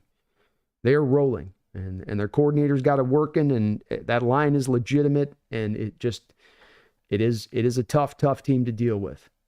So, they look very much like the representative here from the NFC, and by a wide margin. Like, they look by far and away the best team in the NFC. Maybe the best team in the NFL. But it's a long year. We still just crossed that halfway point. So let's see where they end out as we get to the end of the season. And if they're just as strong at the end of the year, if they can maintain this for that long of the season, we'll see. See, Lord of Bravos, I really don't think the short yardage thing is on Grubb, an O-line, and a running back that lacks pass push. A running back that lacks push is the cause, in my opinion. Sharp's lack of power is shocking to see in particular. Yeah, he's definitely a guy. Somebody said in the chat today, it was so on point. They said he's like a newborn deer learning to walk out there when he gets the ball at times, where He feels very almost tentative on his feet in how he runs and how easy he is to get knocked off. It almost reminds me a little bit of like Robert Turbin, where Turbin could be like that. This big guy with these big arms, looks really big and burly, but a little simple arm tackle takes him right down to the ground. And you go back and watch that play, and you kind of go, ugh. Yeah. I also don't know what Barner was doing on that play, because he basically just stood in the middle of the hole and decided not to block anybody. But that was a brutal play. Marcus TheSeahawksNest, I propose a name change from Geno to GS. Let's go. GS works for me, man. I might steal that for the title if he ever signs a contract extension again. Mike says we need a 6-foot power back to pair with Walker. Always love the combo, but got to figure out the O-line. Agreed, Mike. You need a power back here. You can see that. Walker's not really the guy to do that, and Charbonnet just doesn't have that in his game. It's unfortunate, but Charbonnet is definitely a miss at this point in the draft. It's not a bad player. He can give you some workable play here through this rookie contract, but he's nowhere close to a difference maker for the position. Nowhere close. Yeah, James, you're right. Can't be successful in the NFL throwing 70% of the time. Got to find some more consistency and balance in the running game. You become too one-dimensional and makes it too easy on the opposition. Flag Sabbath, Tyrese Knight with a hell of a game, 10 tackles. To my eyes, in the eye test, he looked good out there too. Didn't seem to have any blows in coverage. Looked good as a tackler. Maybe him and Ernest Jones, we might have our combination there.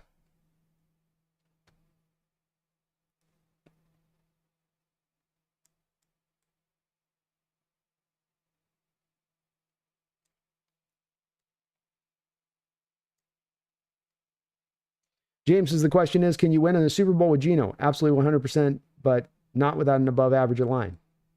Yeah, I think that's fair, James. I think it's fair. And I think you can build an above average offensive line more than just being perfect in your decision making as far as personnel goes. And then it's really more, especially Seattle's case, about resource and just putting the necessary resources into an offensive line to get it to a place where it can be above average. And that's where that's the road we haven't gone down recently here in Seattle.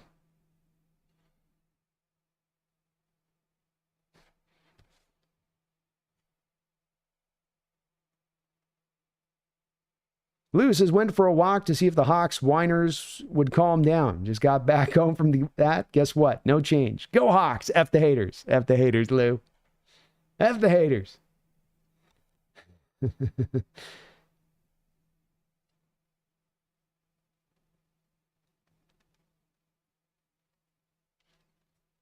Hi, Brandon. Oh my God, the window's shut. That made me laugh for real.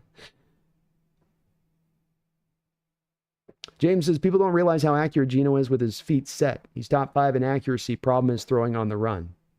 Yeah, he's not as much of an off-platform thrower on the run like you say, and you're right. The stats are very, very eye-opening when you look at him with a clean pocket, when he can set his feet and just let it rip. Very accurate QB.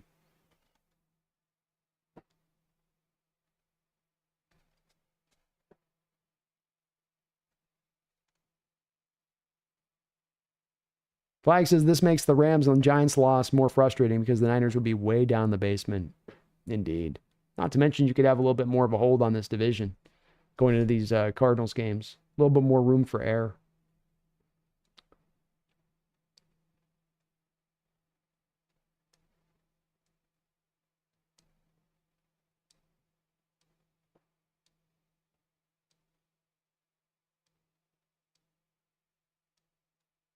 Garion says, we won. Love it. We beat up a good team. Love it. Geno was good enough. Love it. Where do you honestly think this team is going this year with the O-line goodness? I think you're more referencing the rest of the chat on that, Garion, and I think it's fair.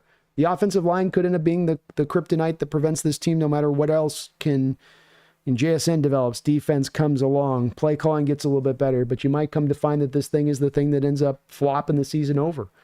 Completely right about that. And there's nothing you can do about that in this moment right now. It's very possible. It's very possible. We are getting Lucas back into the fold here, Kyrian. And if he can get healthier and healthier and he can be out there and give us an improvement at that position, if Olu can wind into being like an average center for you, Lakin's gotten slowly a bit better this year. We know where Cross has been, which has been pretty good overall this year. So then it becomes really, you got a weak link at the right guard in Bradford. That's going to be a problem, but at least the line as a whole looks a little bit better there as you go through this season. I'm not saying it's a line that will come together to get you on a Super Bowl run, but is it a line then with some more potential than the line that you've been trotting out there throughout the course of this season? More potential than the line that you've tried out there through the course of this season? In my opinion, yes. In my opinion, less. But valid. Completely valid.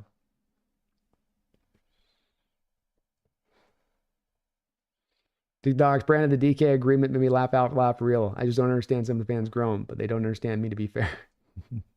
Hey, disagreement's good. Disagreement's good. It's healthy. Wu-Tang Clan ain't nothing to mess with. See, Lord of Bravos, Geno should do some mental training, which he forces himself to believe it's 5 minutes left in the fourth quarter for the whole game. That's how he locks in.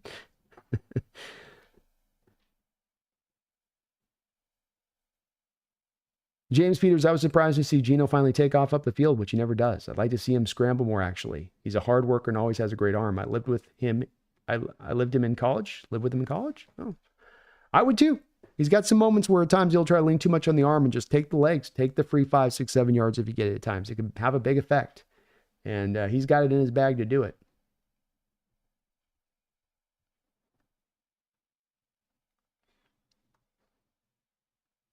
El Nino, I think we should move Bradford left guard and play Curtis right guard since he's a right guard. You could. I thought Bradford might have some potential eventually to left. I don't know. He's so hard. He's such a tough. He's so hard in pass protection. So much of it's going to be one-on-one over there at left guard if you move him over there, El. But maybe it's the way they go.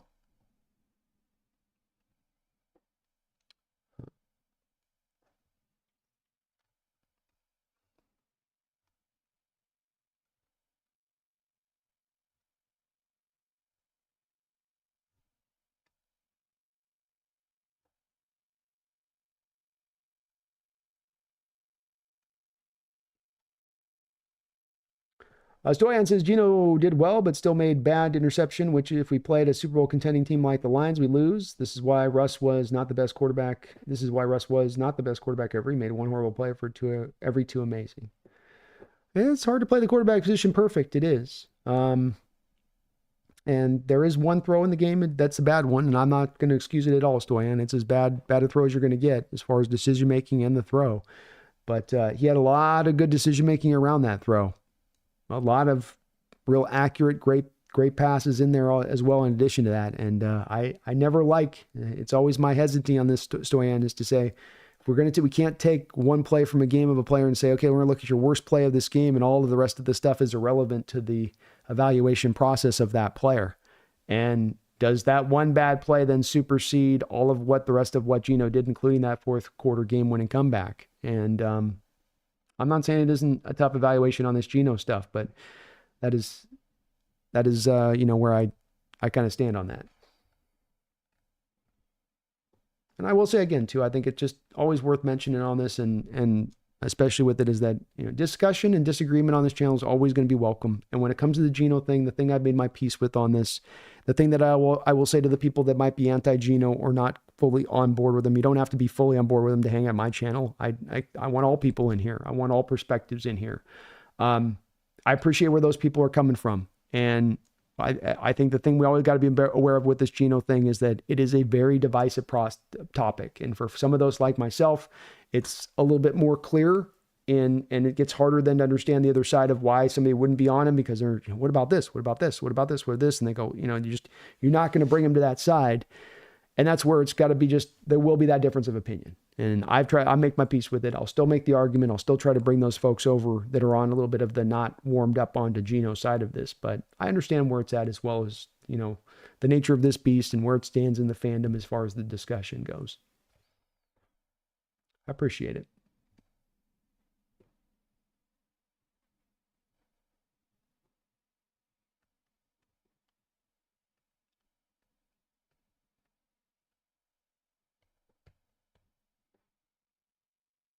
David Kowalski says the Seahawks earned every bit of that win. Definitely no luck involved. Amen. That's how I feel about it as well.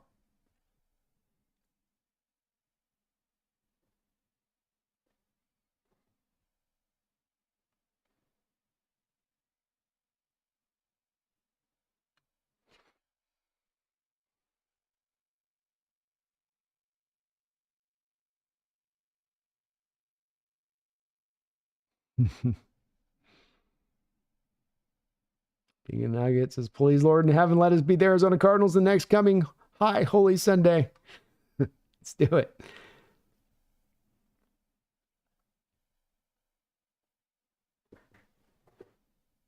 Cardinals says, I don't like an offense that relies on a quarterback making pinpoint accurate throws to move the ball. I was expecting more motion and screens and such. Don't see enough of that. Yeah, agreed. We get a little stagnant offensively. And I'm not sure as much why we don't see more of that, Ricardo. I don't know if Grubb feels a little inhibited or what the reasoning could be there. It is a bit strange.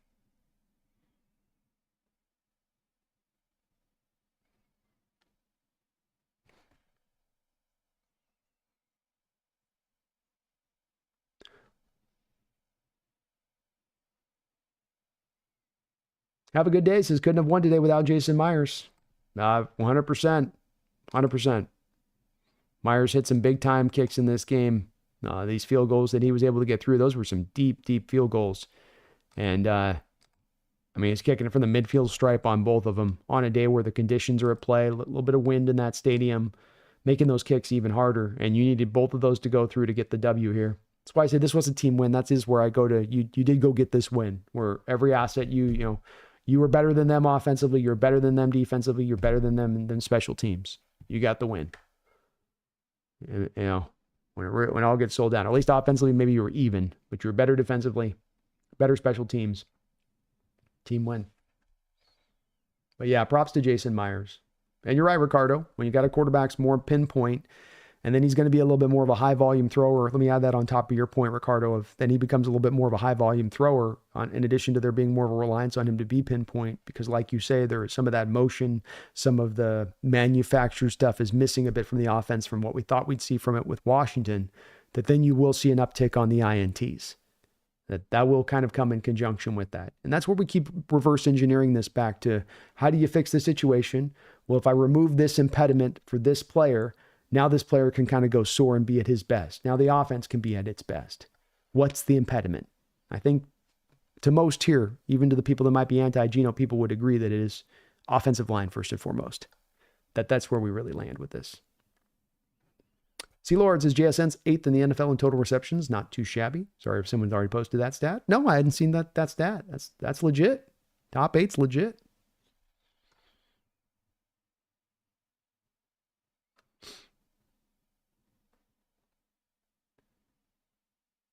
James Peters says, Grubb took a so-so UW roster and took them to the national title game. Dude can scheme and play call. He can't call a full game missing 50% of the playbook. Last week, he highlighted JSN. Yeah, I think the UW had a little bit of, they had some talent in that roster for him to work with there, James. He had a couple of offensive linemen drafted in the first 3 rounds, 3 wide receivers taken in the first 3 rounds. You got a little bit there to work with on that. But I think your point is right. The playbook is definitely a bit reduced, and I don't think he's able to use everything within it.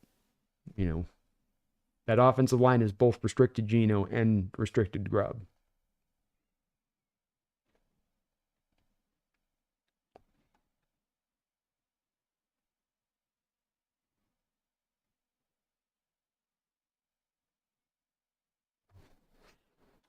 Lou asks, is this a signature win for Geno?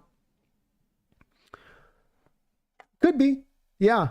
It could be enough where this is the point where maybe the front office can see a win like this and go, okay, we can do this extension. He gets a little bit of the supporting cast coming forward. Defense gets a bit better, gets a little more pass protection in the game. He can get us back, go get us that win in this game. Hard to say. For me, it would have been, probably that even a Detroit game last year.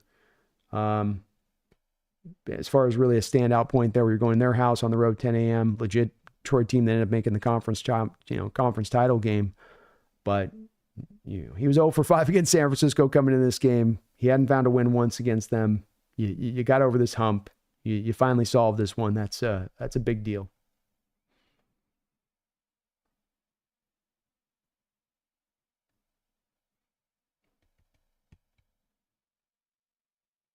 Yeah, Gene. Lucas is good. He'll definitely be with him and Cross out there. They'll be good. Gene thinks we'll be in first place next week. I like it. Let's go. El Nino says, that sounds like Bryce Young is one of those reclamation guys. It could be one of those kind of guys. I'm open to this being the route to maybe go down because I think there's so many of these teams that so quickly pivots off of those quarterbacks if they don't take to the water and immediately start swimming. It's like, did you teach him to swim? Well, you can't swim. Did you teach him to swim? I'm just saying he can't swim. Yeah, but did you get him in the short end and the shallow end? Arm over arm, doggy paddle? What? He should know how to do that already. No, you gotta teach him. He's a young player. Develop him. Huh? What? Marty says Green Bay and Vikings back-to-backs can be pretty rough. It is. Got to take care of business in the division, but those are going to be two tough games. In the case of Green Bay, I think you're on the road on that one. I think you got Minnesota at home. But the Green Bay one is it Green Bay at home? Why am I not remembering that one? Hold on for a second.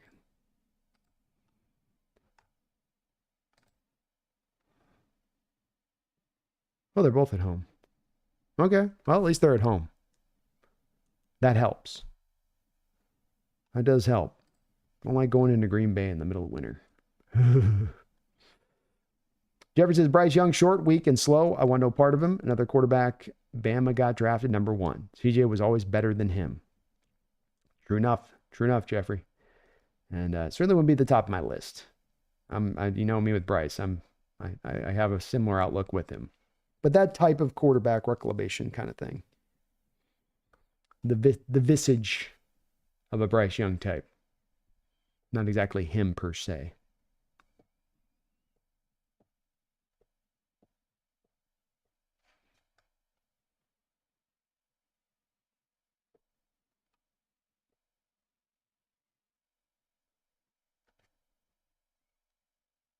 We just did the winners, right?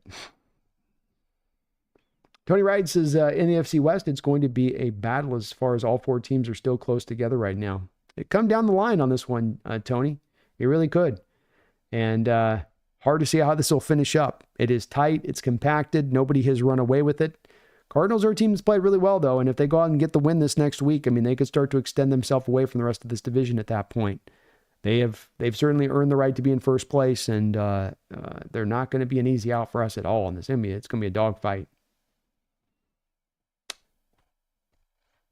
Seth K. Aloha, can we just get a decent O-line and then see how we perform as a team? Run game would exist and Geno would get time in the pocket without having to force things. That's what I want to see, Seth. People get caught up on the quarterback, and I'm to agree along with people on getting caught up in the quarterback at times, but I do come back to where's the beginning spot of what we need to address? What's the most highest prioritized situation on this team that needs to be fixed in the immediacy?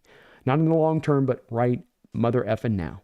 And I come in my mind to it as being that line is the thing that pops up in my mind over and over again and saying, this thing needs to be remedied and remedied in a major way. We have short-sold it. We've half-measured it for years on end. And it's time to now double down on this thing and get it right. Jeffrey Thistle, thank you for the $2 donation, says, the poor Bears. What a sad franchise. So bad. So bad. So bad, man. They can't seem to get things right there, even when they seem to get them right. You know, where they go, oh, Justin Fields, we didn't get the offensive line in place. We didn't have the coaching in place. We didn't have the sporting cast in place. And we drafted Justin Fields, but now we can draft Caleb Williams and move on from Justin Fields because we've got that supporting cast in place. And you're like, not quite. And the coaching, not quite. And the Bears are one of those teams that just feels reflexively like a team that for years has always been reactionary and without ever really a vision. You know, we're reacting to this mispick, reacting to that mispick, and always trying to kind of rush things along as a process there a little bit. You know, get the initial thing right, build off the initial thing, but they don't really do that. And I think that's why they are in a sad franchise state. I don't think they're snake bit. It's not like a Jerry Jones where you have an owner that's operating as a general manager. To me, it's just that you just don't have a real firm plan in place. You're one of those organizations that's always sort of spinning in circles. not even caught in between, just sort of spinning in circles because there's never any plan or vision that you're applying. And certainly you have no patience to apply it. But they are a sad franchise on that right now. You're right, Jeffrey. You do feel bad for that fan base. That's a long, struggling one out there, and it's not looking it's not looking good anytime soon. I guess maybe they'll hire Ben Johnson, or I heard they're looking at Cliff Kingsbury. Oof. You talk about a franchise just continuing the crap show. Like, don't do that, Chicago. Don't do that. That would be that'd be a pure Chicago move if they went that route. And I'll bash the hell out of them for it. Harley, let's play. Thank you for becoming a member of the channel, Harley. I appreciate you for doing that. Welcome aboard the Hawks Nest. Members of the channel, please keep an eye on your community post, as I will be posting the PFF scores after this Monday's game out there. We also got members only show on Thursday, doing the Thursday night game at 5 o'clock. So keep an eye on your community post for those membership benefits. But thank you, Harley, for that. Jeffrey Thistle, thank you for the $2 donation. Appreciate you for that, Jeffrey. And thanks for the double dip donation, the triple dip donation, as you got a 5 or above there as well. Clearly, we're going to win the Super Bowl this year. Oh, it's like, isn't that self-evident, Jeffrey? I've been waiting for somebody to put it down. I didn't want to be the first one to call it out here in the chat.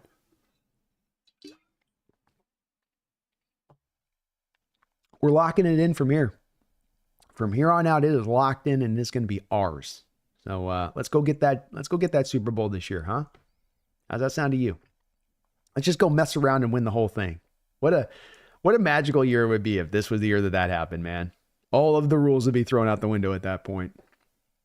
Jeffrey with another $5, and thank you for all that support, Jeffrey. New Hawk fans might not remember this, but we got to a Super Bowl with Matt Hasselbeck, another criminally underrated quarterback. I'm here for it, regardless of the quarterback. It's a great point, Jeffrey. The 3 times this NFL team has been in a Super Bowl in its franchise history, and none of those times did you have the guy at the quarterback position. You had good quarterback play. You had top 10 level quarterback play for the position, but you didn't have one of the tried and true, best of the best, that guy kind of guys.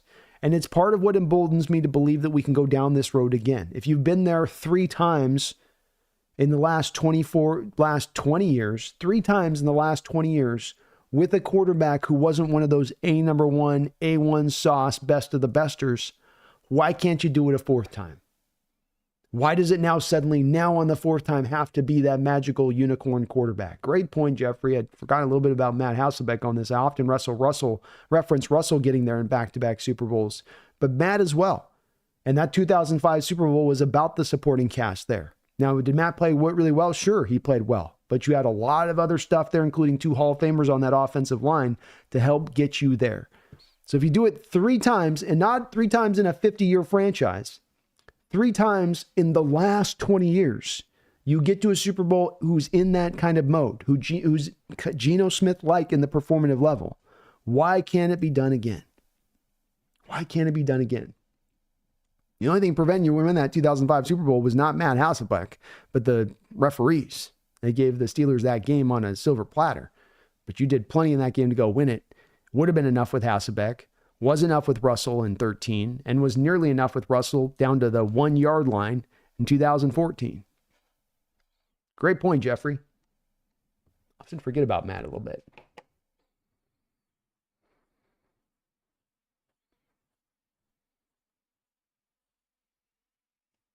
Ricardo says, the thing about John that we will never know for sure is Seattle is an attractive place for top-of-the-line free agents. I think many of the decisions are limited by the lack of interested parties. I think that's a great point, Ricardo. I was thinking a little bit about this as well recently. You got a lot of players come from East Coast and from the South, and not everybody likes the weather. Maybe not everybody likes kind of the environment. There's just a different social kind of structure in place up in the Pacific Northwest coming up there from other parts of the country. It's a bit of a culture shock, I think, for some at times. And I would wonder that as well. I think there's some validity behind that, and that when we get to free agency, it's not just purely about you being willing to give somebody the most money. Calais Campbell would have been a guy for years there who I think John was trying to bring into Seattle for years and would have loved to brought him in, but I think Calais wanted to stay on the East Coast and not come out west. So it's definitely probably a bit of a limiting factor there. There was a guy, a lineman, a couple of years ago, Hawk fans wanted to have a sign that we didn't sign, that I think was one of those guys where I was like, I heard rumors he wanted to stay in the Midwest. I think it was Conklin or something.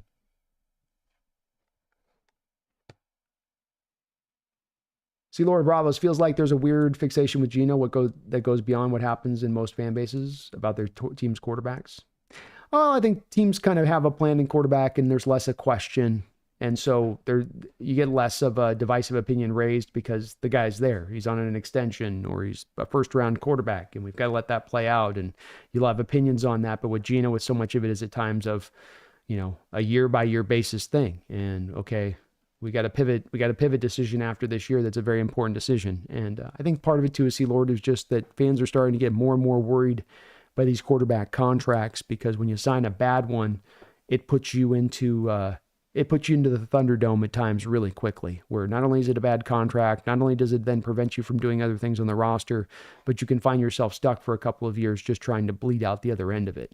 And so I think it's got people more touchy than ever on that, and it's understandable. 12th Nor Chad, why not more designed quarterback draw plays using Geno's legs? I'm definitely open to having Geno run and have maybe some scripted stuff where you have him set up in the pocket and then you just tell him to go. And he's got that in his ability to do it. I'm not really a big fan of those quarterback design draws up the middle, 12th Nor Chad. Those are always the runs that running backs will tell you can't see the hits coming. And when you have your quarterback flying through there and he's, can't see always to the side peripheral what's coming at him there, you can open yourself up to take a major hit and get injured. Remember Trey Lance a couple of years ago against the Hawks?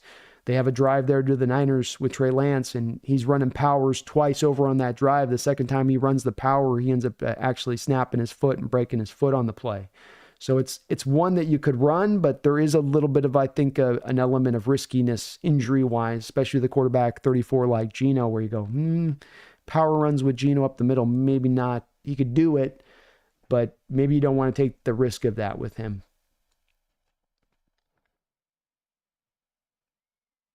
Clag Sabbath says UCLA Sharps was fun. He was. Terrell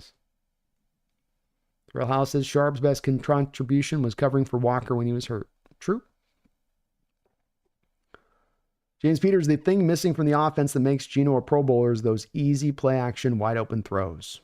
Yeah, there's not a lot of those in this offense.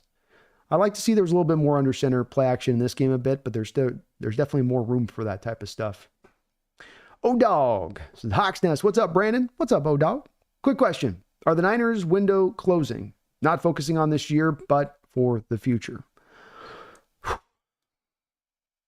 I can't say with 100% certainty that I know it's closed after this year, but I feel very strongly that we could come to the end of this offseason with the Niners and feel like coming into next year that you're saying it's got a little bit of a crack above it of maybe a millimeter at that point. There will still be talent on this team next year. And what's helped is that they've had some picks from this last draft that have played well and should develop into the future. Ricardo Green should be an outside corner for them next year, starting and probably playing pretty well. Blake Mustafa looks like a player in this league. They got some stuff going there a little bit that's going to be helpful. The issue comes down to the contracts are really coming to laid to bear. And in Trent Williams and Christian McCaffrey's case, you signed these guys to new contract extensions still with multiple years left on their current deal, which really then now is just going to amp up the bonus money, amp up how the cap is going to sit for them. And they're going to come into this offseason with not a lot of a way to really improve the roster from where it is, probably losing guys like a Dre Greenlaw, Chadarius Ward, getting a little bit slowly weaker. And this is what happens to these Super Bowl teams at the end of the run. They just every year start bleeding out a couple of guys. Dominic Pooney was another guy that they drafted that worked well. So the draft class this year might help them to keep the window up a little bit longer next year to at least get them competitive. Hard to see them reaching into a place of being a juggernaut. I think Deebo Samuel will also be gone this offseason. No telling on George Kittle. Kyle Juszczyk, probably his final year with the team, though that's not a major loss if he goes. And they've had some development. Juwan Jennings come forward. So again, they've had some parts that have been able to help this thing out, that have supplemental parts that have risen up here, O-Dog. So it just doesn't quite get me to the place where I can go, yeah, it's closed, shut, locked, done. But it's getting very close. And they're going to have to gleam the cube, force the camel through the eye of the needle this offseason if they're going to try to improve this roster from where it is this year to next to still keep the window open a little bit longer, especially considering that O-Dog, that vision of the Brock Purdy contract just looms over the top of their head like an anvil. 50, 55 million. How do you not pay him but another million more per year than what Tua got paid? And that's a big contract. That's going to take up a lot of your space. I think the Hawks, Brandon, did anyone give DK credit for that toe tag drag swag play? Pretty good for a wide receiver who sucks, laughing out loud. Yes, I did. And he had two of them in this game, Addicted Hawks. Two toe tag drag swag plays. So big, both of them big at that. Huge one at the end there on the third and the first down play where you got 11 yards at the 2-minute drive to get yourself from the 20 to the 32-yard line, have about 4 seconds go off the clock. That really puts you in just the perfect position there, as opposed to, let's say you complete the ball to DK inbounds there. The clock is still rolling. You're not able to get as many plays off to get yourself up to a midfield stripe around the 2-minute mark. So that was a big completion to start off that drive. Sometimes those 2-minute drives are their success is as much based upon the success of that first play and how you get that ball rolling as they are how you execute throughout the whole drive. But that was great and a remarkable little catch there by DK. But he had two plays in this game where he was able to drag his feet and make some really nice catches. Welcome back, DK. Mark Sanchez, thank you for another $2 donation. I appreciate you for that, Mark. He asked a very good question. And this is one that may seem a little silly on the surface of it, but it's absolutely a valid question to ask. He says, B, do you think the hot seat is on for Shanahan in the Bay? Yeah, I have been thrown off by it, Mark. I'm a non-impartial observer of the 49ers situation. You want to keep, I look at Shanahan and say that is a very bright offensive mind and a very good coach in the NFL. He has taken a Niner team that he arrived at, who was in disarray, coming on the heels of Jim Tom Sula and Chip Kelly, and didn't have a lot of talent on that team. It's not like he inherited some big full cabinet and cupboard of talent, and he was able to just take that to just kind of ride on the laurels of that to get what they've gotten. He's had to make that what they are. And he's made great coaching hires within that, great coaching hires that are getting signed on as head coaches throughout the league. So he's a good hire of coaches. Understands the need for a good defense while having good offense. His offense style and system with its run-heavy nature does a good job of protecting the defense on the other side of it. Does he maybe have some fatal flaws and some things that are issues? Certainly, but the good and the great you'd think would offset, Mark, the issues that might exist. But the way that many 49er fans talk about him, the way I might hear Jesse speak about him, is that there's a little bit of at their wit's end. And hard for me to kind of understand, Mark. When it came to Coach Carroll, who people would tell me over and over again that I was being unfair with and kind of dragging him a little bit at times for the fact that you'd only had one playoff win since 2017, one playoff win since 2017, that I thought that there was much more reason to be in that mode of being at your wit's end with him in that situation. And then you counter that with what the Niners are rolling through, where you just went to a Super Bowl last year. You got very close to going and getting that Super Bowl win, but you guys are done with the guy. It doesn't quite add up and track to me. It speaks a little bit of a fan base that, they wanted to talk to us about when we had a standard of wanting to win and be a great team and that we wanted to be aspiring for greatness. You'd have times former players would be talking about how we feel, well, you guys are being a little spoiled there, aren't you? I was like, I don't know if I feel like spoiled. That's just a standard that we've set here. This feels a little spoiled to have a coach who just got you again to a second Super Bowl, your second in like 4 or 5 years, conference championship every year, winning every year, who has a myriad of injuries you're trying to play through this year. You're not at full strength. And that you're at that done point of it. I don't quite get it myself. I'll joke about it. I'll call him the Lyle Shanahan. I'll joke about the 10-point lead. You just got to get him up to a 10-point lead and then you get back and win it. But he's a really great coach. He's one of the best coaches in the NFL. And to me, there's more of a fix there with Shanahan there's something very specific with Shanahan to me that's more about finding the remedy that's very specific that goes beyond him having fatal flaws. And that is, Mark, getting him a really great quarterback. Don't know how you do it. Don't know the pathway for the Niners to pull it off. Quite frankly, they should have been pulling Tom Brady in there a couple of years ago, and we know that Tom wanted to come there. And that if I'm a Niner fan, if I'm mad at Shanahan for anything, maybe I'm mad at him for that. But he needs an upper-level quarterback difference maker. His offense would be impossible to stop if he really had that. And Purdy's playing great football, and he deserves that contract, but I don't think he's quite that guy. And his dad was at his best, even with an older John Elway, having that kind of guy that can make all those throws and still be that dangerous cat back there. I think he could too. He tried to make it happen, Mark, with the Trey Lance pick. Just didn't work out. Still would like to see him kind of go down that path, as I think in Garoppolo and Brock Purdy, he's got two quarterbacks that have their own difference, little bit of differences, limitations that hold you back from being able to run the offense in full. But yeah, back to your original question, I think the seat is going to be very hot. I think that there's some word that the ownership is not very happy with the way that they've contractually set these contracts up, because when you look at the cap situation of the Niners, they have minimized the base salaries of these big money market deals into the next couple of years, meaning you pushed a ton of money on into the future at that point. You're essentially robbing from the future for the now. And when there's not a Super Bowl trophy attached with it, when there's not you raising that, and you're looking at as an owner of that much money that's been put into kind of peril into the future a bit, that's also something that then turns the heat up on that hot seat. You know, that moves it up just a little bit more and more to where the fires are getting hotter and hotter under him. So I don't think it's valid there, Mark, for him to be in this position. But I got to say that in watching all of the Niner games this year and the interactions with Jesse and seeing the Niner fans who've come into my chat, there's a big, large swath of that fan base that is done with Kyle. They have seen what they need to see from him, and no matter what good that he brings to play, they do not think that he has enough good to offset the bad. Don't think I agree with him, but it's definitely a common thing you hear. John Stillwell in the house. What's up, John? How you doing? Look, Pumpkin's saying, what's up, John? She give you a little stretch even on that one. She sensed you were in the house. How you doing, brother? It's good to see you, man. And thank you for checking on into the chat tonight. I appreciate you, brother. Dropping a big, fat $50 donation.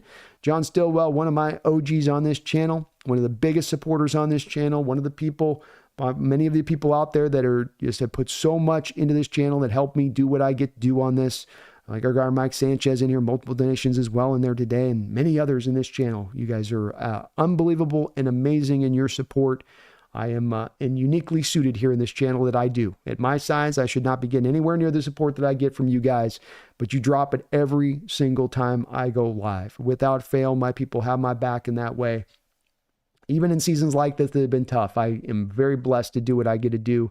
And it's folks like yourself, John, that allow me to get to do this. And I'm very thankful for it, man. I have a ball at getting to do this. And you guys are put in that position to be able to do it. So thank you for that, John. I really, really appreciate you. It says, congrats, my friend. They might have little doubt in their minds now. A bit of sometimes, when you're struggling through on a year, John, and you've got a lot of talent, but you're a young team. And the thing that you can never measure on a football team is confidence and starting to feel like it's clicking and coming together, and that the cohesiveness and the chemistry and the vibe just all starts to feel a little bit righter and righter, where you feel sometimes in those games earlier this year, John, like the first Niner game, where there's frustration, where there's a lack of being on the same page, where everything seems a little bit disjointed, but you start to win a little bit, you get a big victory, you start to get a bit of more momentum working and going downhill again, things start to come together and you can build on that. And now the speed starts to go faster and faster and faster. And it's why I've often said about this NFL season, not just in regards to our Seahawks team, but in teams across the league. We get caught up into week 4 saying this team is where they're at. Or John will get caught up into week 8 and say, okay, this is where the team's at. This is who they are. But really in football, it's about where you are in that last part of your schedule. It's how you've gotten through and been able to, survive through your schedule or thrive through your schedule to be in your best state by the end of the year. The thing that we were hopeful with this team was that you're taking on the offense and the defense, really complicated systems on both sides of the ball. And you're doing that going from very simplified systems on both sides of the ball. Something that we're certainly hearing about from Walden there with Chicago is just how simplified it was, what he was running. And he was doing that here in Seattle in addition to that as well. Some brutal quotes that came out this past week from Emmanuel Acho, who I think Quandre Diggs was feeding him information about Waldron on that mark. And just some brutal looks for Mr. Waldron on that one. I would be very surprised if he gets another OC job in this sport. But those things are starting to get bit by bit improved upon. And you think about those complicated processes, John, to where you have to go from that simplified state on both sides of the ball to drawing it to that level of complexity to where you'd like to reach. And you just think, logically speaking, it's going to take a little bit of time. That type of thing doesn't happen overnight or within just 4 or 5 games into the season. And we got tricked by this a little bit, John, by that 3-0 start. But that the hope within that is that, okay, you go through your trials and tribulations, and that you then get through that back fourth of the schedule and you're at your strongest. The defense is all clicking into place. Mike's able to go fully into his bag, utilize all of his playbook, not just the half of the playbook, but all of the playbook. Grubb starts to feel like he's got a little bit more of an offensive line that's in a legitimate state enough to where he can run more of his playbook in addition to that, and then you get your best version of the 2004 Seattle Seahawks team, which beyond going out there and making noise in the playoffs this year, which would be great to see, you put the building blocks together for real true optimism as you turn forward into 2025. And that's what we really want to see, I think, John, here above all else. But yeah, a little bit less doubt in the mind, a little bit more of, oh, okay. This Niner team, this division is not unconquerable. They don't just have our number in perpetuity. We can stand with them. We can beat them in their house. Play a clean game. Control the self-inflicted wounds. You know, that's what they did today. I think the Niners had more penalties than us. Kind of a rarity of what we've seen from this Hawk team at times. You're able to average out that turnover war. I was mentioning earlier on this, John, you know, the last 6 games that you've lost in a row to the Niners, you've probably lost the turnover battle and lost the rushing attack as well in addition to that in every single game. And that was a big part that loomed over these losses, and you're able to correct a little bit of that footing in this one. But hopefully they got some of that confidence that like you talked to on this. Hopefully there's a bit of that, hey, here's the feeling of what it can be. Hey, coaching staff's going to put the guys in there that are going to be bought in, the right guys that are going to be bought out there. We're not just going to trot out the guys to be trot out there because they've been earmarked as the starters. We're going to put the best guys out there for us to go out there and win this football game. And be at your best by the end of the year. Be at your best at the end of the year, John, and get in the playoffs at the same time. You do those combinations of things, and that's a dangerous team in the playoffs. That's a team nobody wants to face in the playoffs. Detroit's strong right now. Detroit's a juggernaut right now. 7 weeks down the line, are they still in that state? Are they running still as hot? It's hard to do that as a football team. It's hard to be red hot for 17 straight game schedule. Some teams have been able to pull it off. I'll give you that. But it's damn hard. It's much more that you go through the ebbs and flows and ups and downs, and you might find yourself, we're kind of in a bit of a diminished version versus where we were in week 12 or where we were in week 7. And that's why you got to hang in there through the whole course of the year, in my opinion, John, and let it ride out and see where it lands at the end, and just try to be at your best at the end. Try to be playing your best football. See if you could be hot. And then let's see what happens. It happens. Thing I go back to too, John's that first playoff with Carroll, 7-9 season. First team in NFL history to win the division at 7-9. But then you beat the Super Bowl champions from the prior year in your house. And off the back of that win, off the back of Beastquake, you galvanize that group together. Within a couple of years, you were to a Super Bowl. Hey, we're legitimate. We've got the core here. We've got the parts in place here. We really, truly do. Now, let's bring it home. Let's bring it home. But John, thank you for the $50 donation, brother. I appreciate you for that. Really, really appreciate you, man. Thank you so much. Y2K, thank you for the $2 donation. Woolen bounce back. Didn't notice him much. Sadly, I don't think that Woolen had a particularly good game out there today, Y2K. Did he have a bad game? We'll see on the final grade there. I would be probably driven to say that it was okay. Up and down a little bit. He gave up his share of some catches and some yardage to Juwan Jennings at times. The tackling thing, that moment Y2K where Juwan Jennings on a 3rd and 11 catches it with about 4 yards in front of him. And then you've got 3 Seahawks defenders that are on his back trying to hold him up, and he's carrying them to the first down marker like he's a big back coming out of the backfield or something rather than a 180-pound wide receiver. And he was one of the guys was Woolen in that moment that wasn't pulling him to the ground, that was messing up a bit on that play, on that tackle. And so it's up and down today a little bit. I don't think the tackling has really come forward from him this year. And I think it could be a bit of a death knell for him here in Seattle in this Mike Macdonald defense if Macdonald looks at him as a guy that's not coming forward in that way and the way he wants to see. We'll see with it, but it was up and down a bit today, Y2K. He's got good things he brings to the field. It's not just he's gone and become a shell of himself or something like that. He's still a very good cover man, still very capable of taking the ball away. But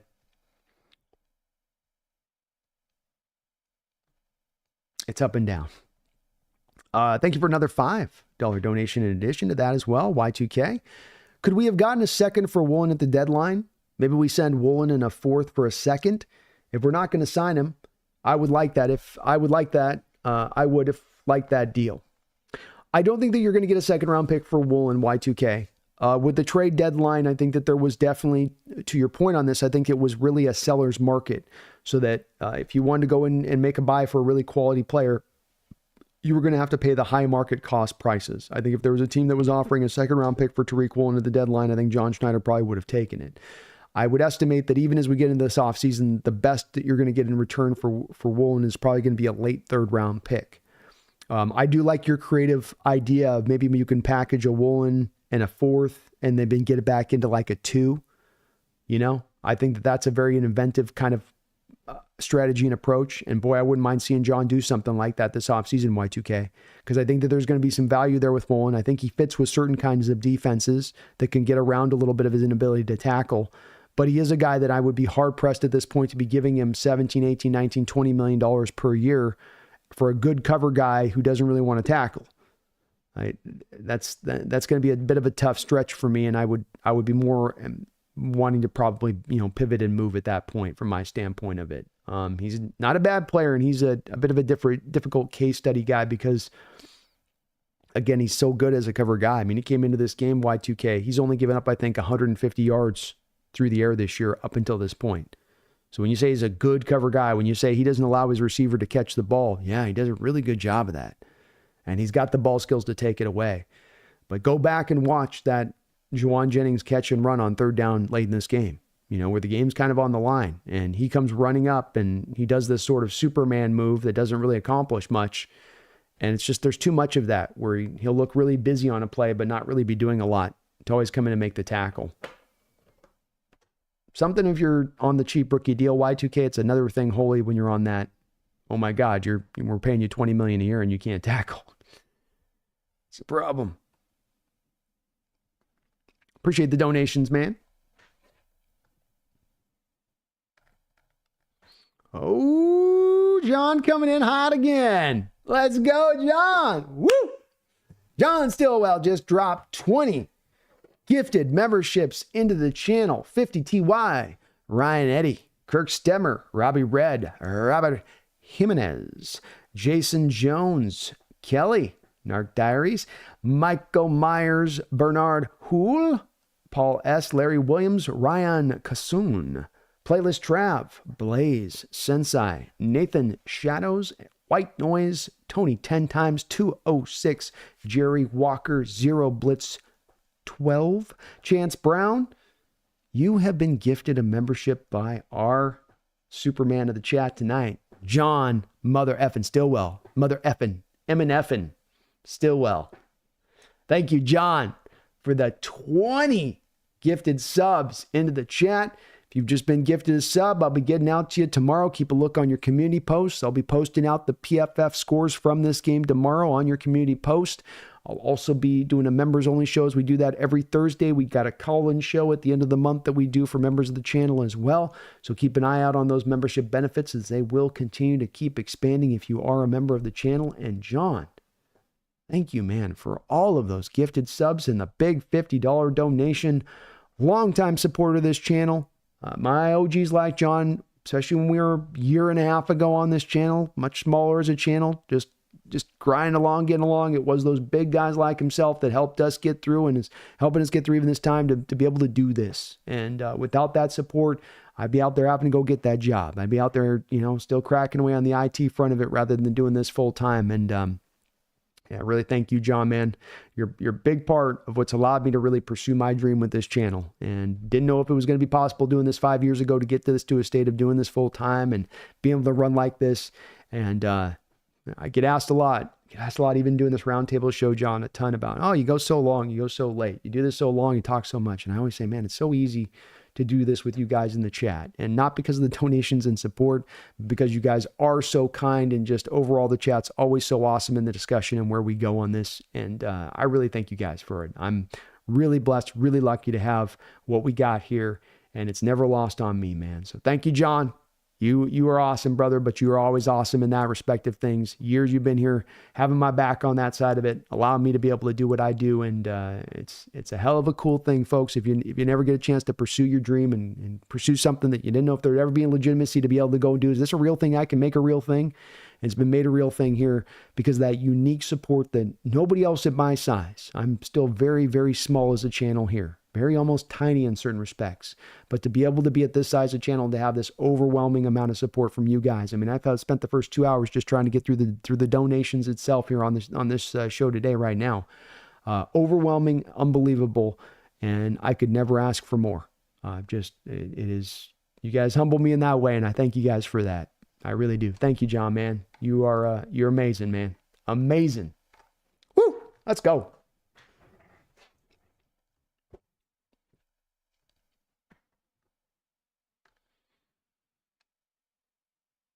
Have a good night, Lou. Appreciate you, man.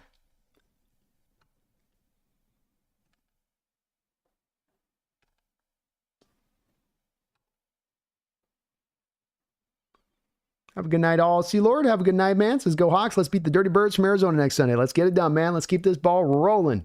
Flag says LJ Collier revenge game next weekend. He's getting some run this year with Arizona. He's not playing great. He's not playing bad, but he's getting some run. He's getting a little bit.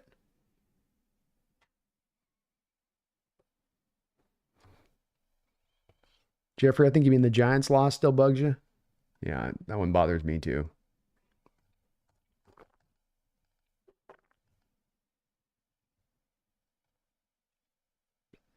Dig the Hawks. Have yourself a good one, man.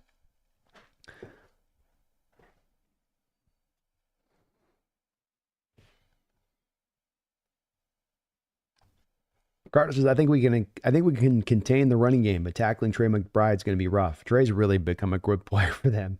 He really has, and he's a tough guy to bring to the ground. You're right about that. Something that you got off the hook from in this game, Ricardo, was that you didn't have Kittle out there. I think the Niners would have worked a lot of Kittle in this game if he was healthy. So you get a bit of an equal test out there with a guy like Trey, and they'll use him. Saw last week he had a play there where Sauce Gardner had him one-on-one, and he just kind of threw Sauce off, and then he went and hurdled the next guy, and he's been making plays like that throughout the last about year and a half there. The Nuggets says, someone needs to stand on front of the VMAC every day with a sign that says, John, invest in the O-line, please. I wish I was living in Seattle. I'd do it as a meme. Like, I would just do it as a meme to film it and put it up for the channel. Have a good night, William. Appreciate you, man. Dizzy says, we've been better on the road this year, laughing out loud. Yeah, we've been better on the road than at home. Kind of a weird split sort of thing. Not sure what to make of it. King Bomber says, by the way, I don't know if you've answered this already, but when will we find out who picks up Nate Davis? Tuesday? I would have thought that we would have heard already the word on who put the claim in on it, King. So I'm not too sure on that, to be honest with you. And Nate is an interesting player. He's got some mobility to him to fit this scheme. It is a little bit of a late hour. You would have to spend sort of $4 million on the remaining portion of his contract if you do look to bring him in. And you do wonder a little bit of if he's got something to offer. Why is Chicago letting him go when they've had so much problems as far as their line goes, as it stands? So I thought we would have learned already, but we should learn by definitely, I think, by tomorrow, I think we will hear it. I don't think we got to wait till Tuesday on that. But maybe a guy that they do look to target because he does have some of that mobility that you like with the scheme.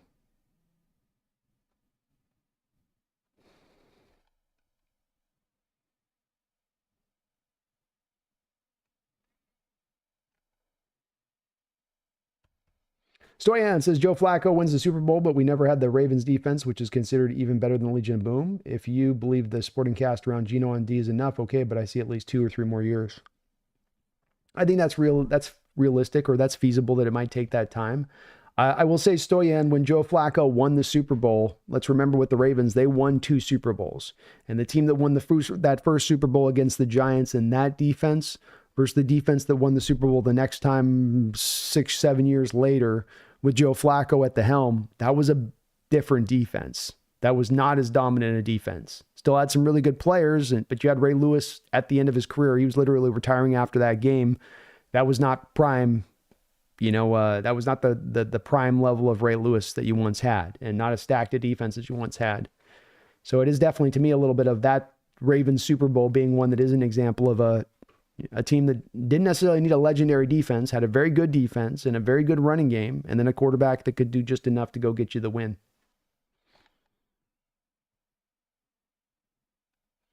Scooby says, I agree, Brandon. Yeah, the Lions offense is ridiculous, Scooby.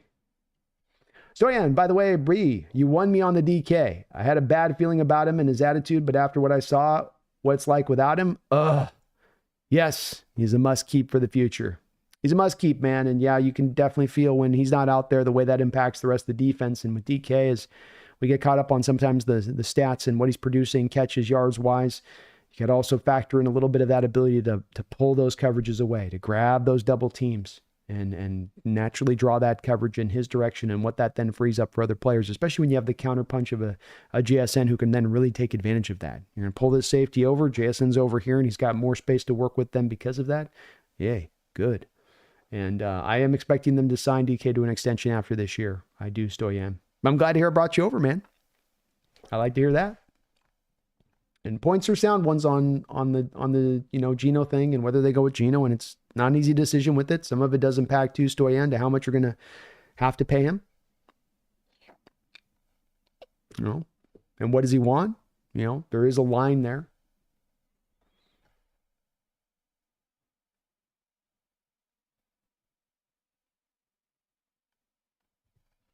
Monsoon says Shanahan can't seem to do it.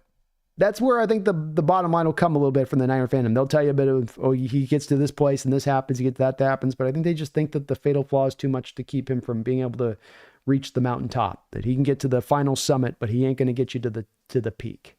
I don't know if I agree with it, but that just seems to be a little bit of the narrative that's out there on this one. James Peters says DK and JSN are filthy together. Let Lockett go and use that cap space for DK and find us a 5'9", 4'3" guy like Jerry Jeudy or Hill to run those little drags and run straight down the field. I like it, James. I like it as an option. Let's do it. Let's do it. And I expect that's what they are going to do, is you've got quite a bit of money you're going to be able to save on that Lockett deal by moving off of him. Got to feel like Lockett's going to retire after this year. It feels about time.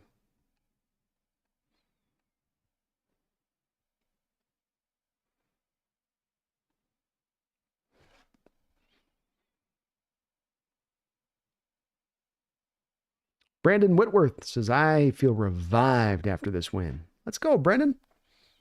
It's a good win. Big win. This opponent's had the best of you. You're looking for things to start to turn a little bit in the right direction of things, and maybe this win can be that. But it's a good win. Good victory. Captain Rex, Seahawks. Tony Wright, Brandon, the Falcons fan base is not happy with the tight end Kyle Pitts, as he's been called by some lazy when he doesn't get receptions like today, but when he balls out like the Tampa Bay game, they love him. He's a tough player.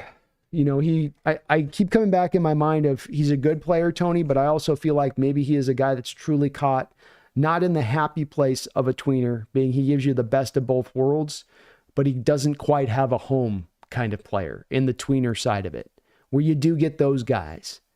And I think he can be it's part of his too. He's drafted the top 5. That stuff starts to hang over the guy, where it starts to become more about what he isn't rather than what he is and what he does bring.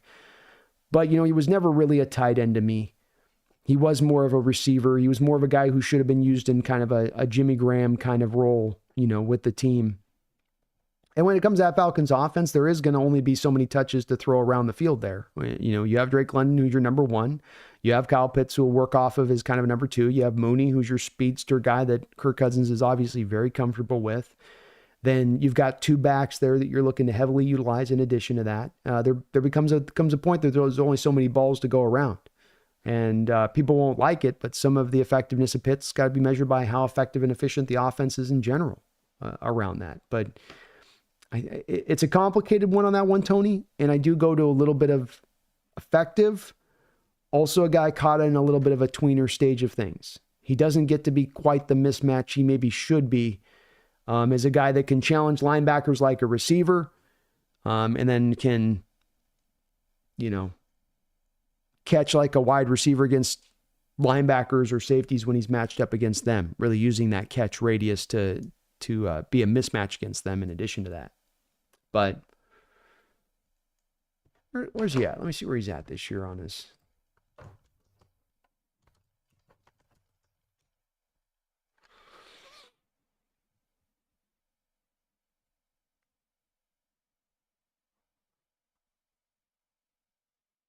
Yeah, I mean, I think he's going to be fine. If it's not going to be top 5 level production, which they aren't going to like. He's going to end up at like 55, 60 catches and 800 yards and 5 or 6 touchdowns receiving, and that's not going to get anybody overwhelmed, Tony, but that may be just where his ceiling truly is versus where he was drafted. And he had 1,000 yards in the first year and looking to reclaim that a little bit, I know, but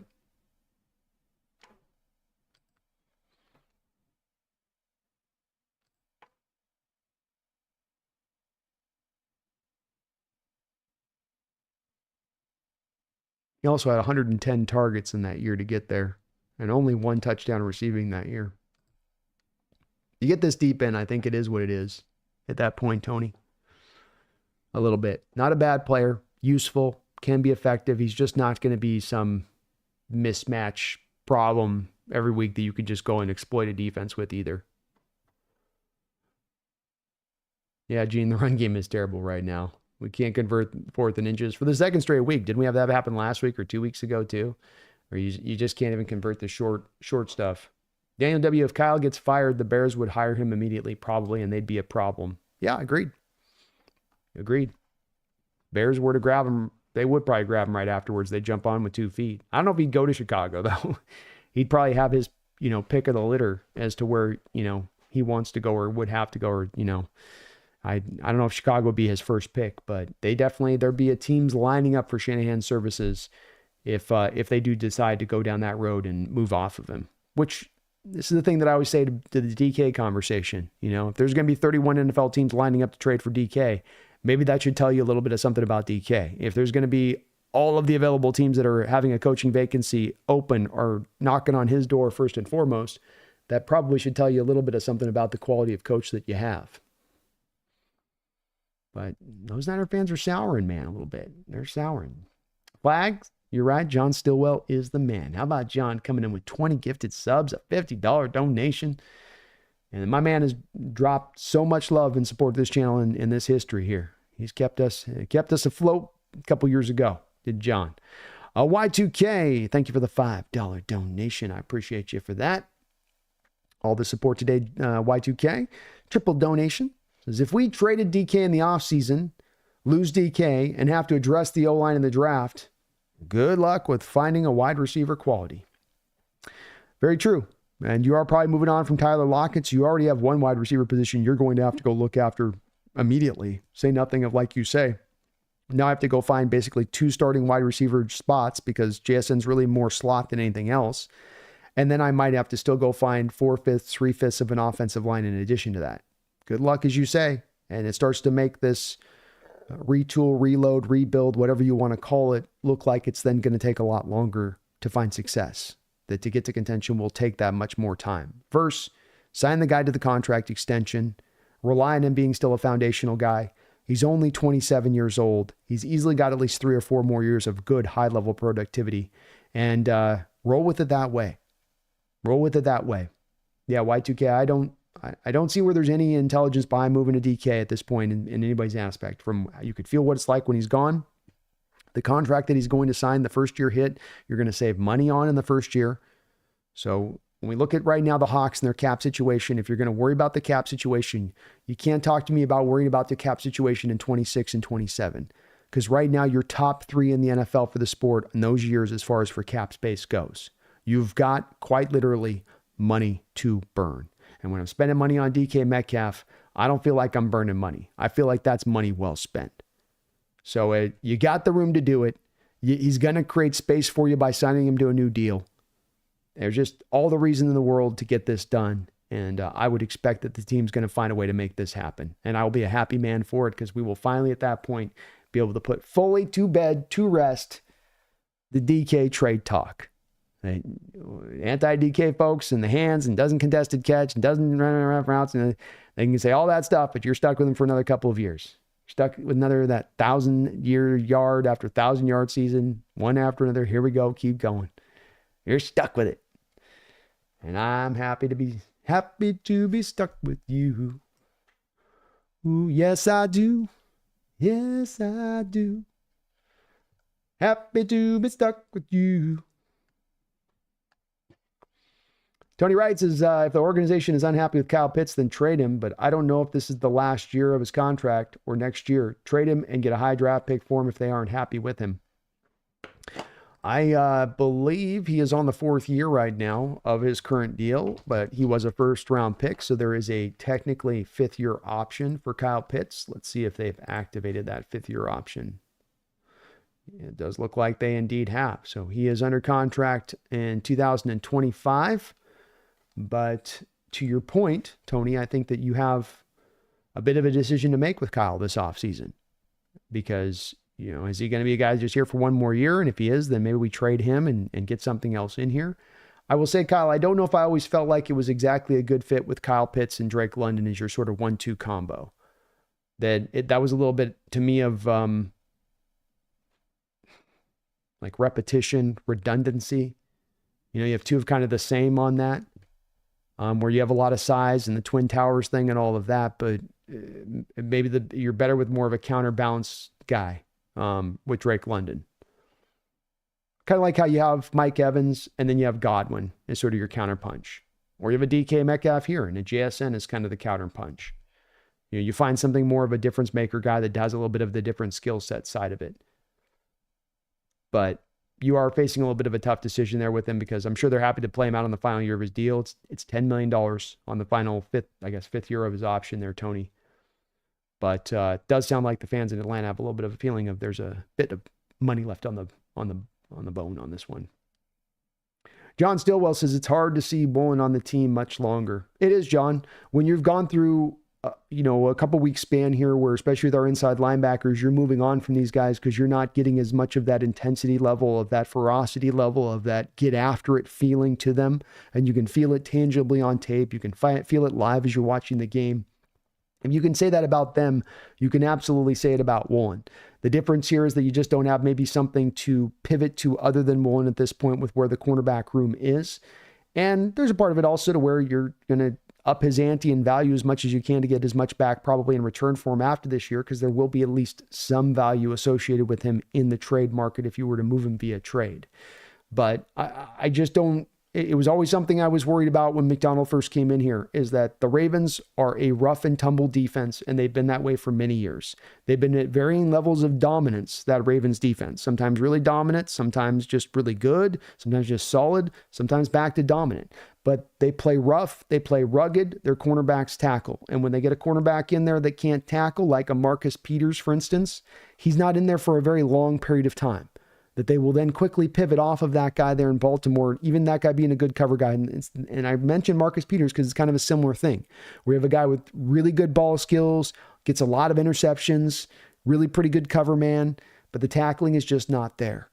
And I think as it caused Peters to get eventually ushered on out of Baltimore while he still had a lot of good football left, former first-round pick there, not with Baltimore, but in general, I think the same thing's going to happen here with Woolen, John. And I just, from the standpoint of McDonald, I kind of understand it. You can't be this much of a negative as a tackler. When I'm telling the team that they're held to a standard and that I'm watching you on the tape and that standard not being fulfilled, I can only excuse it away to your great coverage skills and ability to take a ball away so often before I go, it's not enough. Whatever this other good side you're bringing, this side's not enough. I need more punch here on that. Colby says most of our guys were playing with heart and it showed. Very good point, Colby. difference of level of energy and ferocity in this game versus a couple weeks ago in that San Francisco game at home. 9-day difference. And I agree with you. It showed. It definitely showed.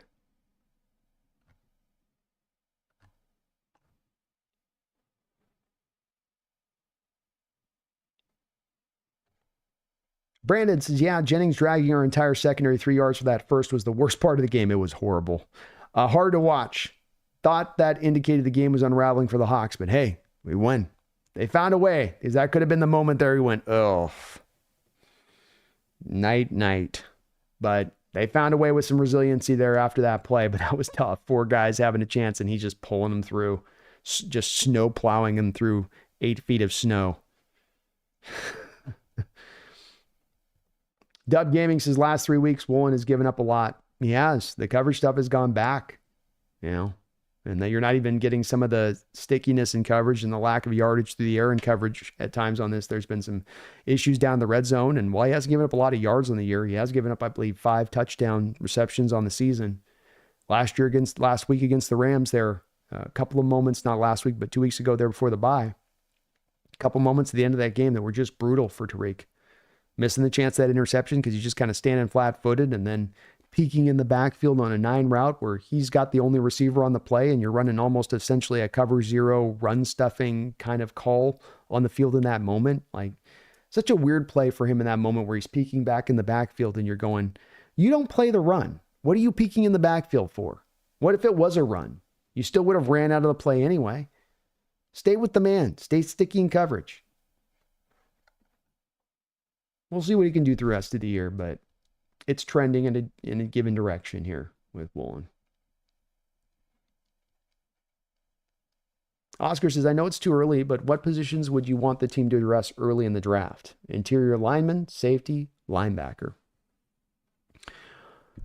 Offensive line is the place for me, Oscar, that I want to be made to be made a priority. And I would very much hope that prior to the draft that you had addressed it in a nature that you don't make the draft a necessity of the place to get that done. Because free agency is going to come before the draft. So you're going to have an opportunity to go sign somebody. You're going to have an opportunity to go trade for somebody. But I want to see the line made a priority, and that's going to be making it both we sign somebody and or trade for somebody, and we go back into the draft and make some more picks to help out this offensive line. So if we're through 3 picks in the draft, I'd love to, I'm not necessarily saying we have to do this, but if we come out of that draft through the first 3 picks and 2 of those have been offensive linemen, I think I would nod my head and say, yeah, I can go with that. The linebacker position is going to be a bit harder to say for sure on that one. You're not looking at probably outside linebacker, I would say. It's a possibility, but you've got both Hall and Mafe coming back. I think Uchenna is going to probably be released, but that does open up for a potential. Inside linebacker is hard because you have Tyrese Knight and Ernest Jones here, and if they re-sign Ernest Jones, the team may look at it with Ernest Jones and Tyrese and say, you got your 1-2 combo there. You're good at inside linebacker going forward. So it is where I go back again and again and again to go into that offensive line going right here, right here. Tight end is another position that I think is in play here, Oscar. For sure, you're going to need a nose tackle.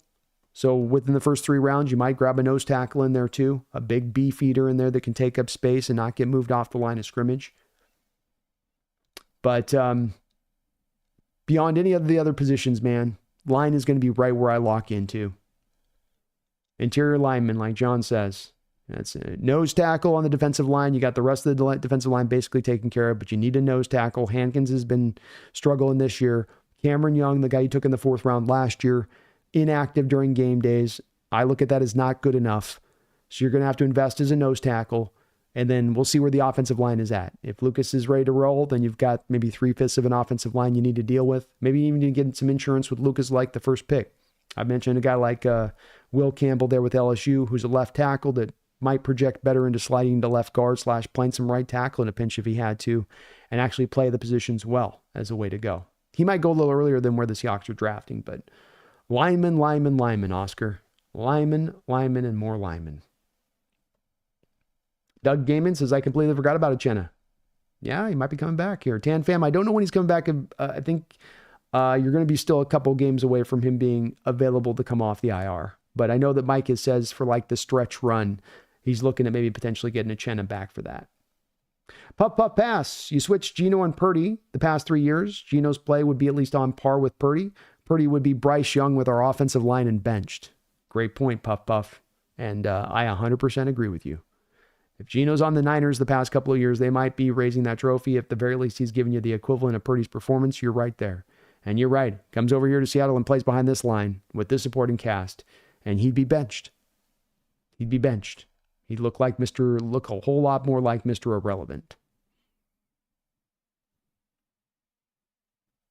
Jordan says, we are fine at tight end with our current rookie, honestly. Just need to sign another one for depth. They might feel good enough there. I wonder a little bit of him as a pass catcher, but I'm okay if they want to ride with him.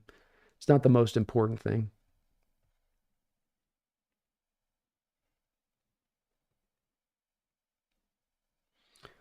King Bomber says, I think the expectation on Woolen were so high that people are put off by him. No, and he's not a bad player to your point, King. You know, he's an effective player. It's part of why you would get draft capital return, I think, from him via a return in trade. But your greatest limitation can overcome your greatest strength. And with Woolen, he came in as a guy that was a wide receiver convert to the cornerback position, and so you wanted to give him the room and the time to improve on tackling and getting off blocks and showing that he's got a sense of tenacity out there on the field. And in 3 years, those things aren't showing up. And that's where he does have other parts of his game that are really good, but those parts aren't taking steps forward.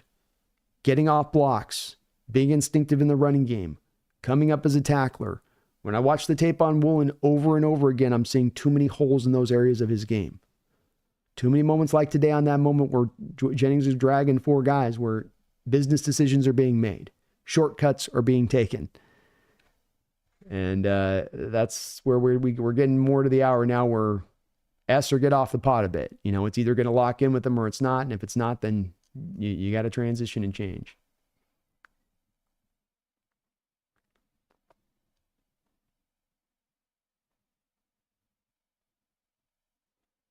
Got to keep him off IT, says John. And that's right. I wasn't the best IT guy. You know what I mean?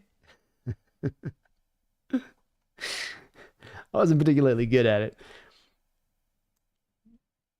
Randy Roberts is broke right now. Laughing out loud. I need a membership, but I don't miss a stream. Let's go, Randy. Let's go, brother. John's got you. John's got you. Colby says they keep writing Geno off. They keep trying, man. He ain't going away, though. He's right here. Putting them Niners to sleep today. Giving them Niner fans a little sleep thing. Colby says, thoughts on Barner and Charbonnet as of late? I think Barner's been fine. I think Barner's with his hands are not the best hands in the business at tight end. This isn't going to be a Kittle reborn kind of player. I think he's got steady hands. I think he can make catches. I think he's good enough to be looked at as a guy who can maybe be our tight end 1 for the next couple of years. I'm okay with that. There is enough there, I think. And he certainly is good enough as a blocker all around on that part, Colby. I don't think he'll be ever the most dynamic of pass catchers if you're rocking out with him as your number 1 tight end, though. So you are a little bit limited by the position, too, with that. So well-rounded skill set, but not necessarily a game-changing skill set. I find myself, and maybe it's just by how impressive Walker is at creating stuff out of nothing, and that you start to go, well, why don't you do that, Charbonnet? And it should be less about expecting Charbonnet to create something out of nothing and more about why can't we create holes for our damn running backs? And with Charbonnet, he is a guy that needs holes to be effective. And if you give him those holes, I think he can be very effective as a running back. But if there are no holes, if they're backside penetration and he's got to hit the acceleration button quick, he ain't running away from anybody. And he's, as we saw today on those 3rd and short or on that 4th and shorts, he's not necessarily a very good short yardage back either. He's got value. He's got some things he can do. He's pretty good out of the backfield catching. He's a good 3rd down guy as far as a blocker goes. Again, like Barner, kind of similar stuff where there's some good stuff there. There's some stuff too, and I'm not as worried about it as in with Charbonnet, where you put a 2nd round pick on this guy with some of the limitations that are there with him. But a guy that's definitely being inhibited by the fact that your offensive line can't create any holes in the run game. He's not a guy that's a self-starter. He's not a Walker guy that he gets hit right after the handoff and he'll spin out of the tackle and hit the acceleration button and get to the edge and turn it into a 5-yard play. He just doesn't have the ability to do that. He needs some of the guys to do the work up front for him.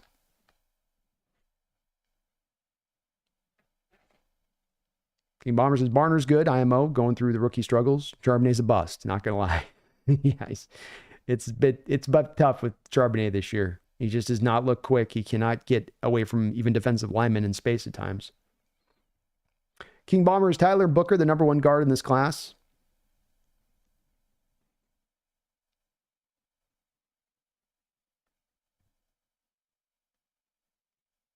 Yeah, so far for me. It does depend a little bit on, there's a couple guys that could be transferable guys to the inside when you look at it. I mean, they may be good enough to stay out as tackles on the edge, but they may be also guys, Will Campbell, is he a guy that kicks into left guard? He technically would be a better left guard, I think, if you kicked him in there. But as far as a pure guy that's played, guard in the draft or in the college, that will be a pro as a guard, he's the best that I've seen so far. I don't mind Kelvin Banks either, though. King, that's another guy out of Texas, left tackle at Texas, not going to be a left tackle in the pro. Maybe has just enough to make it get done as a right tackle, but maybe also very likely to slide into left guard. Those guys that are tackles at college that might slide into guards could have a little more upside than him, but you'll know a little bit more of what you're getting from him.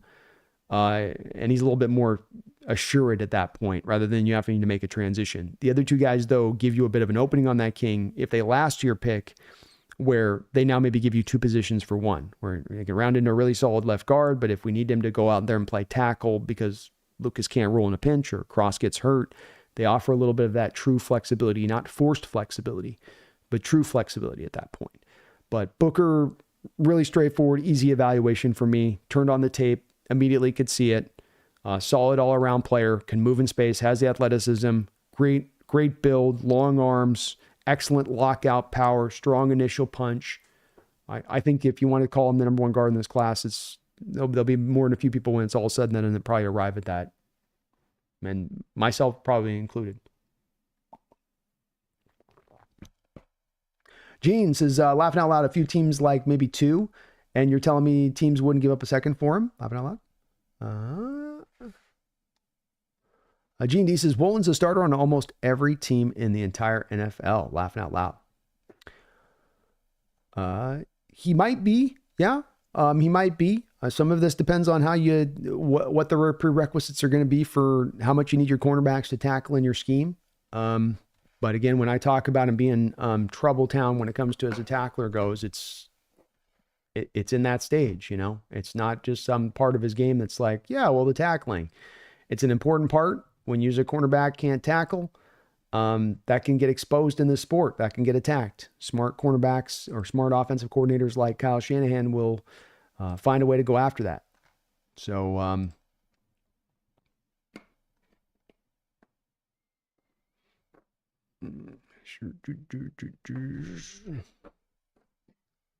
yeah, so I'm just looking at the rankings right now. 4, 5, 7, 8, 9, 10, 20. So about the 24th worst, something like that, and they're marked as a tackler in the sport.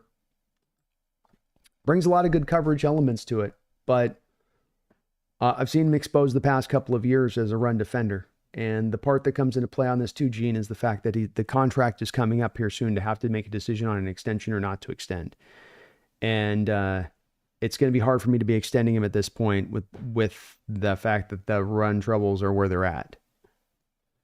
But he's not a bad player. I'm not trying to oversell it either. Certainly does bring a lot to the table. He Bomber says, Drew Brandon, I still think Davis is worth a pickup, at least a tryout. I heard he had some locker room issues with effort and et cetera, and that's not something I'd want to bring here, but nothing wrong with bringing him in for a workout. Yeah, I'm with that.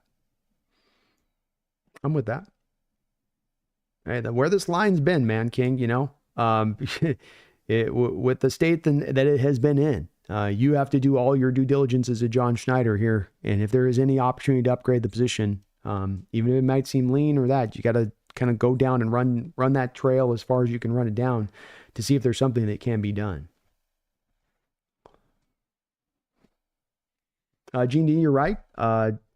There's, for the most part, the red zone touchdowns have happened. Don't forget, Gene, you do have the touchdown for game 2 weeks ago against the Rams, which was a deep play over the top. That's a deep play over the top where he's beat and he's back there peeking in the backfield. If he doesn't peek in the backfield and just plays his coverage responsibility, he's probably running step for step with that receiver down the field. But the coverage stuff's been good overall. There's been 5 touchdowns given up. You've had some issues at times down the red zone. Coverage numbers have been legitimately good. But the run defense and the ability to get off blocks, not just the run defense either. It's not just the poor tackling. It's getting off of blocks. It's getting isolated on a play, getting negated out on a play, getting blown out on a play, allowing for a big gain up the field in the run game.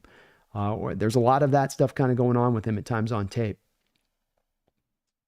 Alispy says, it still bothers me that DK can't high point a ball very well and that he catches with the body a lot. Yeah, the play early in this game where he's down the field out of the slot and you've got Grubb who's isolated him in the slot to get him a mismatch down the field to where D. Winters is on him and not looking back at the ball, and he goes up, and that's a play where Winters isn't really making a play on the ball. It should be a pretty relatively easy catch there for DK. And that's one where I'm not going to put any excuses out, where DK's got to catch that ball. That's not a safety on you. That's not a cornerback on you. That ain't a guy draped all over you. That's you jumping up over the top of this linebacker who's scrambling to get back in position, and you gotta make that grab. Grubbs puts you in position to go make that catch. Key Bomber says, I know it's early, but have you started scouting reports and stuff? Booker and the guard tackle out of U of A stand out to me for so far. Sevilla or something. I haven't looked at the Sevilla guy. I did look at Booker.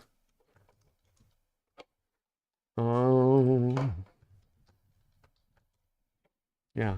So with Booker, I have my notes on him. Typical Alabama lineman, ideal size with good length and strong as hell. Sets excellent anchor and pass pro and shoots his hands, taking maximum advantage of his length. Gets movement in the run game. He's not a soul taker, but he doesn't get pushed backwards either in the run game. So he's a guy that's more often not can at least get you a yard up the field on those guys consistently. He's not the most athletic, but he is comfortable moving in space, and he gets his hands on smaller guys. When he does get his hands on smaller guys, he just throws them around. He is a better pass blocker than a run blocker. He can get a little lunging at times in the run game, but I feel like typical kind of Alabama lineman on the inside where you feel pretty safe in bringing him in and what you're going to get with him and knowing what you're going to get with him, and that, you know, he's going to be physical in there. Nobody's going to overwhelm him at the point of attack. He's going to be a consistent player on both sides of the ball. You're talking about a spread system that's still going to want to throw the ball more than it's going to want to run the ball. He would be a fit to that as a better pass blocker than a run blocker. He is a true left guard King Bomber, so I think he's going to easily slide into that at the next level. There's probably a little bit of some similarities to Cooper Beebe coming out last year. Maybe not quite as polished as Beebe was. Maybe not quite, but not far off either. Yeah, good player. Gene says, won't still like a top 5 corner in the league. His stats speak for itself. 145 yards given up. Laughing out loud, that's elite. Definitely good corner, man. Yeah. Also missed a little bit of action, but as far as corner, I'm not pushing back on any of that. I think he's a very good corner, man.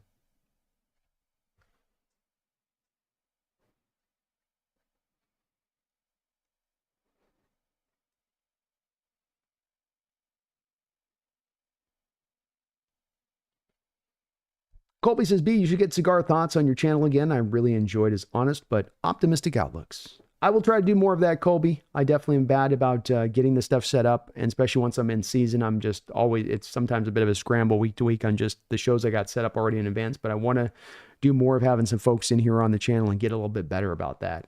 So I'll try to do a little bit more about getting ahead of this in time and try to get him in. I'll certainly will at some point have him here on the channel. Want to get a couple of other folks in here as well and kind of mix it up a little bit. And it's a great suggestion on your part. Sentai Donnie says, I would use 3 words for supporting someone named Brandon instead of saying curse, you know.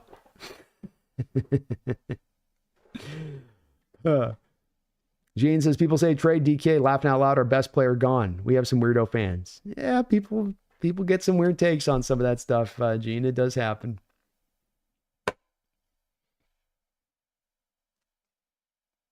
Billy says, I wish Lockie could regain his speed. Yeah, me too. Me too. And James, there's no way that DK is going anywhere. No way. He's going to be here. They'll find a way to get the deal done. Lockett's lost a few steps. That's not wrong. Allsparkle says just need a right guard and maybe left guard. How about 1 yard play with the backup lineman as a fullback? Oh man. I love the call, Allsparkle, because what was good about it was Grubb knowing very well that if you bring an offensive lineman in to be a fullback lead blocker, think about this. If you're a defense and you're looking out and you see that offensive line come back there and crawl into the backfield as a fullback, the thing that I'm thinking with lockdown assurity is I'm trying to pre-snap read it, is I'm thinking wherever that fullback goes, I go. Because wherever that fullback goes, he's going to be leading the running back, because you don't bring the offensive lineman out there not to have that offensive lineman as a lead blocker. And what Grubb did a great job on that play, Allsparkle, is flash that fullback to one side of the formation and then have Walker go the other side with the carry. And I think it threw off the defense in that moment and opened that up for the score there.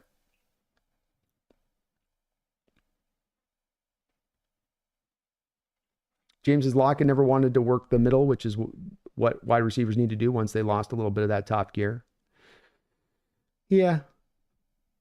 And he's been so consistent so long, to be kind of at the end of the road from Lockett's standpoint at this point is understandable. He had a very productive career, second most productive career in Seahawks history.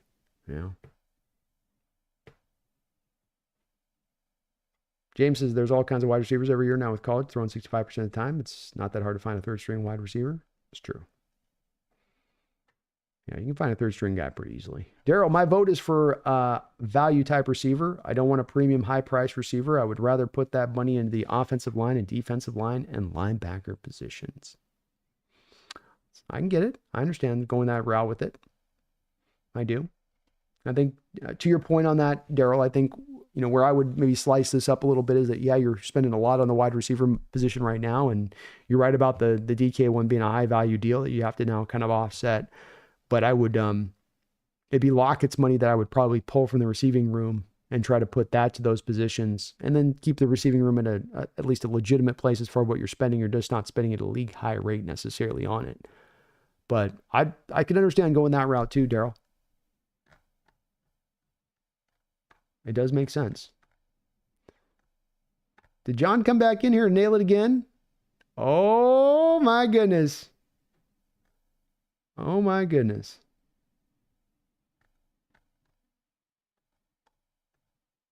Did he just do it again? Did he just do it again?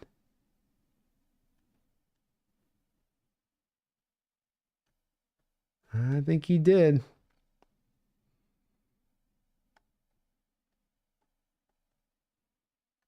I think he did. John came in again on this one, man.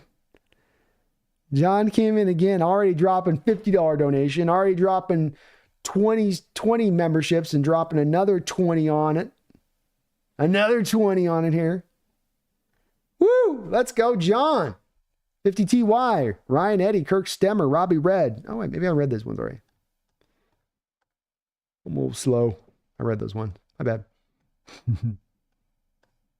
That's the chat updates. It's hard to tell. Sean says, Brandon, if we can fix the offensive line, are we a real Super Bowl contender next year? Absolutely. Love your channel. Thank you, Sean. Appreciate that. Very kind of you. I guess by fix, it'd be sort of where we would consider by fix. If you had this offensive line at a top 5 rate by next year, are you a Super Bowl contender? Yeah. If they're at a top 10 state, are you a Super Bowl contender? Probably. If you can just get to the top 10. If you can get it to middle of the road, can this team make a lot of noise? Yeah, I don't think that they put them into sort of certain Super Bowl contender mode, but I'm trusting in this defense and what I've seen from McDonald to believe that this defense will take steps forward as we move into next year. And I am a big believer that the rising tide of that offensive line would lift all of the rest of the boats. The DK boat would raise, the JSN boat would raise, the Geno Smith boat would raise, the Kenneth Walker boat would raise. Their productivity would rise. And with that rise, you'd get a better offense. You get a dominant offense. And if you got a dominant offense, it makes it that much more easier on the defense to roll with what they're doing. So yeah, I think that if you get to one of those two states, say nothing of even just getting to middle of the road, Sean, that it could drive you into that place. It also speaks to just how much you've been held back by how poor the offensive line's been throughout the course of the season. Slowly wants, I'm glad I'm not the only person open to shop and reek, laughing out loud. We got to be open to all possibilities. I have my sacred cows that I want to keep on this team or hope are part of the future, but this is about getting this right and about being open to every kind of possibility here to make sure that we're pursuing to the right outcome here, that we're pursuing to what's going to bring the best result of success, not what we're trying to marry to because we've got a love for this player or that player or whatnot, but what actually is going to be best for this team in the long term. And we got to ask these questions. Marcus Peters was Atlanta. No, I think he was originally, let me see something. He played for 50 teams. He was originally Washington. I remember coming out of UW.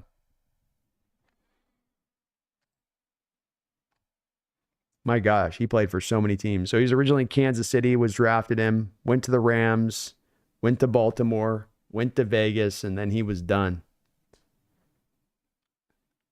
33 interceptions in his career. But I think part of the reason his career got cut a little bit short was, and part of the reason he bounced around to so many teams was not because he couldn't cover, not because he couldn't take away the football, but some of it was the tackling. He was a little bit of a gambler too, but some of it was that as well. Gene D says, I guarantee you're not finding a Woolen in the second round, and there's not many elite corners in the NFL, I think is what you mean on that, Gene. Yeah, finding good cover guys is hard. I'm with you on that. You have a defense, in my opinion, on this, Gene, that's more about the individual players and the greatness of the individual players, and more that this defense has to cohesively work together, more than the individual skill sets are great. And I don't know if you're cohesively working together, rally to the ball mentality. We're all going to be ferocious in how we go about it if you have a guy out there that's not able to bring that.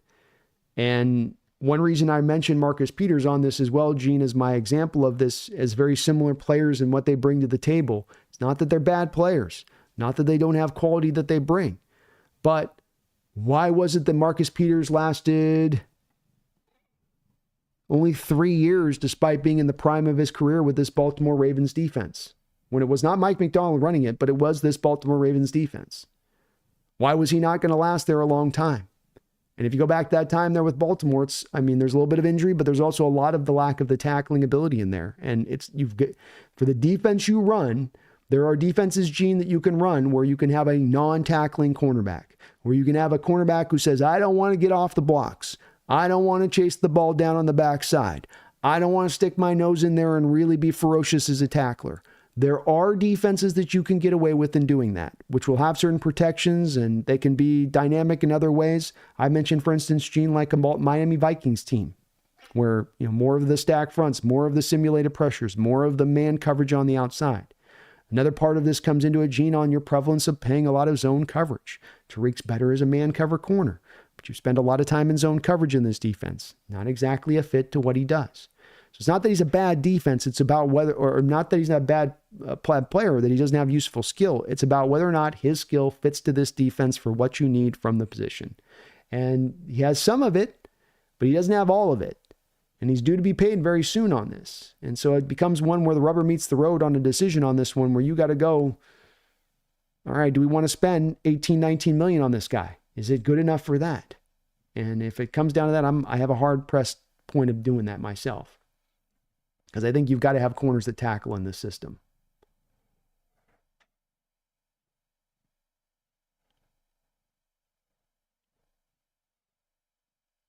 James Peters will sign a nose tackle at 350 pounds. Nose tackles are hard to find in the draft. They are. There's a couple of them in this draft, James. There might be a few that they're able to jump on. We'll see. So, Obi-Wan, would you be down with some Damani Johnson? I don't know Damani Johnson. Is he in the draft? Hadn't heard that name. Hadn't heard that one. Billy B says another Red Bryant nose or Brandon Bain would be an ideal for the run stuffing. Yeah, agreed, Billy. You're definitely going to have to find a good quality nose, and you might have to draft one early because there tends to be the quality ones, there tends to be about 2 or 3 of them every draft at the most. I'll spy. Big Cat was great today. He's been really solid throughout this whole year. You're right. Brandon Jana says, just looked at next week's schedule. Decliners lose to Green Bay.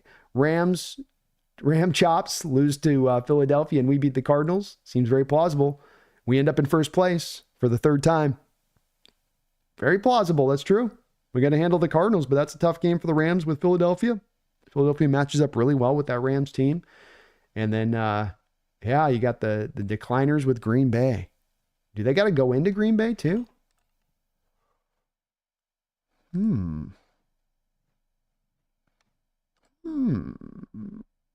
Yeah, they're at Green Bay. 10 a.m. game for the Packers for the Niners next week. Ooh. Forgot about that one, Brandon. Let's go. Let's go. Got to keep them off ID.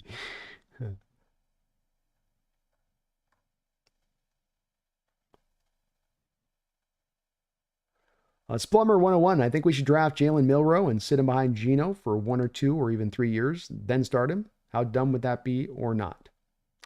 I think it's an okay of a possibility to look at. Splummer, I think that John very much is more likely, if I'm to say one of two things that are happening here, Splummer, of this, when we talk about the quarterback of the future. One, you package a bunch of picks to go up in the draft and grab a guy, or John picks a guy 2nd, 3rd, 4th round here this year, next year, a couple times over, and tries to find that diamond in the rough. I think the latter is the more possible of the two. And Milroe would certainly fit, I think, to that design. I have a 3rd round grade on him right now, so I don't want to be taking him in the 1st round. He's got really good but ability, and physically is very naturally talented. He's not the most natural thrower at the position. He's not a real progression reader. He's a bit of a blacksmith for the position, and a little bit too much of leaning on the legs for the position. But developmental wise, he's got the physical abilities that you do want to seek out in the position. So part of that, I guess, would just have to come down to Splummer, how much they really do trust in the fact that they can develop that and bring that along. And the nice part with Jalen Milroe here, Splummer, is that you have in Grubb a guy that can go to Kellen DeBoer there at Alabama, as his former OC, and say, where are we at with this guy? Is this guy ready or good to go there? So you get a little bit of insight and information on there with Milroe you wouldn't have otherwise. But he's talented. I'm not super high on him, though, because I just don't have a lot of faith that he's going to develop as the passer. Strong arm, but I think he's always going to be kind of a blacksmith when you need an artist for the position. And I'd much rather find more of an artist, I think. But it's possible they go that route, and I'm not going to be angry at it if they did, especially if they're able to do more of a 2nd, 3rd round kind of place for him.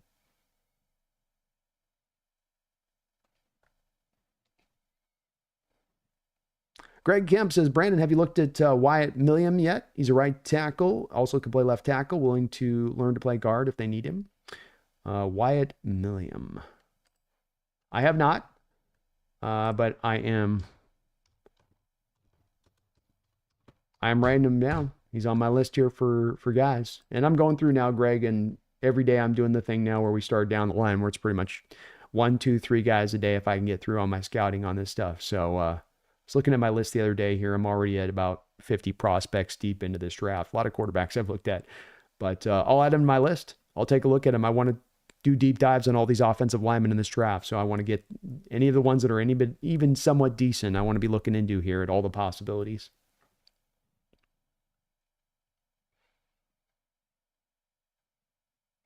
Y2K, thank you for the $5 donation. Think about the offensive line, and thank you for all of your support today on that, Y2K. Very kind of you. Think about the offensive line is when you have like 2 blue chippers and one like B-plus veteran, the 2 crappy guys play way better. Yeah, I think that they do. There's a lot of reasons, I think, for that, but it just comes down to more stability along the line is going to be better for the line.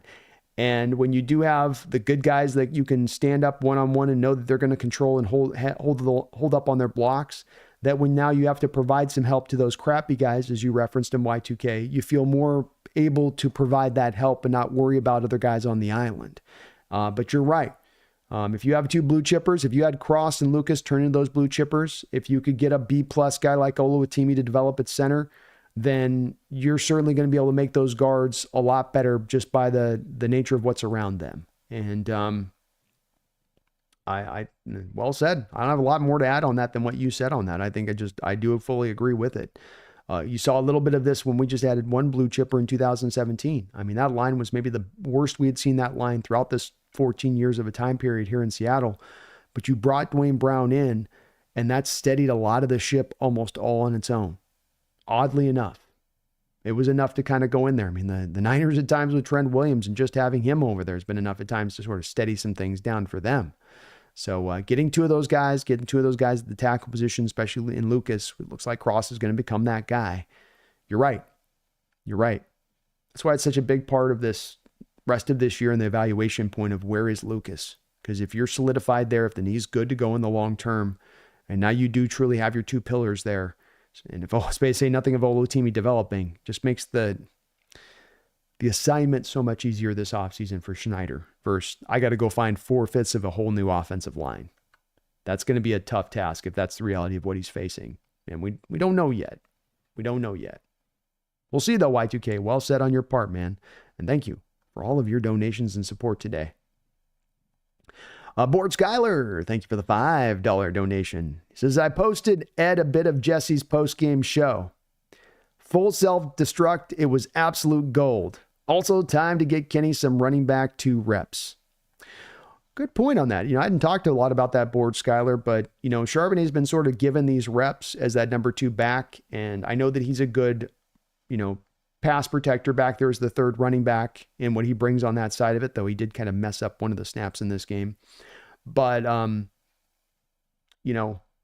Kenny's not been given a lot of opportunity here. And you got Charbonnet now through this year at about 65 carries, averaging about 3.5 yards per carry. He's not giving you much as a short yardage back. He seems to only be able to get anything as far as real yardage goes when he's got holes opened up for him. Maybe time to see what Kenny can kind of bring to the table on this. I think that there's something to that board, Skyler. I do. I've been mightily unimpressed by Charbonnet, a guy that I liked coming out of college in the second round and thought he could be more than what he's been, but he seems a guy that's very reliant on things in front of him being opened up for him to find success. And that type of running back is fine. You can be that kind of back, but I can find that back in the 4th, 5th, 6th round. I grabbed you in the second round to sometimes be able to overcome some things. And you can't even sometimes get a half a yard. Like he's 225 pound back who can't sometimes just lower his head and get a half yard. And this even goes back to last year where he was one of the most inefficient short yardage backs in the NFL because you tried to use him in that way and it just wasn't working. Great idea there, Board Skyler. As the team has been more than willing here with the linebackers, with their center position to find and replace what isn't working. Well, let's give him a chance here. I'm not saying it will be better, but it ain't going to be worse than what you're getting out of Charbonnet so far back there as a third down back. Love it, man. And I'll check out Jesse's post-game show. I'm sure that he is in full self-destruct. As he said, this game, if it's a loss, put a fork in him, And again, quite frankly, I think that the Niner fan base and Jesse a little bit with this has just been kind of waiting for the shoe to drop this year, thinking that it was going to be inevitable. At some point, you're going to hit the end of the road, and that end of the road was going to happen way before the end of the season. And they've just been in a bit of that, I don't want to call it defeatist outlook of things, but it's been a bit defeatist. I know that they would say, well, no, I'm just accurately assessing what I'm seeing from the team, but teams can get hot at the end of the year. If you're as talented as they are, you can put a run together. But they've been consistent in that mode. They've been there since the start of the year. It's part of why it's hard to get much out of Jesse this week as far as rolling him over the coals because he's not been super, with the gusto and we got this and we're gonna cakewalk through this division. He's been I don't know about this year, which makes it tough for Board Skyler. But they're definitely at a spot now where it's like, okay, we're boys to men here. We've reached the end of the road. They're doing the doo-wop stuff. And the time has come. Yeah. But love your idea, man. Probably time here to maybe give Kenny a little bit more of a look out there. Give him some touches. Because Charbonnet, I think I've seen enough of him getting the ball and run from behind by a defensive lineman at the line of scrimmage before he's even crossed the hole. I think we've seen enough of that. Thank you, Skyler. I appreciate the donation and the support. Ayo Fatal, thank you for subscribing to the channel, Ayo. Appreciate you for that as well. Folks, if you haven't already, please do hit that like button for me. Helps the channel grow, helps me get bigger. We're trying to get to 20,000 subscribers. If we get to 19,500 subscribers, I'm going to do a 24-hour charity stream for St. Jude's. In fact, I'm doing that no matter what. We're eventually going to get there, and I'm going to do that. But hopefully, I would like to get there by the end of the year this year if we can. We're on the road. You're helping us get there. AO, thank you for that. If you're not subbed up, please do get subbed up. Hit that like button if you could, because that helps me get subs by you doing that. Hawks FN fan 20 says, Kitty needs a little bit of loving, man. She needs some victory pets. Greg says, it's funny to me how the DK needs to be better high pointing the ball comments disappeared when he got hurt high pointing the ball, but now they're coming back again because he's back on the field now. Yeah, it's one of those places that people want to see him jumping 15 feet in the air and touching the back of the backboard.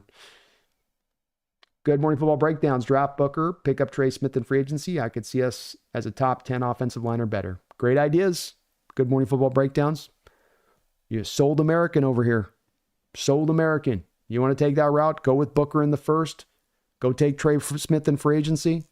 Go take Booker in first. Go sign Tevin Jenkins in free agency. I will applaud it. I will stand up. I will give a roaring applause. I'll give a 10-minute ovation to start out my stream for John Schneider. So that's what we need to do, man. That's what we need to do. So much of what we've done has been, we'll draft the one guy, and that will be all the roads will be on this one guy being drafted and be all the answers to our prayers. Draft, sign guys, trade for guys, utilize all the methods to improve this offensive line and hammer the hell out of it. Hammer the hell out of it. Megan says, already my Niner fan friends are calling the end of the season after this loss and being way quieter than usual. I love it. So you're hearing the same thing, Megan. I mean, we're seeing and feeling like that's it. I say it. I'm not trying to knock them. It just accurately, they feel a little bit defeatist this year to me. They feel like they've been sort of looking for the exit sign right from the start. And to me, it's like we had more of a reason to look for the exit sign with some of the bad football we've had to watch through this year versus the Niners. But it's definitely a fan base that is out. As they were asking earlier on this stream, Megan, there's people asking me about it, and it's valid. It's like, is Kyle on the hot seat? And the answer is, yeah, kind of. If you were to hear their fan base, you got many that are at their wits' end with that guy. I'm not saying I get it. I'm not saying I approve of it, but it's out there. Little Dallas Cowboy, Brandon, great stuff, great content, and dude, the Geno run for the win. Great game, y'all. But it's okay because we have Dak next year. Laughing out loud. I feel so bad for you, little Dallas Cowboy. And there's another Cowboy fan I've had in here, Washington Dallas fan number 1. I believe I forget. Sorry, his actual name. He might be in my chat even right now. And all of the Cowboy fans who've come in my chat, little Dallas Cowboy, are out on Dak. And to show some of the intelligence of the Cowboy fan base on this one, in that you guys have been in that place for a couple of years. And I just come back to you're looking right. And your guys' evaluation has been right of it. And you didn't want to give them the money at the time on the first contract and not on the second contract. And you're being proven true on it. And my heart's got to go out to Cowboy fans. Because this is the hole that you got to avoid stepping in. You step in the hole and overpay your quarterback that significantly to where he's making the $60 million a year, and he's got to elevate that supporting cast. It's really the key to it. And so many of those quarterbacks would love you to believe that I'll elevate the supporting cast around me. I'll do that. No, you won't, Dak. No, you won't. No, you won't. But these quarterbacks got big heads. They got big EOs. And they want their pocketbook deep. And Dak with taking that deal, I get that he's earned it. And he had them over the barrel and he had the leverage. But if I was the Cowboys and I'm on record at the time and staying the start of the year, if I'm the Cowboys, I ride it out this year. I don't sign him to a contract extension. But I feel for you, man. And the Jones and their impact on that franchise and what they're doing and where they're leading that franchise in the future is not going to help that fan base anytime soon. I feel bad for you guys. You don't deserve that. Nobody deserves Jerry Jones as a general manager. Nobody. But thank you, man. Appreciate you. James Peter, I'd actually like to see us trade down in the draft and take a guard center first round and get another second round for another defensive tackle. I'd like to see that too, James. I'm with that. I'm almost at a place with the James where the desperation is so thick for me. It's like, you want to take up top 10, you want to overdraft a guard in the top 15, just take one, But you're probably right as far as for a value-based point, getting the most bang out of the buck of trading back and still being able to get those guards you'll look to target. A guy like Booker very well is not really looked at as probably a first-round guy, where even if you take him 24, 25, 26 in the first round, that would still be looked at as, you kind of reached up a bit for a guy that's more of a second-roundish guy. But trading back might be the way to do that on that. Yeah. Brandon says, it's funny, but not surprising, I guess. You watch DK, his high school highlights, like 70% of them are fade routes in the end zone. I believe the expression is a man amongst boys. Oh, he was definitely a man child. You could see that in him even going back to high school, where it's just good luck. 5'11" corner in there, weighing 180 pounds. You got DK across from you. It's like, what am I going to do with this? Megan says, the Hawks Nest, the power of the jerseys hold their own again. They do, Megan. The juice is back. The lucky jersey, the lucky Largent Zorn combo jersey's back. It's rolling. You know what I mean? Green Bay Sunday night with the Cowboys at home on the road in winter, in kind of late-ish November in Green Bay. We're struggling 49er team a little bit. Mm-hmm. Maybe they do finally fully get put to bed next week. Ayo Fatal, finally, the time has come. We can finally go to a round table and flex a divisional win. I've been having to sit there quiet, hat in hand, tail between my legs, trying to make sense of things as they ask me all these questions, and I can't make any sense of it. But not this week. This week I get to put my chest out. I get to feel good about things. Yeah, you're right, Ayo. Feels good. Looking forward to Tuesday. Tadori Yuji says, I'll take Jalen Milroe as a Geno understudy. And I'm a Bama fan, especially as a Bama fan. He's got no doubting about it as far as arm strength and as a legit scrambler and ability to get away from guys and create on his own. He can do that. And he is going to be coming from an offense that is exactly the same as the one that he's essentially playing in college here at Alabama in his final year. I'll be okay with they do it. I don't want to do it in the first round with Milroe, but if you're second, third, fourth roundish area, I mean, for a developmental guy, I'm okay with that. I get it. Radu Turkin in the house says, I want Milroe. Shows why we need a mobile guy. He's definitely gonna be able to give Chad trouble at times on some of those pressure looks where I'm gonna engage my legs. I mean, he is it's not really like a Lamar Jaden Daniels type, more kind of a little bit bigger size to him, but still the fleet of foot, still able to be very escapable. He's improved this year as a thrower too, Radu. It was a little rough last year watching him slinging the rock around at times where it's just tough. And there's still some things in his game as a thrower I get worried about, where I wonder if it's going to develop with him long-term on that side of it. But getting out of trouble, getting out of danger, using his legs. Yeah. Brandon Jenna says, yeah, tune in Tuesdays, 12s, 9 p.m. Eastern time for that roundtable and bring your Arsenal S talking. About to poke a lot of fun on those 49er not-so-finers.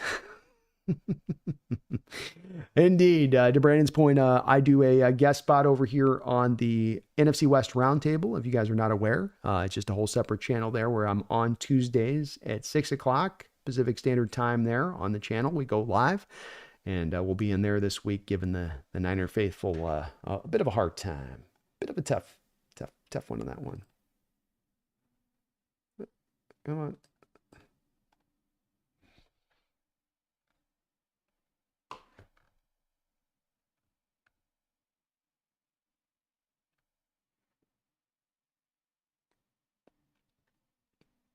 Be more Seahawks. It feels like Kenny is more physical. McIntosh. Yeah, I think he's got some escapability to him that maybe that Charbonnet doesn't quite have as well. You know, just getting out of a little more creativity as a runner into getting out of breaking tackles. Charbonnet is just kind of a blunt force tool as far as how he runs at times. So it doesn't always give him a lot of creativity to get out of trouble. Part of why I think he needs stuff so well blocked up in front of him.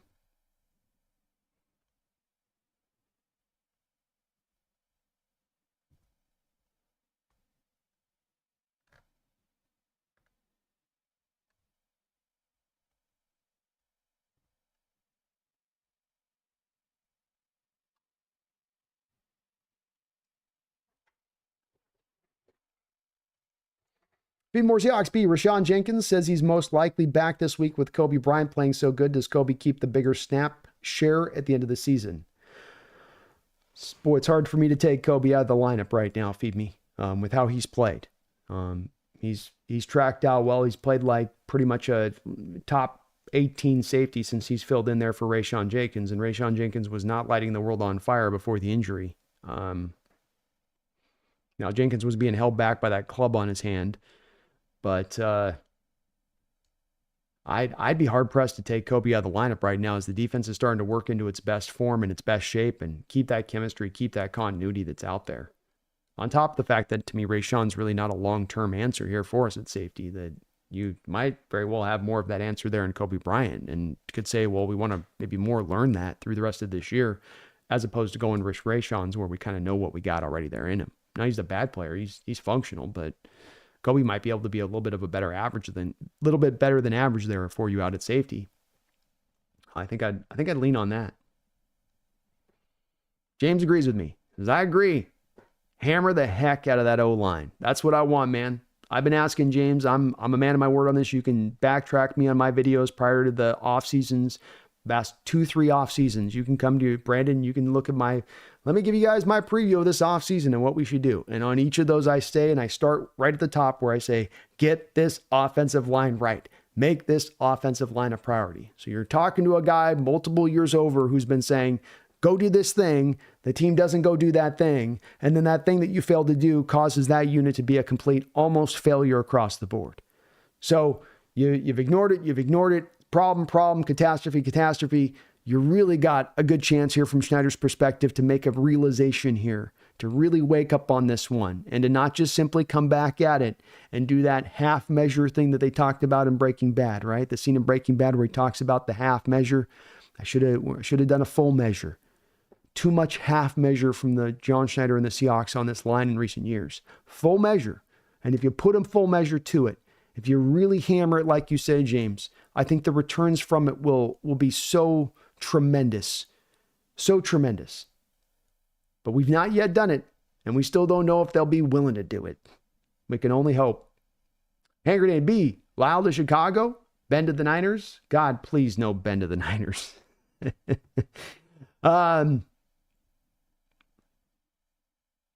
Ben's an interesting one. He's an interesting case study on what they would or wouldn't do there. I can't think that the Niners would pivot in a way where, to me, they would go like with the... That's the other part about this, if you fire Kyle, is who's the guy you're replacing him with? Does Ben want to go to the Niners at the end of a Super Bowl run and try to fit into sort of the shadow of Shanahan? Because if you come in as the next coach and you're not even able to bring up to the level of success Shanahan's had, you're going to be looked at very quickly as a failure there in San Francisco. To me, with as careful as Ben has been kind of in how he chooses the job he wants to take, I think he's going to look for more of a prime kind of landing spot.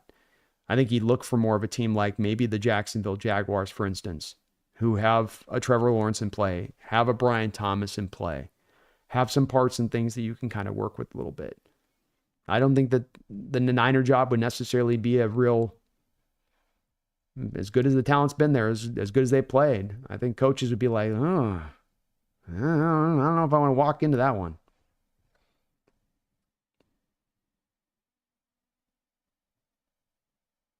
Well, Dallas Cowboys says, thank you, Brandon, for the response. Hey, man, anytime. And I do feel for you, man, on that contract is not just a contract, just Jerry. Just Jerry and his son. You just sit there and you shake your head at him, and you're just like the sheer hubris. The sheer hubris. If I became a billionaire overnight, that doesn't suddenly make me anywhere near a brilliant enough football mind to go in there and start running the whole show just because I got some money. And that you can't sit there and look at the situation and understand how you broke a dynasty. You broke a dynasty that probably had 2 and 3 more Super Bowl wins in it, and you did it for no other reason than you wanted credit. Then you thought Jimmy Johnson was getting too much of the credit.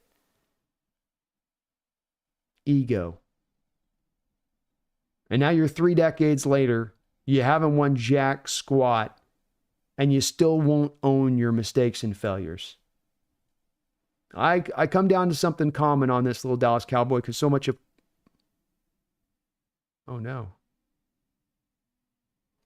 My chat just went out. I don't know if I can.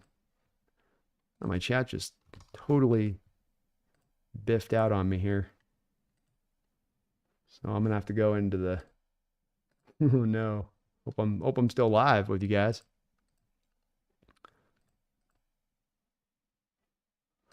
I think it's just my deal updated weird on this. Yeah, looks like we're okay. So let me get back up here. I lost my. Where was I at there? On that little Dallas Cowboy, I had you there a second ago, and oh, there we go. So I'm just, yeah, I look at Jerry with that in that you sabotage your own dynasty, and now after making that mistake, rather than owning it at any point in time that you could have in these 10-year stretches, 10 years, 20 years, 30 years in, you're still doubled down to the belief that you've done nothing wrong and that you're carrying everything away. And he talks himself into having ushered Jimmy Johnson out the door and that he somehow got that Super Bowl title with the Barry Switzer there. But we know damn well that they were riding off of the fumes of Jimmy Johnson on that Super Bowl win. And I don't think he'll ever learn it on that, Cowboy. And maybe his son will once he passes, but your Cowboys are stuck until they do. They've proven that pretty succinctly here over a 30-year stretch. And that's tough. I never like to see any fan base have to go through a stretch of having not a lot of hope or having their hope pulled from them.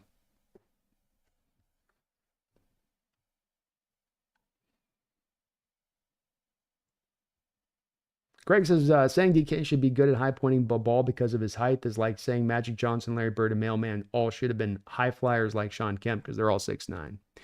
That's true. And sometimes it is with DK. It's about getting, from some folks' perspective, getting caught up on the things he doesn't do rather than really locking on the things that he does do and what he does bring to the table. And is that worth it for the new contract you're going to spend on him? And the bottom line, brass tacks to that is, in my opinion, yes. But you're right. People want him to be the Calvin Johnson. They want him high pointing balls and maximizing the length he utmost. And it's just not his game at the forefront. I'll definitely give them some room to say it's not what he does, but there are so many things he does do well. And there are places that he has refined out his game where, yes, it's based a lot on physicality and being kind of a hammer at times. But there is also those moments you're feeling better route running coming forward, where you're seeing the toe tag, drag, swag a couple of times in this game, in big moments in this game, and where there is some refinement going on in addition to that. But you're right. King Prodigy. So can you see us taking an Atlanta approach to things with the quarterback position? Sign the vet to an extension, draft a rookie? I like it. Yes. Yeah.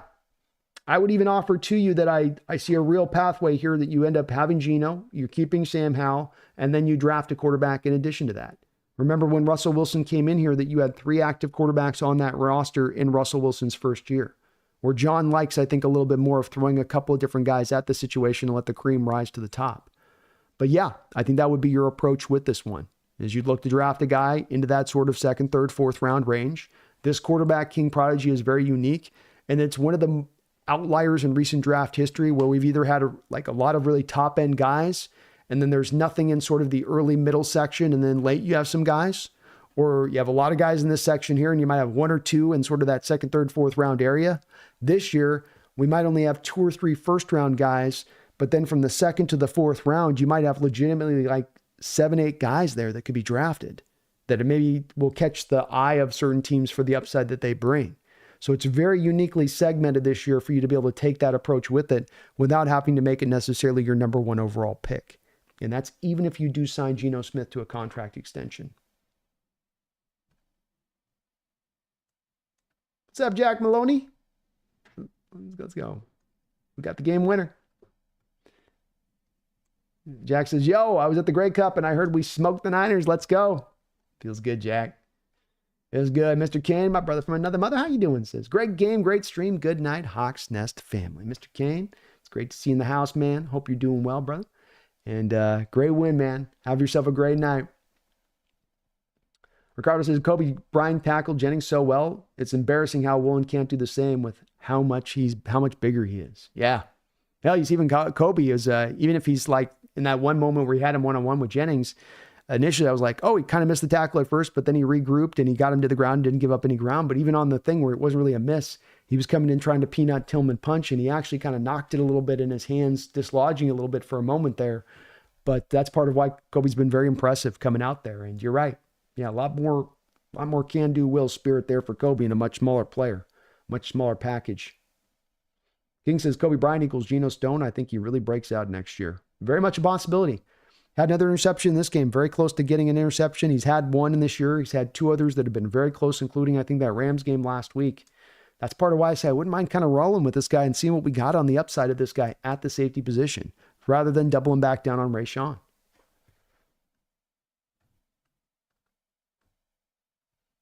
Yeah, I'm in that place too. TheSeahawksNest, the power jerseys hold their own again. They do, Megan. Better believe it. Better believe it.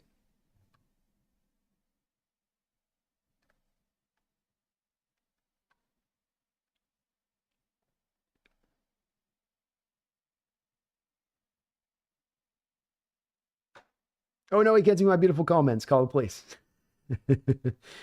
You got comment section went, woof. I probably got to update my player or something. Flag Sabbath, Brandon, you're an absolute legend. Well, you're a legend, man. I got well over a couple hundred people in this chat. We're past 12 o'clock. You guys are awesome, man. Hanging in here with me. You know I was going to be juiced up after this win. You knew it.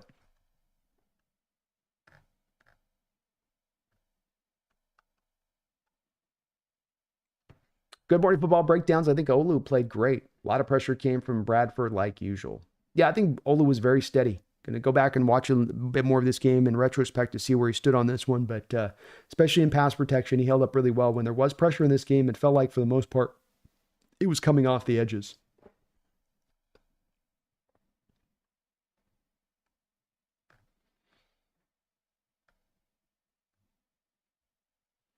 Val Ramos in the house. What's up, Val? How you doing, man? Congratulations on the win, Brandon. We want that high draft pick. Let's go. See, you guys are, I'll give you guys this, man. You know, there are those ones that'll hold on to a love affair for too long.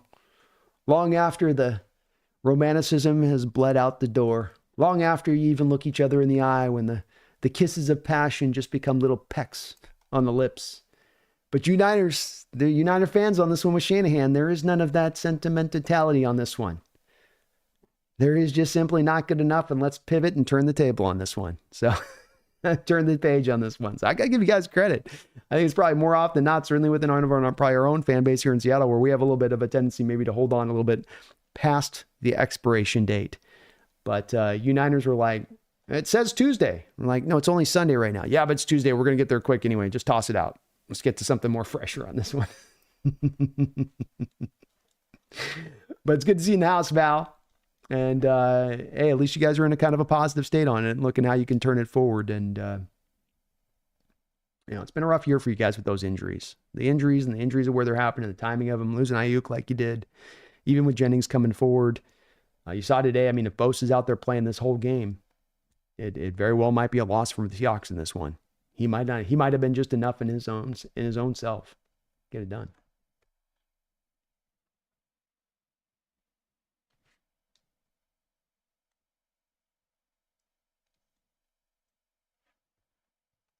Jack Maloney says, I saw a clip of Jesse saying this year's over. I thought this was their all-in year. Their fan base has just been a bit in the state. I think Val would attest to this. Our Niner fan we have in the chat right now would attest to a little bit of this. There's just a feeling from their fan base, I think, of the vibe was off in training camp, that there's just something wrong with the team. It's not necessarily as easy to prescribe what it is. Oh, it's this part of the team held back. Like, we can look at our offensive line at times and we kind of get our bad guy. You know, we can look to who's the bad guy in this team causing the problems. You know, who's the black sheep in this family? It's the offensive line. Niner fans come to it and I think they just go, there's something more inherently disjointed here with this team. Injuries, end of a Super Bowl window, aging players, kind of getting down to the end of their runs, guys that you paid a lot of money that aren't performing at the same place they once were, like a Deebo Samuel. And I think it just got them in a bit of that state, Jack, of going, okay, let's roll this over. To Jesse's point on this, he's not being reactionary in this game to this. He's not just kind of coming up in this game and saying this right now. This has been a very consistent point of messaging for him all year. And you've got to give him credit to that as a guy that's doing analysis of this team and the outlook of this team, because there's a lot of other 49er content creators that certainly would be easier as a content creator to just sort of lapdog it up at the start of this year and go, yeah, no doubt we're going to be good. No doubt this thing's going to be fine. No doubt we'll just keep it cooking. No doubt by the end of the year we'll get this right, even if it doesn't look good through the first half of the year. But he's had his finger on the pulse on this one pretty well. And so if it's saying it's time to turn it, maybe time to turn it.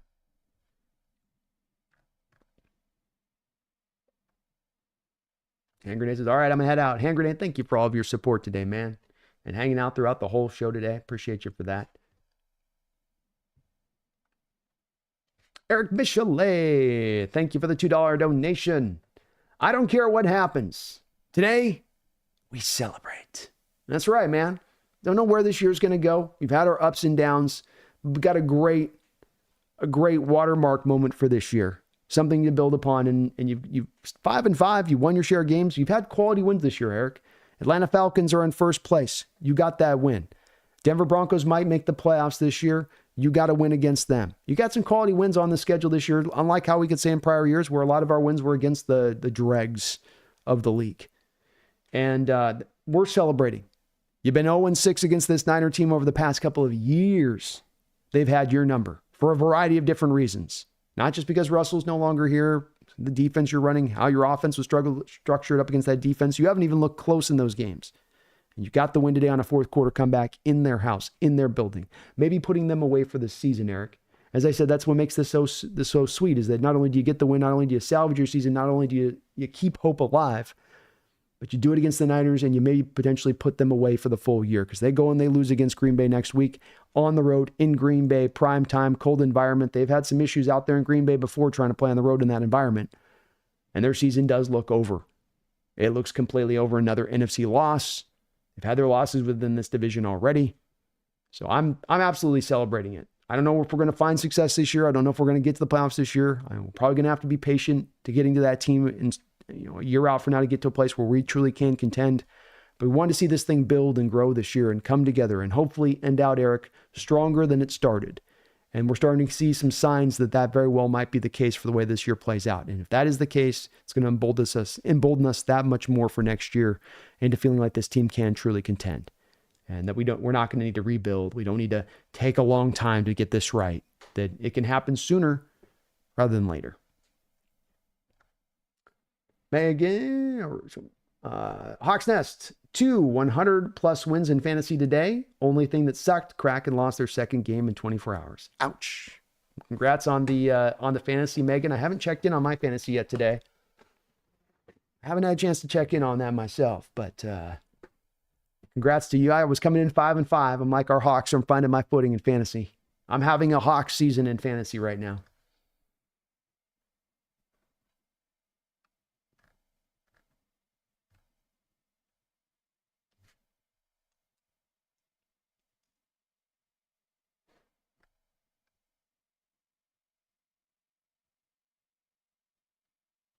Mick Brewer, do you think that if Shanahan gets fired, they might take a look at Ben Johnson? I definitely think that they would look at Ben Johnson.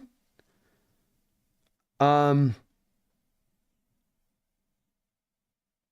I don't know if Ben Johnson, if he's got the choice, and maybe he would. Like look at the Jaguars job, for instance. I mean, if you're looking at what's a good job going forward, right? I mean, if you're Ben Johnson from his standpoint, Mick, you're obviously getting to have a bit of the pick of the litter as far as which job you take. And if you're looking to go take a job, if I'm an offensive-minded head coach, I'd like to go to a job with good young offensive talent.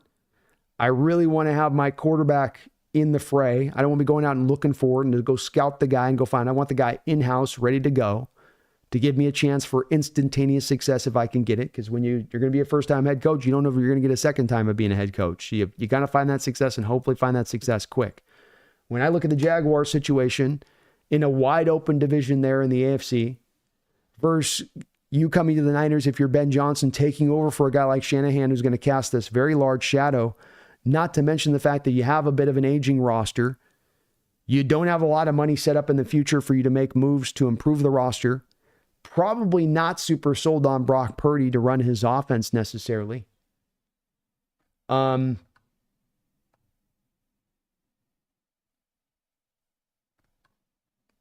I look at that one and I go, and Chance Brown, you got your note got retracted there, Chance. If you want to repost that, I don't know why it got retracted, but hopefully you can repost it back in.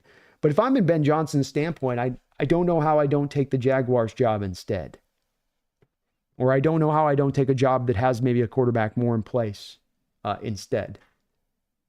As good as the Niners have been, this is not necessarily going to be the most attractive job. And if you're out there firing a coach not but a year after him getting you to the Super Bowl for the second time and being a perennial winner, doesn't that also tell you as a guy like Ben Johnson, man, I'm going to be on a short leash. I'm going to have a very short shelf life here if I can't get this thing better than what he had it as. Part of why I think it would be very silly for the Niners to move off from Shanahan is that what are you replacing him with? Who's the guy you're bringing in here who's going to outpace what Shanahan's done? I don't know that Ben would do it. I don't know Ben would want to do that. And if I was Ben, I'd go to the Jacksonville Jaguars and take Lawrence, take Brian Thomas, make it work on that. Val says, if we lose, it's over. Yeah, I think if you that Packer game, you go down on that one. It's how do you make it happen at that point? And boy, that's a hell of a tough game, Val, with the season on the line. Going into Green Bay. It's going to be middle of the night, so you know it's going to be butt-ass cold. You know it's going to be like 0.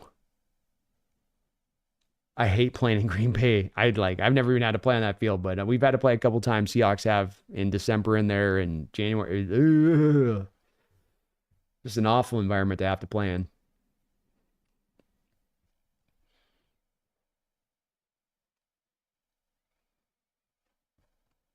Washington Fist Quest, thank you for the $5 donation. I appreciate you for that, Wash Fist Quest. Good to see another one of my OGs in the house tonight. Hey, Brandon. How good did it feel to have Geno lead a comeback against the Whiners after Jesse couldn't give him a sliver of credit? Go Hawks. It feels great. And I am wanting to see Geno succeed for a couple of different reasons. Partly because I do so trust in my evaluation of him and watching the tape and what he can do from an upside standpoint. Partly because, I'm going to be a big backer of a guy like this that has had to fight so hard. I was a gritty kind of athlete in any sport I ever played, going back from high school on downwards into little leagues. Not naturally gifted, not the strongest of arm, not the fastest, didn't jump the highest, but I'm going to grind. I'm going to fight. I'm going to control what I can control to be the best I can be. And if I've got this small amount of natural ability, I'm going to squeeze every last bit of that natural ability out of it to maximize it. And I do feel that's what Geno has done with this second stop here. When it comes to Jesse, I think that he's a bit of a representation in that his opinion is one that is shared by very many Hawk fans in this fandom, and that they cannot get sold on Geno, and that absent Geno raising a Super Bowl trophy, he's not going to get that buy-in from them.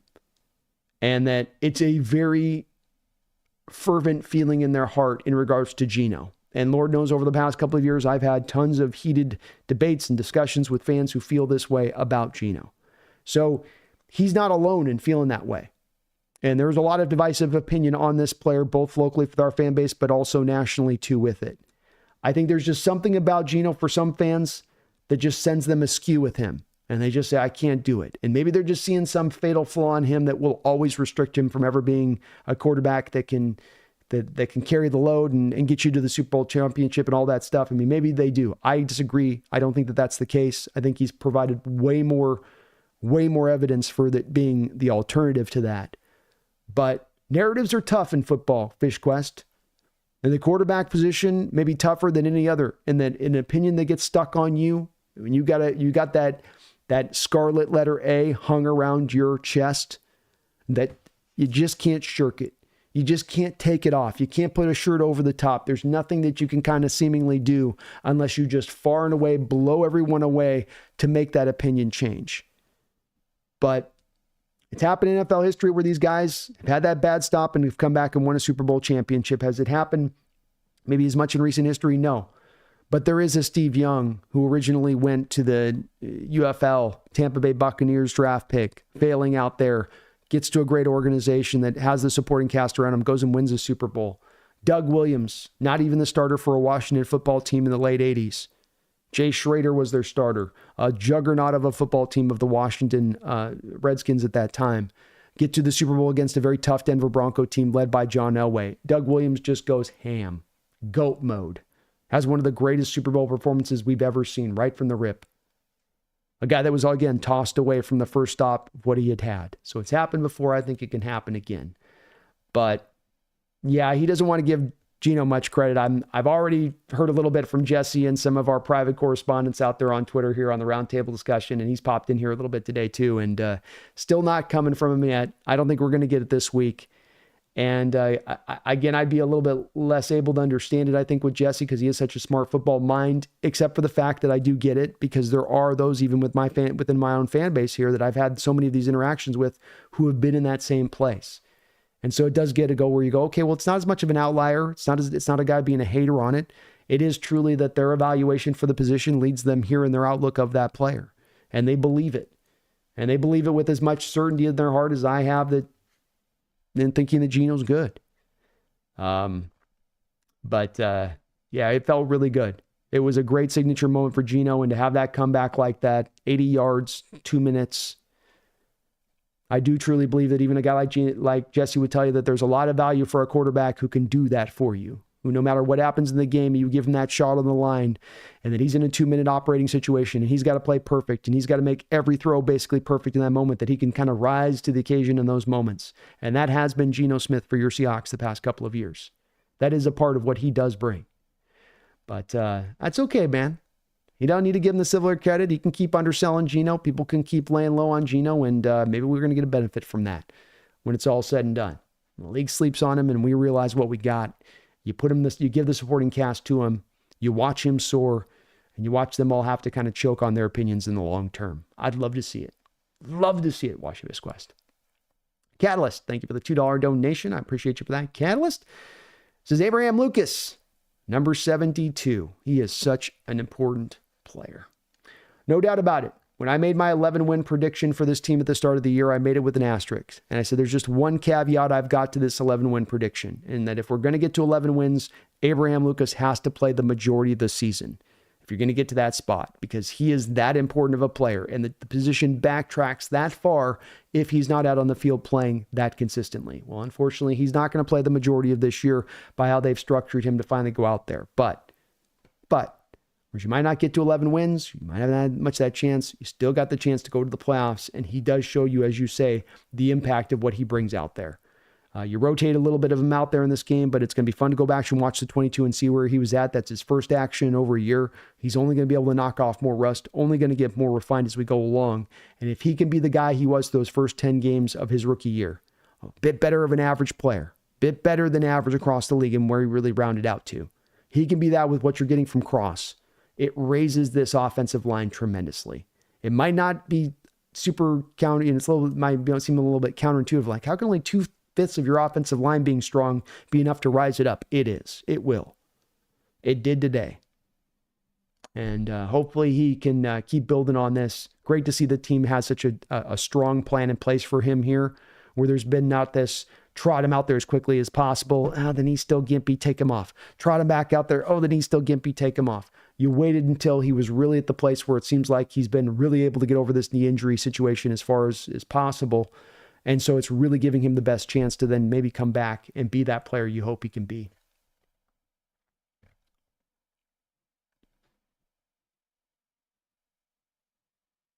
Val says, Brandon, that's what I'm saying. It's time to get a high draft pick. And we got Buffalo next. Did I see it wrong? I thought it was Green Bay. It's Buffalo you got next. That is right. It is Buffalo you got next. What was I looking at on this schedule? Hold on here. What the hell was I looking at?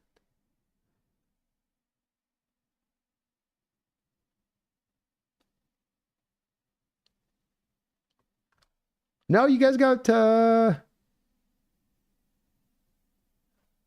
Bay. You got Green Bay. And then you got Buffalo next. Okay. So yeah. Yeah. Not good for the Niners. Niners got they got to go to Green Bay next week, and then they got to go to Buffalo the week after. NFL kind of did you guys dirty on that one, Val. You guys got done just a little bit dirty on that one. Ugh. Ugh. Jeffrey, B, are we sure Trevor Lawrence is any good? I'm not sure. He has a ton of talent, but his mentality is soft, and I just don't see a winner when I watch him. You know what I mean? I think it's fair of an assessment of him that, has he really come forward as a player? Has he really developed a player? I think he's not been bad. I think some of, his struggles have been a little bit overstated. I think there's been times that receiving core's got some drop-itis go on. I don't know that Doug Peterson has done a lot to really help him from a schematic structure standpoint there, to my eyes. But I still think he's a very good talent. And an offensive-minded coach like Ben Johnson might look at that and go, look, he's got things I can't teach. I'll fix the rest of him. I'll put him in the right position on the other stuff. And probably there's a big difference in offensive minds when we talk about charting between a guy like Peterson and a guy like Ben Johnson. But I'm not sure of it, Jeffrey. There's plenty of reason to have question marks on that one with him. Val says, Brandon, we haven't had a high draft pick in years. Maybe this is our get one year. You better get in the top 8, Val. You got to get in the top 8 if you're going to do that. Because the blue chip talent in this draft is a little weak-kneed. It's not the greatest, man. So unless you can get in, if you're in top 10 status, for instance, Val, you're into now the second tier of the draft of the talent, where you're going to have something from like 10 to about 58 will all be about in the same tier, where they stand. So if you're going to lose out hard to get into that top 8, to get a Justin Hunter type, Will Campbell type. I don't think you guys would be in on Genty. I think Genty's going to the Cowboys. But fewer this year than maybe we've seen in the last 4 or 5 years from blue chip standpoint, Val. It's got some depth to it, but the blue chippers are a little bit light this year, a little bit lean. Watch VizQuest, and Jesse is awesome. To be clear, he is awesome. His takes are usually right, but he sure thinks Geno is trash. He does. It's all, you tell no lies on that. You tell no lies on that. And it's just the way. Geno's one of those players that, be it here or even nationally, I think is just one of the more divisive kind of cats that we've seen kind of come along the lines. And the quarterback position is a tough evaluation anyway, on the best of days for any QB, even the good ones. When the picture's a little bit muddled, it gets even harder.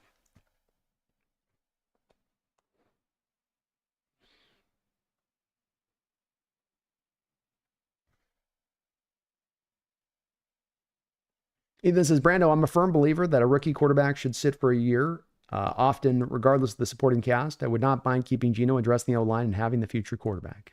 Me neither, man. And I'm a big believer in it as well. I think the NFL, part of the broken process to quarterbacks and the disposable nature to NFL quarterbacks, where you just start spitting through guys, is that you're not in a development cycle with a guy, that you're not really signed up to a guy in the long term of getting him to the best shape that you can. It becomes more about the immediacy of returns from that quarterback. And I think that's an ass-backwards approach to the position, especially a guy that you're drafting out of college. Give him a year to sit. Let him learn. But we can see with teams, Ethan, that they just have this pull to not want to allow that to happen. I see it in the Patriots right now, where there's people that'll sit there and tell you with the Patriots with a straight face, oh yeah, Drake May should be out there starting right now. So he gives him a way better option. A way better option to do what? To do what? To just barely not get to the playoffs this year?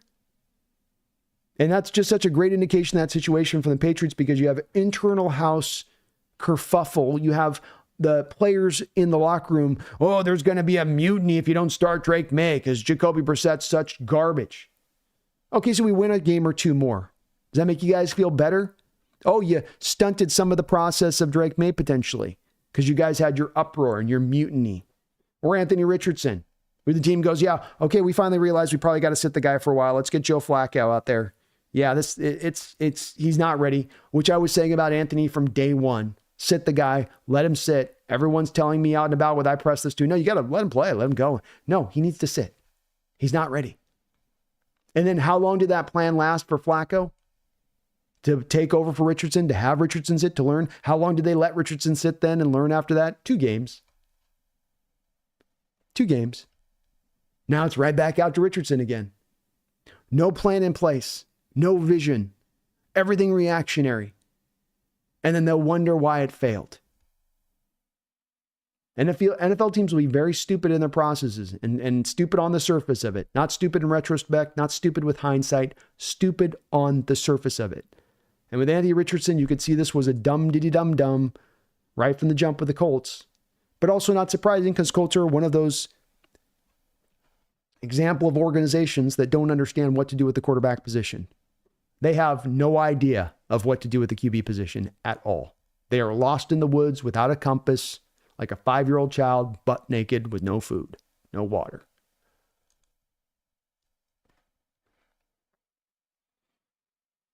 Val Ramus, the Cardinals are doing good, Brandon. Man, they're very impressive, Val. Very impressive.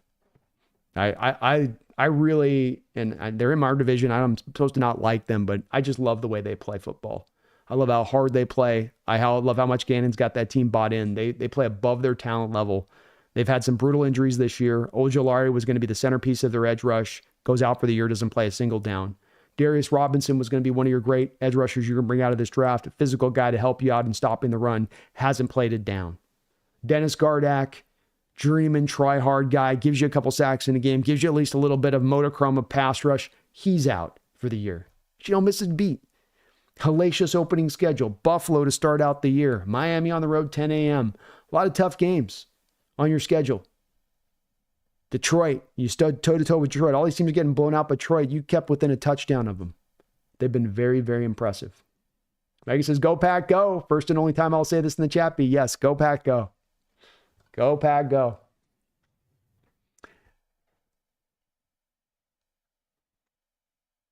James Peters says, I don't care what the 49ers got next. Too long, as it's a loss. Laughing my ass off. Justin Rockstar with a $10 donation. Thank you, Justin.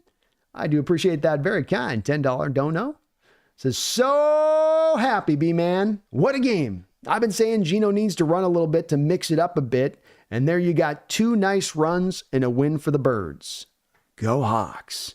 Well said, Justin. I definitely think that there's room there at times for Geno to take more yards and as a runner and to be more open to, hey, take it if it's going to be there. You can go get those 5, 6, 7 free yards. They're not going to keep a quarterback spy on you. There's a lot of times you see the pass rush like you saw today, Justin, where they're just running and they're getting out of their lanes. You know, they're not worried about him scrambling. They're just going crazy town as they can, working all their moves to get in the backfield and go get the sack. That does mean you'll get guys out of control. That does mean you'll get some doors open for you as a quarterback if you're willing to climb the pocket, if you're willing to use those legs. That Leonard Floyd run you had with him where Leonard Floyd gets completely caught off guard by the fact that Geno is scrambling past him. Like Leonard's like, you don't scramble.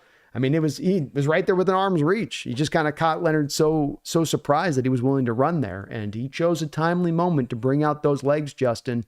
And what a great stamp on this game to finish it off. And what a beautiful drive. 2 minutes, 1 timeout, 1 2-minute warning stoppage, 80 yards you got to go. I mean, those are the kind of, drives that I just geek out about when you go back and watch the tape, because he perfectly executes it. He takes just the right amount of time going up the field. He's not trying to do too much, taking what the defense has given him, making some good throws, making some great decisions when you've got that no room for error. And it was great to see Justin. It was really great to see. And you're right. He needs to mix it up more, lean on those legs at times a little bit more. Hell, he had that big run. I think it was in the Denver game, right? For 40, 50 yards when one of the games, it was the Miami game maybe. Where he's got that in his bag. He can do it. But you're right. At times he just needs to make more of a decision to tangibly take it and go if the defense is going to give it to him like that. Because if you can get the defense to start to play him a little bit more honest on that, that's going to set him up so much better and to be able to be just the passer again and slide back that way into it.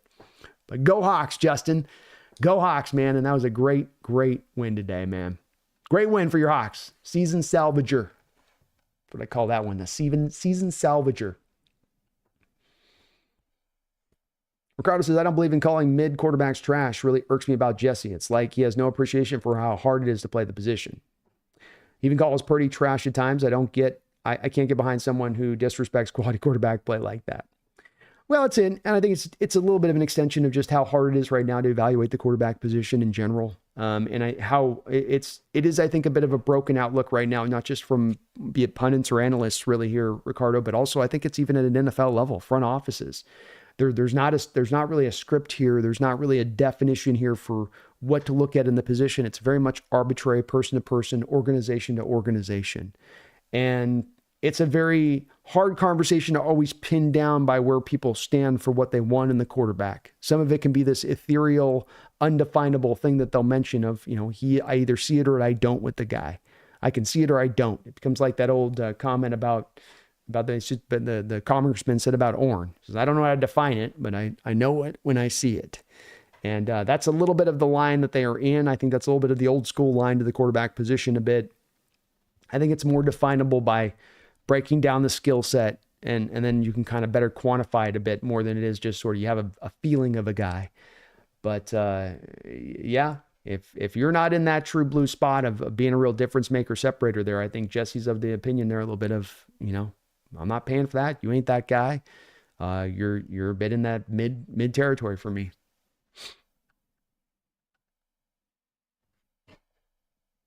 Ricky says, was today's performance by the O-line one of the best of the season? One of the best.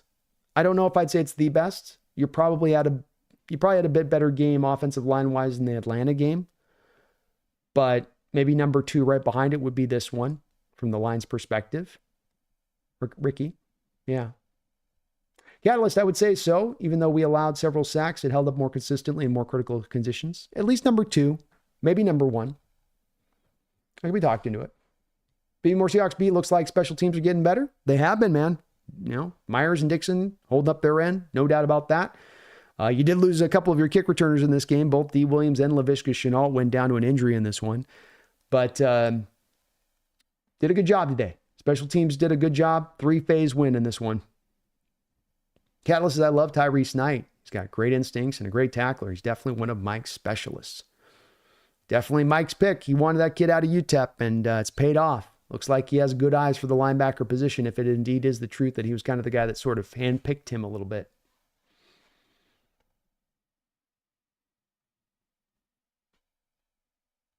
Megan says, okay, 12s. I've got to get going. 7:30 p.m. here, and I've been up since 4 a.m. See you on the round table with the sunglasses on, B. Hawks Nest, Megan. I got them ready right here.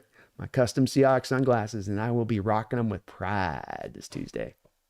Be more Seahawks. Jesse Friend said that Jared Mayo is not a good coach for letting May sit, and Jesse agreed with him. I think quarterback might be his weakness, not a bad thing. No, maybe not. And I'm sure I've got my weaknesses for player evaluation too on that side of it with it. To your point on it.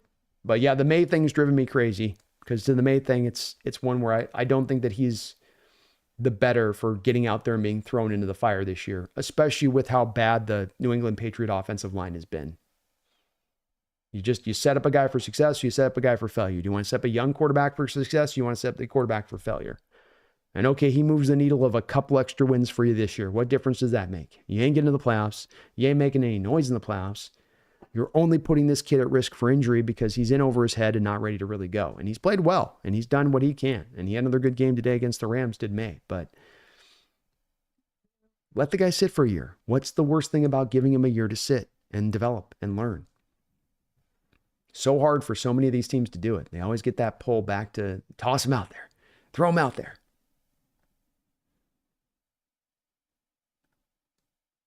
Good morning from all of the breakdowns. So the system is a pure play action and dump the ball off. A lot of quarterbacks can strive in that, being if you're talking about the Niners attack, you can say that, but he wouldn't be anything in a different situation.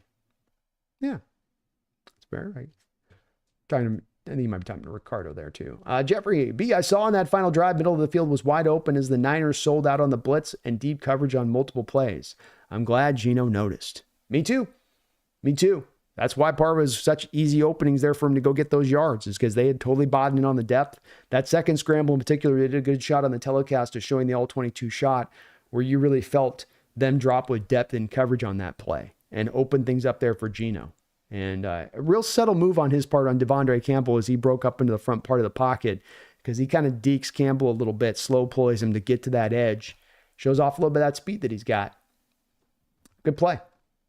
Hopefully he can do some more of that.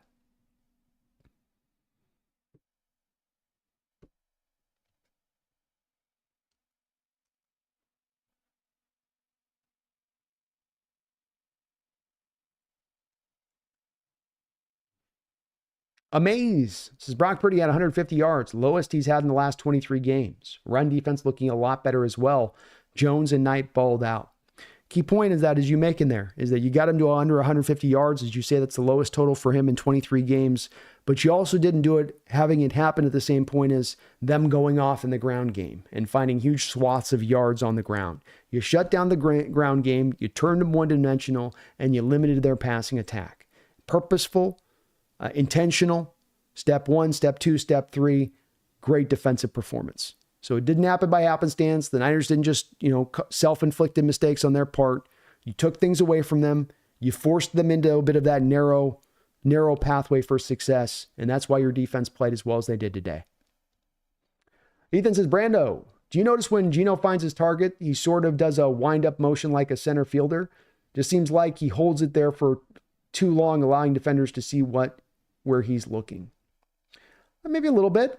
There are times he's got a quick release. There's times it can slow down a little bit. Probably when he's trying to do more of those layered throws, you see a little bit of the arm action, maybe not whip as quickly on those kind of throws. A little bit, maybe. A little bit. Ricardo says it's working for Drake May because he is mobile and strong, but he could have easily been David Card. Yeah. And it's like what happens this year if he goes out there and that poor pass protection of New England gets him broken. Oh, no. Well, my internet's being weird here today. Sorry, guys. All right, still going. Good. Keeps making me think it's getting cut out or something here. But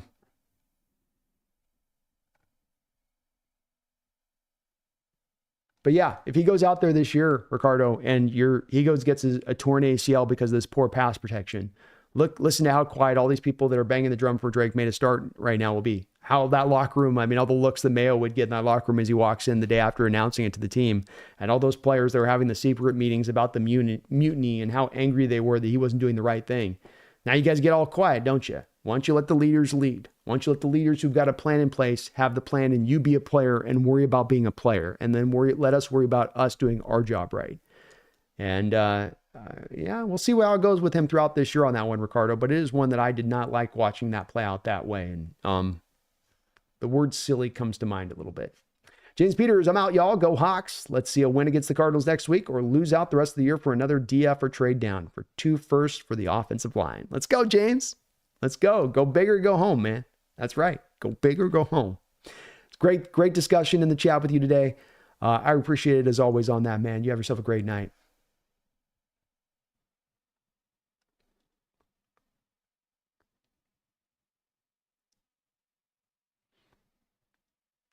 You're not a fan of Campbell, the left tackle, Val?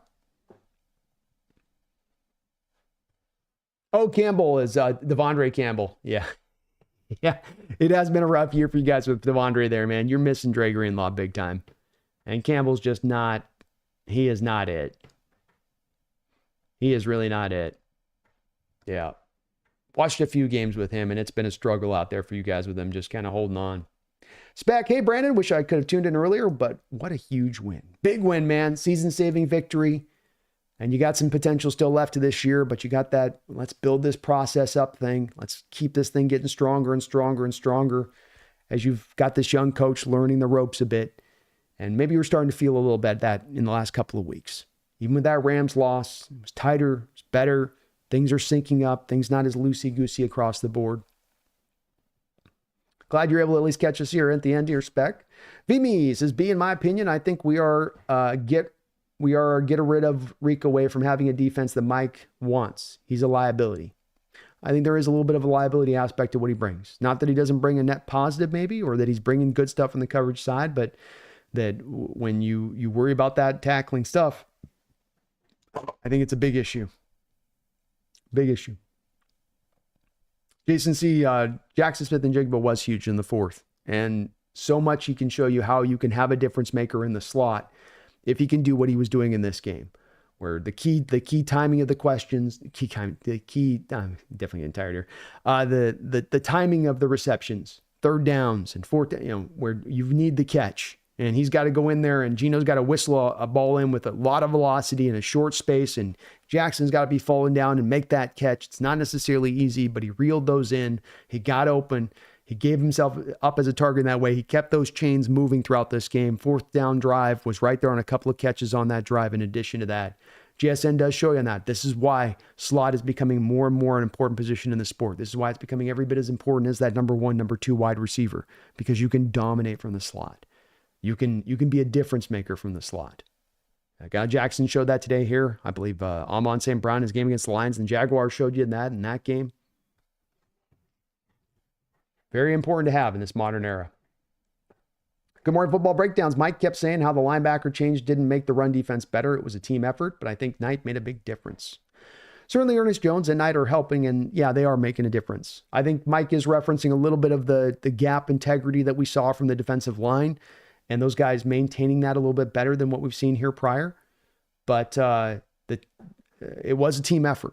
It was a team effort, but you're right. There's no doubt about it. The linebackers have been improved too. It stands out on tape. It's going to stand out on tape again this week.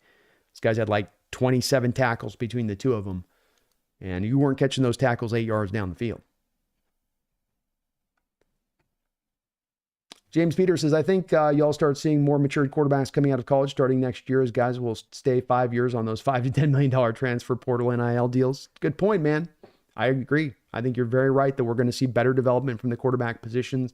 See less of these guys on just 1 year of starting, but getting multiple years starting so that you're going to get a guy further along in his process of development. And maybe then less of a requirement to have to necessarily sit a guy. Still might argue that it's in the benefit of guys to sit at least 1 year into learning how to be a pro, learning how to be a leader, because quarterbacks got to be leaders too, and hard to be that as a rookie first thing. But I think that's a very great thought on that part. I think that's definitely where this is going to go. And it'll benefit the game. The NFL sport will be better for it if we can have more closer to finished products coming out of college than we've had in years. Ethan says, given a ton of credit to our run defense, they were outstanding. With that in mind, you can definitely tell CMC has lost about 75% of his explosiveness. No idea why Mason wasn't in there. Yeah. CMC definitely looks diminished, and you could see there seems a little bit of a difference in explosion between Mason and McCaffrey. And Niner fans were noting this last week as well, where I think Mason had one or two carries last week as well. Shanahan just doesn't have a way to do this balance game with his backs. Like, he has his one back, and he's going to roll with that back, and he's just and I don't know why he's that way. Why are you? Like Michael Scott quote from Office Space to Toby. Why are you?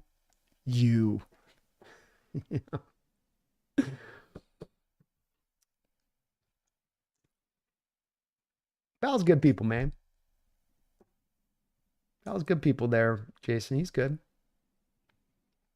We got respectful Niner fans coming to their house here. He's one of them.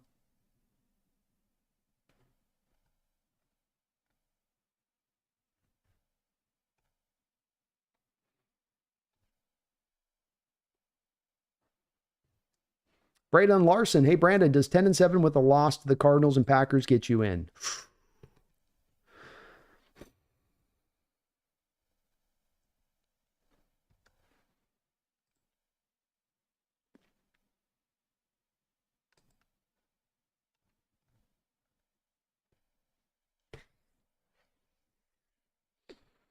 So then you have the tiebreaker against Minnesota.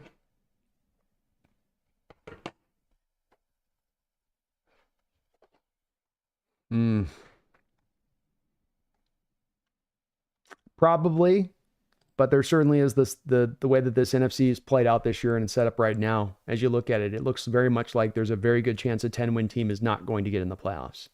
So it becomes a little bit more of a, flip your coin on that one if you happen to find a Packer team you're tied with, or you're tied with a Viking team there at the end of the year and the tiebreaker off of that part.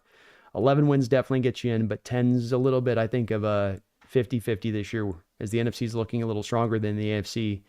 And I think we're going to get a 10-win team that's not going to get in. That would be the way it would appear to me on that.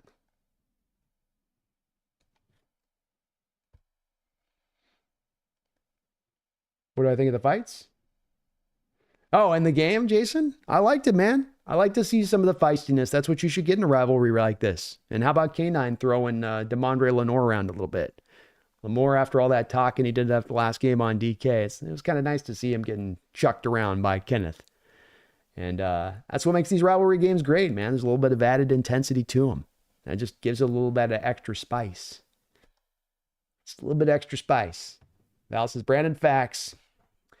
Been a tough year, with you guys, No one's going to give you guys any sort of rope on the injury front, but you played a lot of extra games through these years the Niners have. And those guys, those veterans, those Trent Williams, those George Kittles, those Deebo Samuels, they've got like a whole extra season of games in the playoffs on their body in the last 5 or 6 years. There's a little bit of an adding up on that. And being down Dre Greenlaw, down Hargrave, this game no Bosa, Brandon Ayuk out with the torn ACL.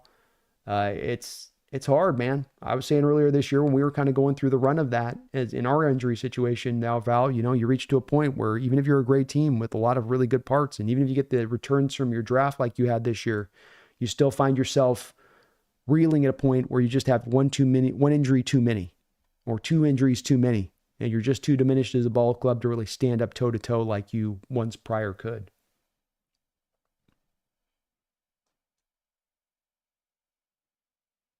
Kevin O'Connell says, can't believe you're still hitting it, B. You're a savage. Thank you, Kevin. I appreciate that, man. I only have a mere 5 or 6 hours after the show today of getting the wrap-up video done, too. Yeah, Val, Deebo ain't the same player. Not the same player. And did he get fat and happy after getting the contract? Well, you've seen a couple of those pictures of him with a little bit of that. He always had a little bit of extra. He always had a little bit extra to him. I wonder a little bit with Deebo if it's not that Shanahan penchant where, just like we saw with McCaffrey here, where I've got my number one guy, I'm going to run this guy until the wheels fall off, and then I'll just pivot to the next guy, and I'll run him to the wheels fall off, and I'll pivot to the next guy, and there's no load balance going on there. It's just ride with the one guy all the way until you get him to the end of the road with him. And boy, that playoff run you had with Deebo at one point where he was both your number one wide receiver and your number one running back, it seemed like at the same time. And you're giving him like 20 carries in Green Bay and you're on the road and you're like, boy, this might take some years off his career. You're watching that in a moment going, this may not be good for him in the long term here. I mean, I can see why they want to do it, but maybe too many touches, but that's Shanahan's way.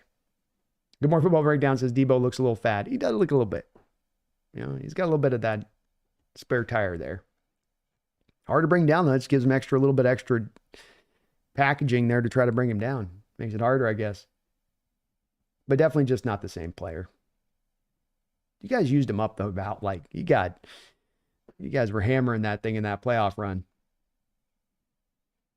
Spec says Ernest Jones a beast, man. So glad we have him. He's been a great addition. Great addition. I use the word night and day difference with him out there versus what you had prior. And as a tackler, instinctual willingness to run fit in there and do it with a purpose. He has been a fantastic addition to this defense. And him and Tyrese Knight working together in this game was pretty good work to see with those two guys. They're getting it done. James Peters says, let's see if the Hawks can pull a shocker next week. The Cards are pretty one-dimensional if you can contain their run game. It's well said, James. It's really where it starts with them. If you can stop their running game, you can change the scope and the outlook of that Cardinal team in a big measure. They don't have necessarily a lot of extra bullets in their gun. They got this one big silver bullet that they can kind of use, and they take a lot of teams out with that silver bullet. But if you can neutralize it, if you can reduce its effectiveness and not just let them lean on that wholly and then work off the RPO game and the read option to Kyler and him using his legs and minimizing his volume, much like you did in this game, turn him one-dimensional, force him to throw the ball, you're going to beat that Cardinal team. But it is an easier said than done approach as they have been able to run on just about anybody this year. Ricardo says Deebo looks injured, doesn't have the same explosion. He used to truck defenders. Yeah, it's not the same tackle breaking ability that he kind of once had. And is he dealing with an injury? Is it he's lost a little explosiveness? Did they tear too much of the tread off his tires a couple of years ago with that playoff run? I don't know. But I think we're all kind of seeing it accurately in the same way. BB says, it's funny, Aaron Rodgers always throws to a spot whether open or not. He's such a baby. If he comes back next season, I can see another 5-year playoff drought for the Jets. Yeah, I could see too. I think the Jets are not going to have him back for another year at this point. I think they're going to go, no, we're good. No, I get it. You want to play. That's great. Maybe you're somewhere else then, huh, Aaron? Maybe the Raiders? Aaron? We'll send Devontae back for you too at the same time if you want. That work for you? A little bit of that.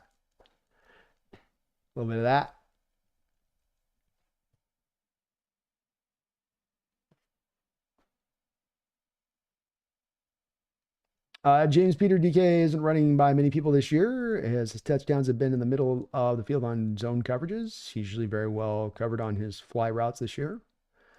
Well, he gets doubled up a lot on that outside. I think part of that too, James, is that if you're going to hit the 9 routes deep, that you need on those longer developing plays, pass protection. And if you've had kind of a league worst unit in pass protection, you aren't as confident to be able to run those deeper routes.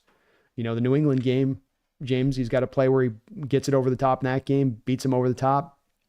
A little bit of a blown coverage, but he gets over the top. Miami game with a big 75-yard reception over the top where he takes the top off the defense there. You also have the New England game a play where he takes the top off the defense, but your pass protection fails instantaneously. So as Geno is literally in his windup to throw the 9 route to a wide open DK down the field, you can't get it down there to him because the pass protection just doesn't hold up long enough. And I think that's been happening quite a bit this year at times on some of those deeper routes. Braden says, yo, Brando. Yeah, Brando. It may be unlikely, but the most realistic way to make it at 10-7 involves a minimum sweeping the Cardinals and ideally beating the Rams. That'd be great. And I'll say if you do that, you got a much better chance maybe at that point, Braden, to actually get the division crown. And if you can get the division crown, then the tiebreaker stuff becomes irrelevant as far as through the rest of the NFC, not to mention you get the home playoff game. So a good chance, 10-7, but it's how that 10-7 looks, who you got the wins against, how the other teams have kind of factored out through the rest of the conference. Ethan says, I'm getting to the point where I'm ready to say to Ernest Jones, how much do you want? These linebackers coming out of the draft are just so slim without much else to them. I don't want to deal with it. I get it, man. I think the team's going to be hard-pressed not to make him one of their first keynote signings of this offseason for the reasons that you mentioned. What is the alternative? Where are you going to find the alternative? Who's the upgrade over what you got in him? James says DK's fast, but his playing speed is slower than his track speed. His height and vertical are his 2 best assets. I mean, yeah. I mean, I've seen him run by guys, but I mean, I get it, yeah. It's true.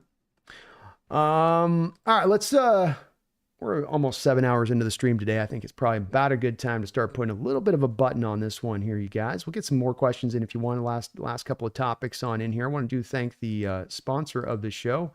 Sponsor of the show is Underdog Fantasy. Underdog Fantasy sponsoring us throughout the course of this year. I won a couple bets myself today on that. They're matching a 2-for-1 deal right now. So $200 down, they'll match you $100 on that $200. $300, they'll match you $150. Up to $2,000, they'll match you $1,000 back when you use my code NEST or click the description link in the section below. When you go to Underdog Fantasy, you got basketball, you still got football. You've been blown out of your fantasy league this year right now. You find yourself without any hope. We'll go back in and get into a weekly fantasy here for the rest of the season. Change it up every single week. Get you a new fantasy team and go win your some money. Going head to head with other fans. Not the house, with other fans. Go win yourself some money up against them. Parlay some bets together between basketball and football if you got some juicy ones to put together. But thank you to Underdog Fantasy for sponsoring the show throughout the course of the last couple of years here on the Hawks Nest, as it has been very, very much appreciated. Thank you guys for using the code. There is some limitations in the state of Washington, as you're not able to use it outside of casinos in the state of Washington. But if you're in a casino in the state of Washington, you can use the Underdog Fantasy app in full on their network. So thank you to them on that side of it. Appreciate you for that. Long live King. Brando, stop using logical takes and breaking down how the Niners lost. Just say their quarterback sucks like they do. And some of our fan base does when we lose. Laugh out loud. It's all so simple, you know? It just simply breaks down to the QB. That's right, King. That's absolutely right, man.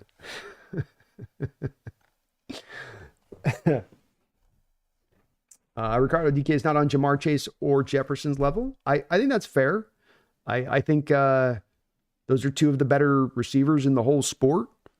So I think that is very fair. I don't think that DK is going to get the contract that both of those 2 guys are going to get. If I'm not mistaken, Chase Jefferson was over $35 million this last year. Jamar Chase is going to be over that spot after he signs a new contract after this year. I think DK is going to settle in about 32.5, $33 million. Is he getting close to those guys? Yeah, but it will still be a little bit less than them, I think, when it's all said and done on how it's signed. James has been the number 1 target since his first day in Seattle, but now he is a better wide receiver opposite. Wait until JSN has 4 years in the league. He's been the number 1 target since his first day in Seattle. So, James, DK Metcalf is in his 6th season right now. 5 of his 6 seasons, he's in every one of the first 5 seasons of his career, but one of the years of this 6-year career, every single year, Tyler Lockett has had more targets than him. So he's never been the most number 1 targeted guy on his own team. DK Metcalf. This year might serve out to be the first year where that's the case. No, James, he hasn't led the Seahawks in targets. Tyler Lockett, every year of DK Metcalf's career, has had more targets. He's been the number 2 most targeted guy, but that's part of the representation with DK that I like to bring up to people that might be anti-DK folks is utilization. And when it comes down to it with DK, rather than getting caught up on Jamar and Jefferson, the case really comes down to it for me on this, James, is he a top 10 wide receiver of this sport? Do defensive coordinators treat him every week like a top 10 wide receiver in their double team rates? Is this the first year we're seeing him, James, utilized in motion, utilized from the slot? And is he getting better productivity in that utilization? Hail to the yes. Hail to the yes. So is there things that you'd like to be better with him? High point the ball better, use your highs inside of it. Plenty of people are saying that. But what is he as an actual player? What does he actually bring to the field as a player? Is that helping you win games? Is that helping to take you over the top? Is that helping you on Sundays? I think it's worth the price of admission myself. I think the contract extension he signed last time, averaging $23.5 million, we've gotten the returns from it. And I think if we put him to a new contract extension, we'll get the returns from that as well.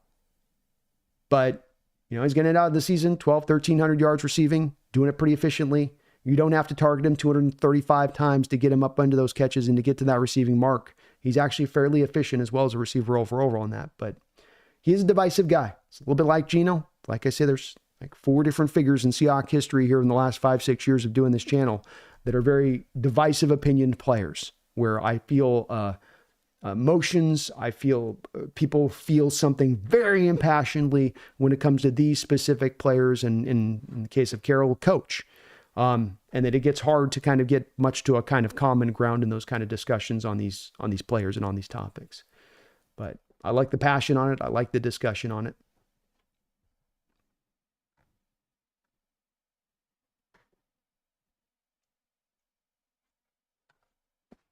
Spec says, fun fact, Mike McDonald's 2-0 at Levi Stadium. There we go. There we go. Chase Stern, thank you for the $5 donation. Appreciate you for that, Chase. It's great to see you in the house too, brother. Priorities this offseason should be Ernest Jones and OGs. By the way, I thought Olu played clean today outside of that one snap. What do you think? I think he played pretty clean. I can't get a final evaluation point, Chase, until I've gotten a chance to go back through the All-22 and doing the play-by-play. The one thing that is almost impossible for me to do during the games when I'm doing the play-by-play is really locking in on exactly what's always happening down and around the line of scrimmage, because you're just trying to tell people on the stream, because a lot of people, of course, are watching the stream as I'm doing the play-by-play, and they're not able to watch the game. So they're relying on the play-by-play to keep them up to breast, and so it doesn't give me that much of a chance to really lock in on what's going on the offensive line. And let's face it, because these telecasts are so much in a rush to get to the commercial breaks, you don't get a lot of replays at times.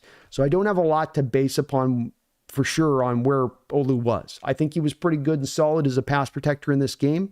Played a very clean game, to your point on that.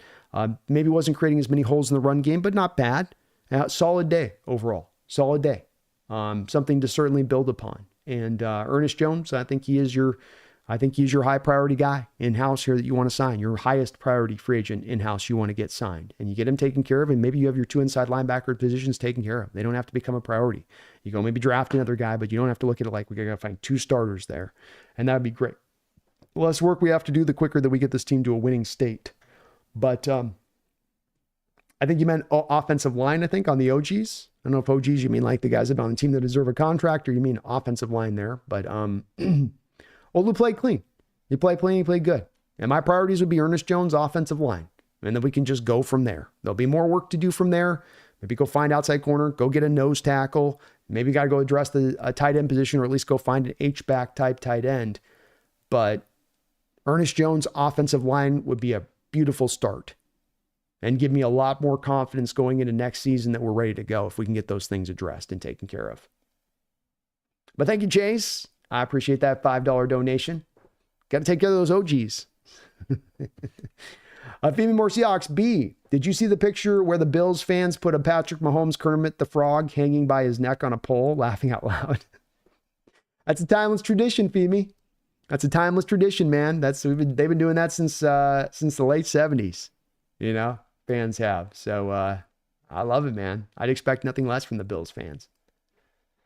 It's a rivalry, man. He's beating them too much. They've been beat too many damn times. Too many damn times.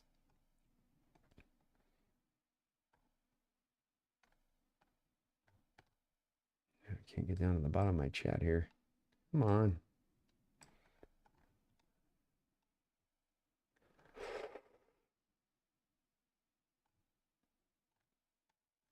Oh my goodness.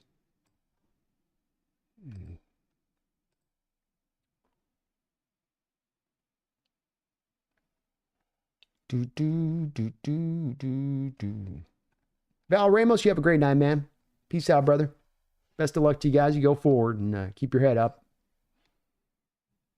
Ethan Brando, that's actually a hilarious idea. Go to the round table and just open with the laziest take you can think of. See, Purdy sucks. Shanahan sucks. I was right. You were wrong. Left. Just troll him from the jump. Troll him from the jump. James says the only thing stopping a DK from being a top 5 receiver in the NFL is his balance and routes and footwork. If he had learned to high point a ball on the fade route in red zone, he'd be top 3.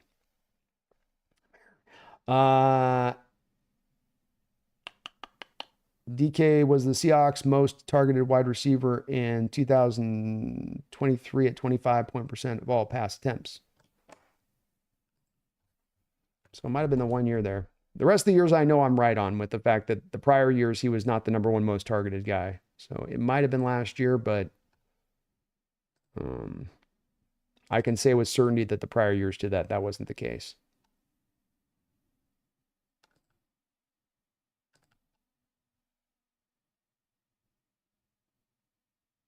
Yeah, so not the case last year. I'm checking the stats right now here, James. I'm checking them right on now. So let's go through it here, James. Let's do this for the record because there's some contention on this, and I always like stuff like this to just get kind of solved. So there's some question. Let's eliminate the question, right? Let's eliminate the question. So first thing, 2023 regular season, right there, here on ESPN. You can see I've got it up here for you. We've got down here receiving DK Metcalf, 66 receptions, 119 targets. Tyler Lockett, 122 targets, 79 receptions. So Tyler Lockett was your most highly targeted player, albeit by 3 touches. He was still your most highly targeted player, right? We go down to DK here.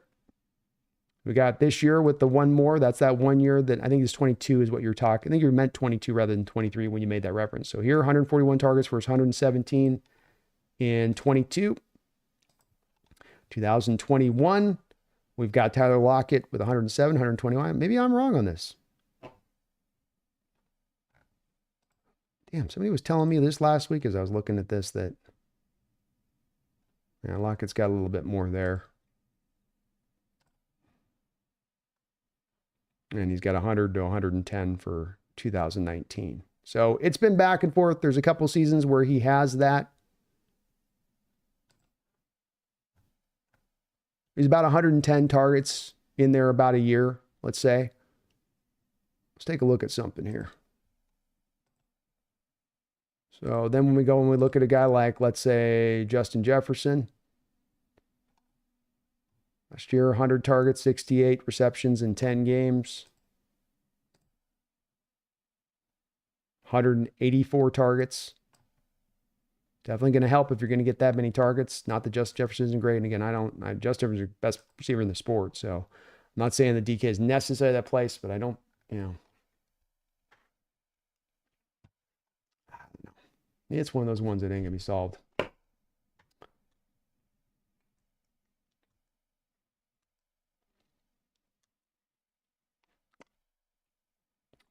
Peace out, Brandon. You have yourself a great night.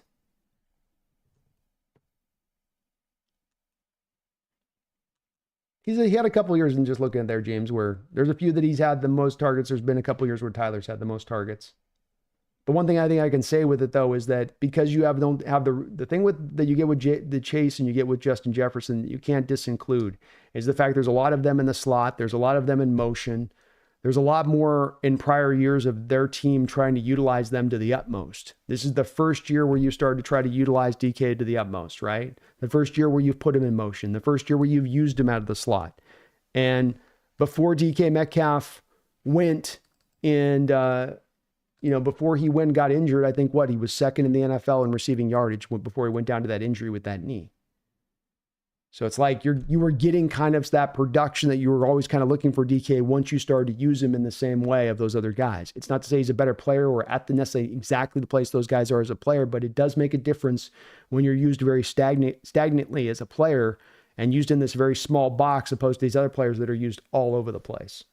And that's something that's outside of DK's control at that point. As we've learned this year, he is more effective in motion. He is more effective when you're using him at times from the slot.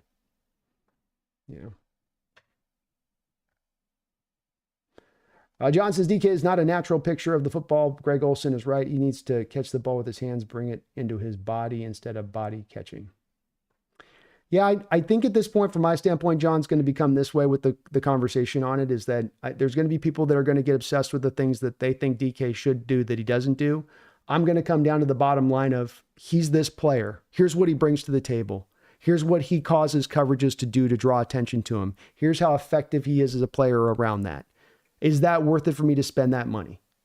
Will I pay that guy $33-34 million a year on a new contract extension here in Seattle? From my point, I'm a yes man, and I feel yes about that without even batting an eye. I don't lose a bit of sleep on that one whatsoever.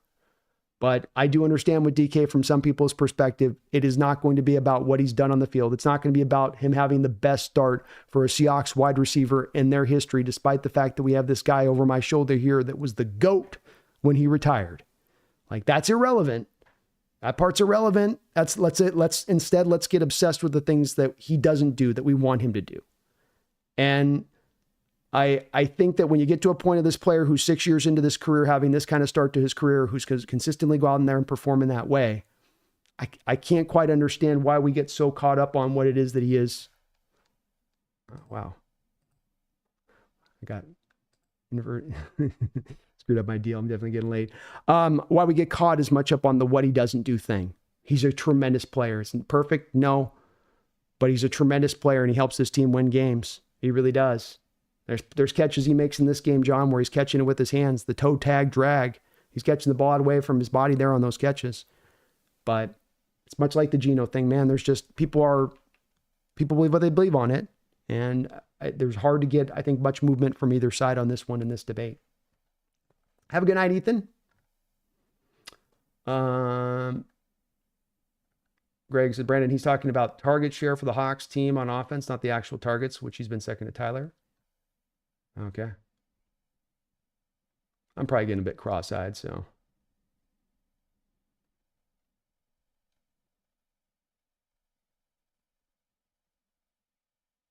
Yeah, there's a couple seasons as I just showed a few there, James, on the thing there, where there's a couple seasons Tyler's got more targets than him, and I'm not talking about this year, where there's a couple years in there where Tyler's got more targets than DK. There's some where DK's got more than Tyler. But he's not being targeted at the rate of guys like Jefferson or Jamar Chase. If I go back through, James, and I show you their season targets, those guys are probably getting easily about 50 to 75 more targets a year than DK's gotten.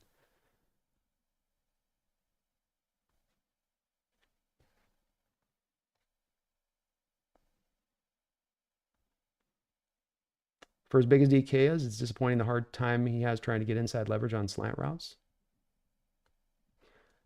Yeah, I mean, the lateral stuff side to side we knew was not a part of his game as much. He's a guy at 240 pounds that's not going to change direction, and slant routes are about going laterally a little bit as much as getting upfield. But he had a slant catch in the game today. On the one slant route he ran today and threw to him, he caught it.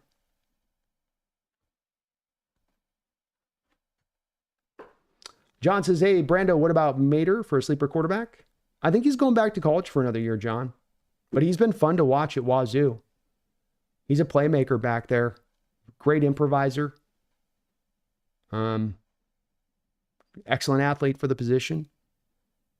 But I get the impression he's probably going back to school for another season, I would think, on that. We almost got out here with that out of DK rant. I know, Jeffrey. I almost survived it. Almost survived it. Beat me. Do you see Largent didn't have the speed, but he won on the outside? He did. He had the sneaky speed.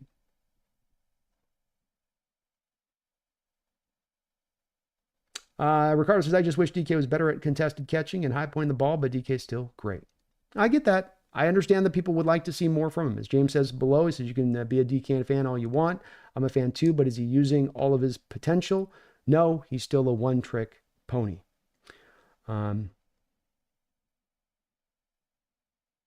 Yeah, it's hard for me to see the one-trick pony side of it on this, James. I think it's completely fair. And again, I understand that there's going to be people on your side of it. You're not alone on this. I'm not trying to missell your standpoint on it, that there's not people that believe where you believe on it. But there's a lot DK brings to the table of there being a one-trick pony. If he's a one-trick pony, he'd be a 9-route guy, right? He'd be a Xavier Worthy type guy. It's just going to go down the field, get open on deep routes. That's all you can use him for. But if we go back and we look at the catches that he had within this game, the out route at the end, James, that's route running. You know, cutting off that out route, not showing your hand on that. Defense is wanting to protect the sidelines and keep things in play. And you run that kind of route. And he runs that route really well. He does. I've seen him run really well, great post routes. I mean, take that Atlanta touchdown a couple of weeks ago and watching the L22 there and some of the subtle footwork at the stem of the route to clear the cornerback off of him to get the space opened up for Geno to make that throw into the middle of the field. He doesn't get a lot of attention or props for how far forward he's come as a route runner from where he started here, but it has come forward. There are things that I'm with people on. It'd be great if he could do these other things, but like Ricardo says, he's still great. And he's still having the best start for a Seahawks wide receiver. This is the part that's incontrovertible, incontestable. He is having the best start for a Seahawks wide receiver in Seahawks history with a lot of good guys on the books. From your Largents to your Lockett's to your Baldwins to your Brian Blades. He's doing all that. We're still wanting more. And I get the want more, but that we shouldn't let that want more take away from the fact is it pushes so many people on this one, James, to say, well, because he's not doing the high point stuff, then we shouldn't sign him to the next contract extension. Is he worth that extension? Is he worth the price of admission? Is he going to help this team win games if you sign him to that contract? You better believe it. You better believe it. Yeah, James, he ran a slant today, man. Go back and watch the game. He ran a slant today. I've seen him run many slants. So I don't know what you're saying that doesn't run. Yes, he can run slants. He had a completion today on a slant. He did. Yeah. Yeah, they never ran drag routes with him, James. This is the first, that's that utilization part I'm talking to. The old offensive system was so old and curmudgeoned and so limited in its scope of how to utilize DK.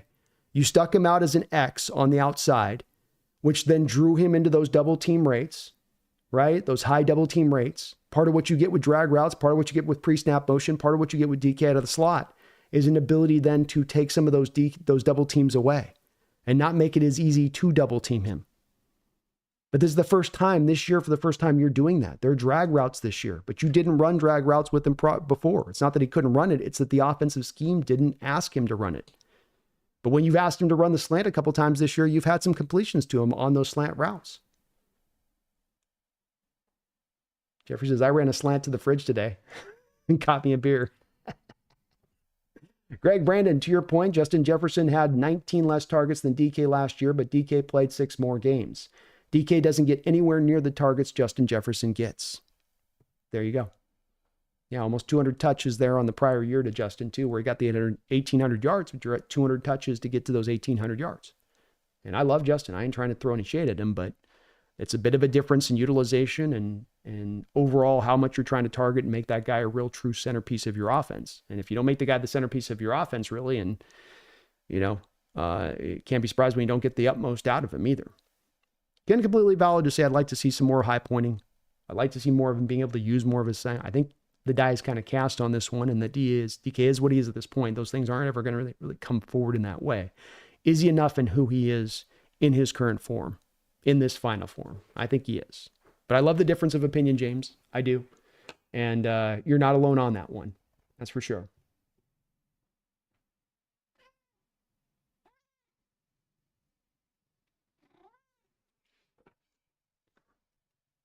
Yeah, he's definitely got more than five slants on his total catches for his history on that. You can take my word for it, but I mean, I go back and watch the L22 tape on this every week, multiple times over, and I can find easily 5 slants over the past 2 years for DK alone.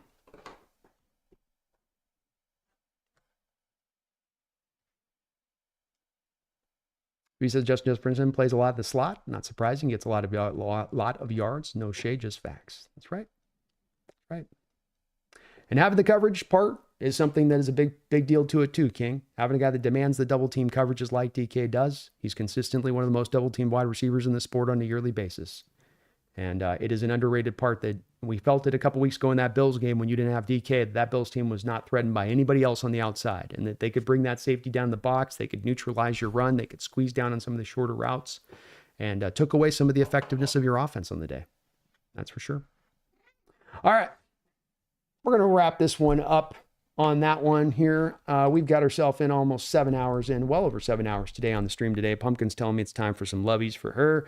I want to thank all of the folks with all of the donations. Holy crap, Justin and Chase and Eric, Michelet, John Stillwell with hundreds of dollars in the chat on donos and gifted memberships, and Mark Sanchez multiple times over, and Thistle and Keon Lund. Man, you guys are absolutely unbelievable in your support. I am very gracious for all you guys do for this channel, as it lets me go to the middle of the night, talk football with you guys like this to the ends of the earth, and not have to hit an end game point until we're fully exhausted through everything. I think we talk this one up and down, left and right, back and forth, and we feel good about it. It's a season salvaging victory for your Seattle Seahawks. You lose this game, no real pathway to the playoffs, but you got a pathway.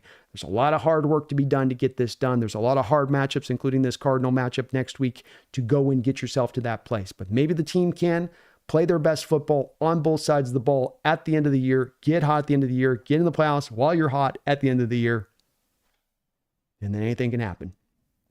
Hopefully, my fellow Hawk contingent out there was keeping the faith, and that you have not yet put this season to bed yet. We're still fighting. We're still in this. This division is tight. It's tighter than a mouse's butt crack, okay? It's tight, but we're in it. We're fighting. We control our own fate. Anything can happen this year. So keep that faith, my fellow Seahawks fans. Keep fighting on it like our team fought today. Let's get this win against the Cardinals next week. Let's just keep stacking them slow but surely. Let's get healthier and healthier. And then let's just see where it stands at that point. Greg finishes up. Brandon, I also find it funny when people say what routes DK can't run like it's his choice. DK stopped running blaze outs when Waldron became OC, but he started running pivot routes. The routes are on ROC runs. Very true. Very true, man. You can only run what you ask, and the last offensive system was decrepit.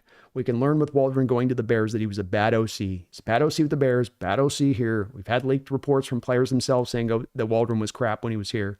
Definitely impacted everybody, held everybody back in that way, to your point on that.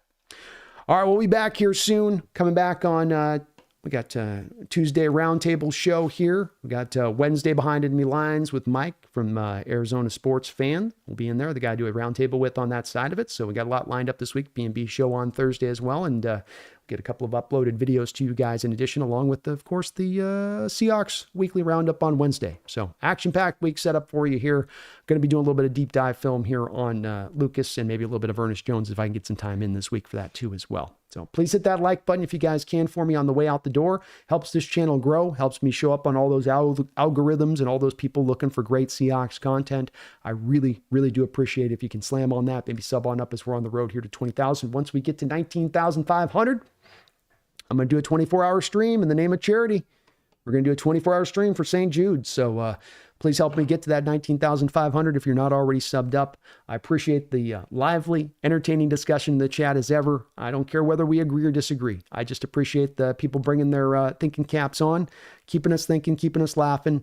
I appreciate the different perspectives on this, whether we agree or not. It's not the expectation here that we all got to be in that echo chamber. There's going to be a difference of opinions. Let's have the discussion. Let's have the debate, and let's try to figure it out. That's all we're trying to do here. So thank you for that, guys. It's always a good part of this place where we can have that respectful disagreement and understand we're all coming from the same place. We just want to see this team win, baby. Just win, baby. Just raise that trophy once again. Back shortly, but until that time, please, by God, I shouldn't have to remind you, after an amazing win today, a fourth quarter comeback, game-winning drive by Geno Smith, his 10th in the last 2.5 years as he continues to show you he's got that clutch gene. There's a lot of questions on Geno maybe, but there's no question about that. Back soon. Don't you ever allow yourself to forget, especially in a tumultuous up and down season like this. We're just getting ready to get red hot. So keep the faith, my fellow Seahawks faithful, and remain strong in the storm, just like Geno. Back soon. Till that time, don't you ever forget. That's right, Pumpkin. Go Hawks.